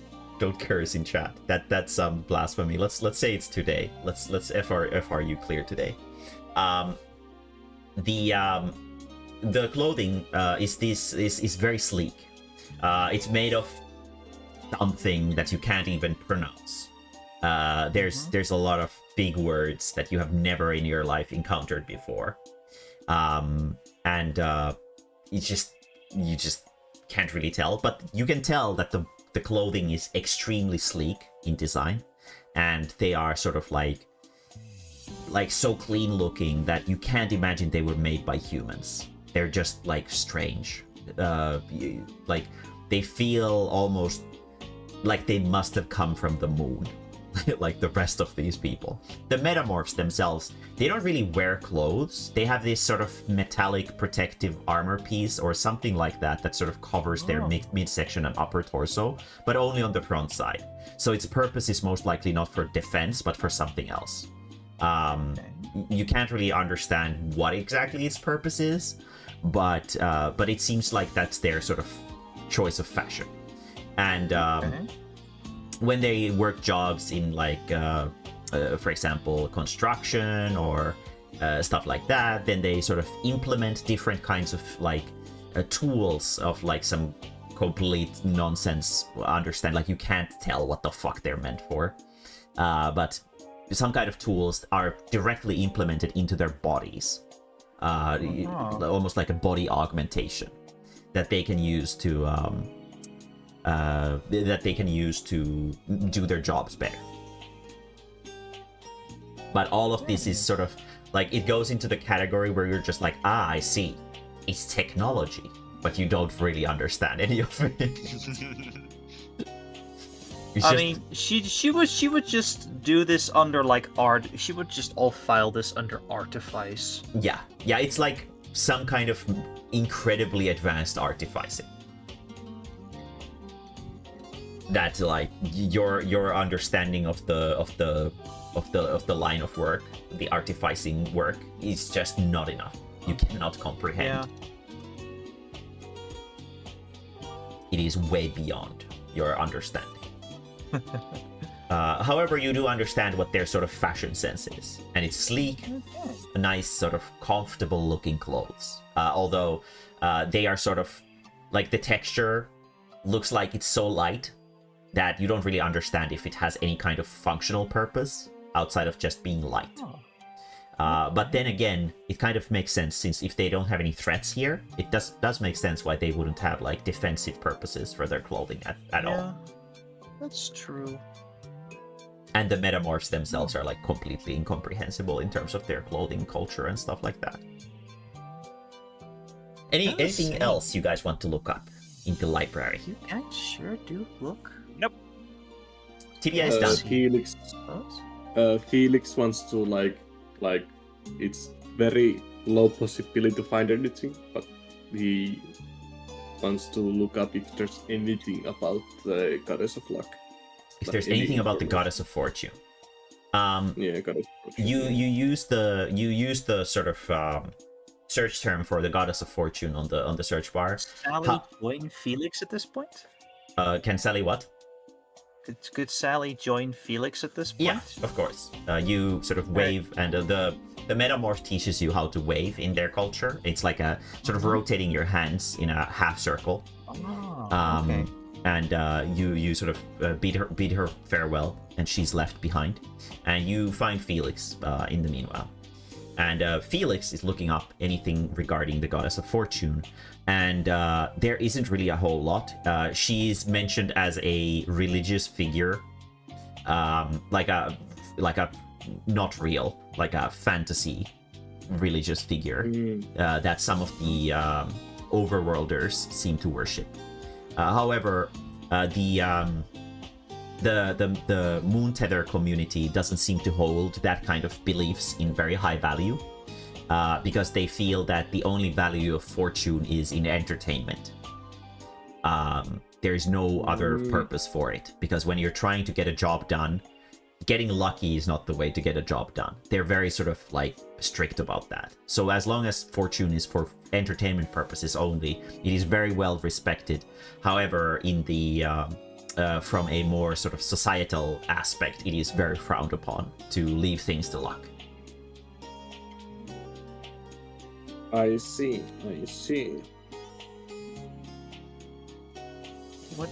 What do you see? I don't really know what all that means.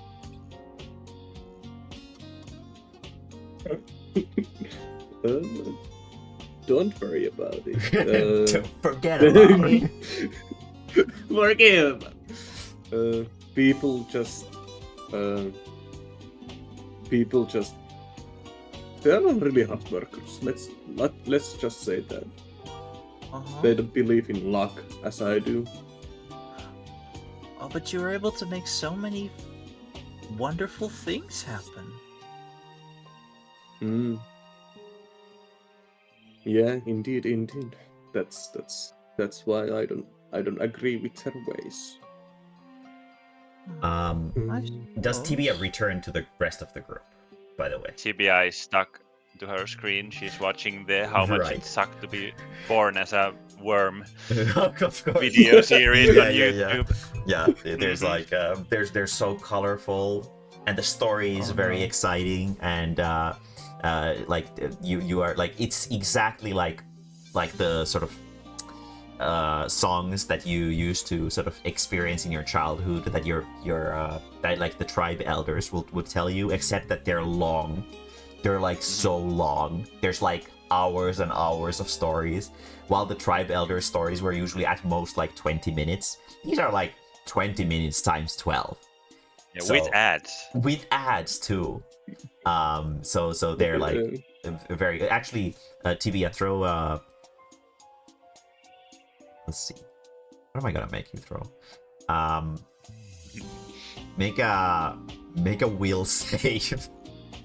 Oh, see how much the ads affect you.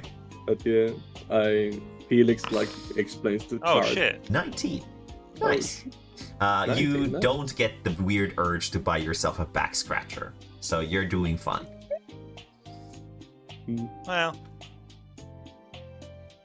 but you do kind of like the ads because they are kind of like a nice break away from the action.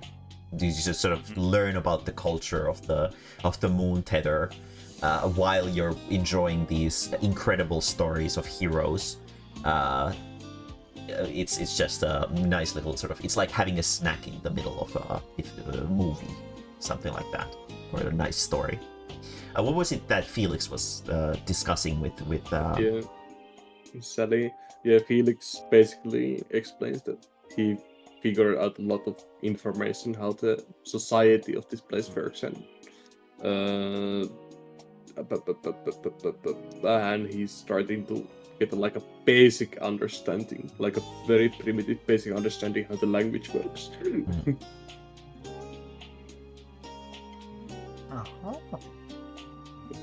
Well, that sounds very, very interesting.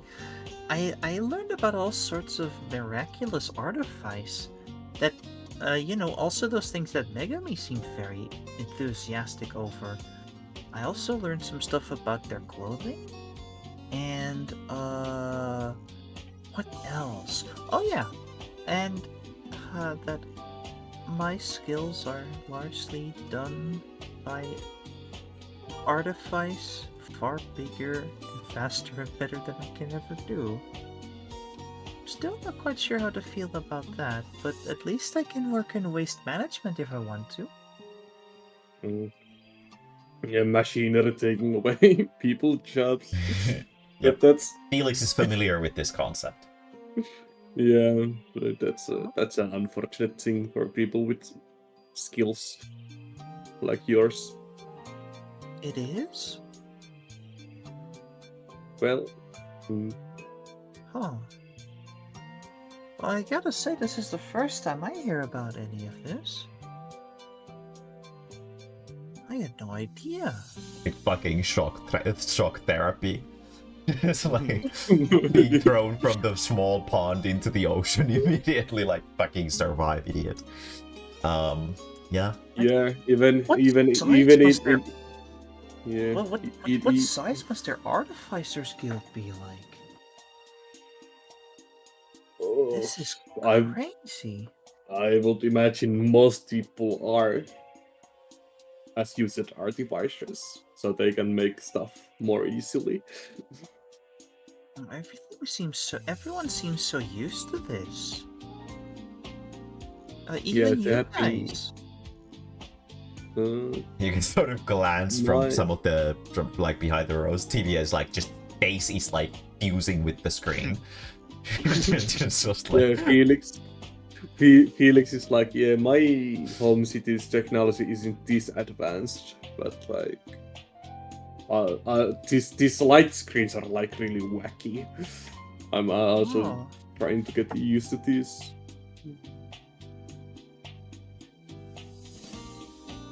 So we can't continue outside of the library because the reformatting parade is very important for the lore. Yes.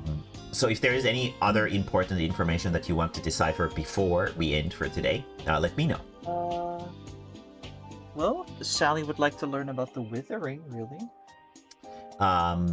Okay, so you want to look up the withering. The withering is described in the library's texts as an unknown phenomena that apparently had started almost immediately after the moon tether was broken. Unfortunately, no one seems to have exact information on why the moon tether broke. For some reason, this information has sort of become like forgotten knowledge. Like no one seems to know exactly, but it is said that the withering began because or after the moon tether broke. Either the moon tether is the cause. Some scientists suggest that the moon tether released some kind of chemicals into the earth that caused the withering. But others also suggest that it must have been some kind of external force and the moon tether breaking was simply an act of coincidence. However, it is some sort of natural phenomena that was occurred through unnatural means.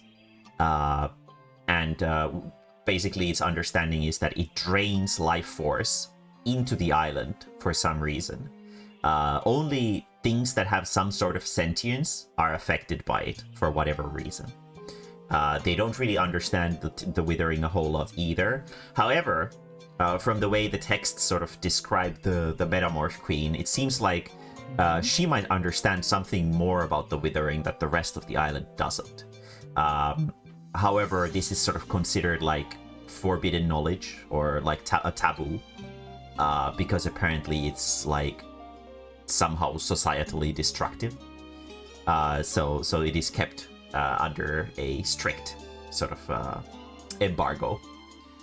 But the withering is prevented by the ample spreading of the life essence that is caused by the reformatting, which is something that they have devised through their science to prevent the effects of the withering, which disables the island's ability to like sap the essence of the islanders. Sally would then look up life essence. Life essence is described as a crystallized form of like life itself. Some religious it is described as some religious zealots call it as a crystallized form of the soul, and it is sort of ground into a form of dust that is then mixed into a liquid, and then it is consumed, and it will give you immunity to the withering for a good period of time. However, it must be consumed regularly in order to prevent the withering from affecting you. And it is something that is only available to the citizens of the Moon Tether. So you have to be a citizen to be eligible for using the life essence. That is the cause of that is done through the reformatting ceremony. Uh-huh. Also, let me just interrupt. Like, I've been a good student all of this time. Like, teacher Ma has been talking. I've been taking notes. Very good, very good. You have a nice little journal here that you have been writing. Felix's noggin. Yeah. Head empty, no thoughts. Yeah, exactly. Cities. It's in the cities. Yeah. Have been writing stuff. Very good, very good. Can Sally look up soul essence next? Yeah, she can look up soul essence. Cool. It seems to be a concept that is used by some older cultures, but its name was later on changed to life essence because soul essence implies that there's some kind of religious ties to it, which the Moon Tether people don't really like.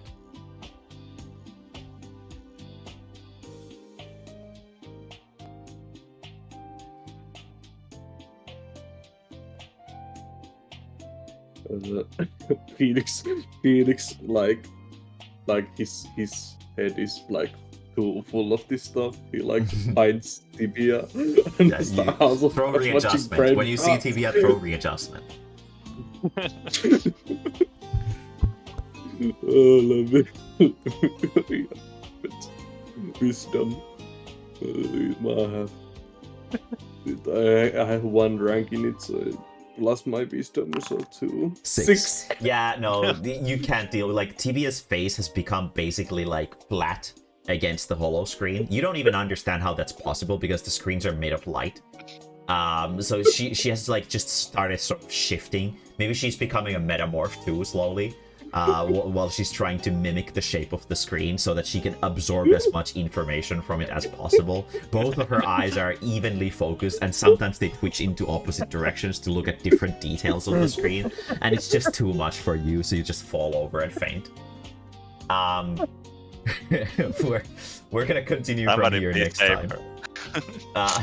We're gonna I was going to, like, in that situation, Felix's reaction would have been like trying to pull tibia away because tibia. I must absorb more. Yeah, tibia is in the process of absorbing some knowledge, and you can see next to tibia, Chatbakun is just sitting and looking at fucking brain rot content.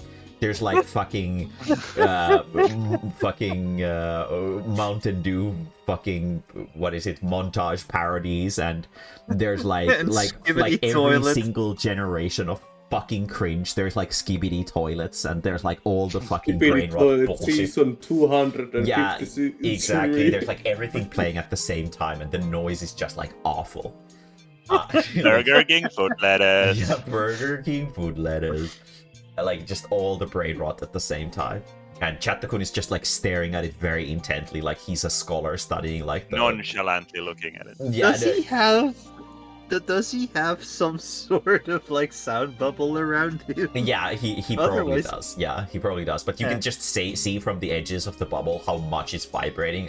He's just blasting everything at full volume, and it's like ear rape content. So it's like constantly like cutting out and like just being like impossible. Right, memes. Yeah, exactly. Just by looking at the bubble, if you would enter the bubble, you would take at least 7 stacks of cringe. Exactly. So it's just like something evil is happening inside of this bubble, and you don't want to approach it. Oh my god. But since Megumi and Robbie are both out of commission for today, I think it's best if we end the session here for today. Yeah. It's good. Because you have just entered into a very story relevant area. And it would be kind of cringe if not everyone was there to experience the story relevant things happening. So yeah, for next time, I'm gonna make like a nice splash screen for it. A little sort of doodle of the like an illustration of the area, and maybe some kind of hub for it, so that you can sort of just explore around.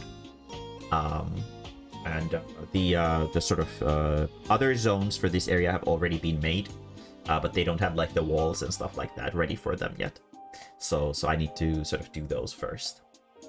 But yeah, welcome to the first major area of the game. There are 4 in total. Very cool. And they all will house like super story relevant stuff. So you can't finish the game until you finish all 4 of these areas. So good for you. Nice. Going from the like, imagine them like in Elden Ring. There are like those legacy dungeons. You have entered the first legacy dungeon. Yeah. So. All right. So this is like Stormvale Castle. Yo. But yeah. Godric the Crafted. Yeah, Godric the Crafted waits for you and your crafting potential. But I will wish you guys a good night. I'm gonna go sort of chill out a little bit because it's been very busy for me all week. Tomorrow I will stream a little bit of Final Fantasy 14. I highly doubt that we're gonna get the clear on FRU, but it's currently in the point It's where possible. everyone. Yes, it's currently in the point where it is theoretically possible. So I'm gonna start streaming so many notes. And yeah, also if at any point you want to write some notes into your thing, like you desperately want to write some notes into your thing, you can always just write your notes on like a notepad or something like that and then copy paste them later into the game. But if you absolutely want to make them in the game, just let me know and I can open the server so that you can just sort of write them in the server as well. Yeah. I will. Yeah, the notepad is always the first thing. But, Yeah. Because it's technically just text, so you can just do that as well. But I hope you guys have a good night. I'm gonna go rest a little bit so that I have energy for some raiding tomorrow, and from the looks of it, I need to do some extra work for this thing tomorrow as well, so that I'll be sort of good. Because I don't know how complicated the pages that I'm gonna be working on next week are gonna be. So it all sort of depends on how much free time I will have to make some assets and stuff like that for the campaign. But yeah, so I will see you guys again tomorrow, and that's it. Bye-o. Bye. Bye, yo. boy.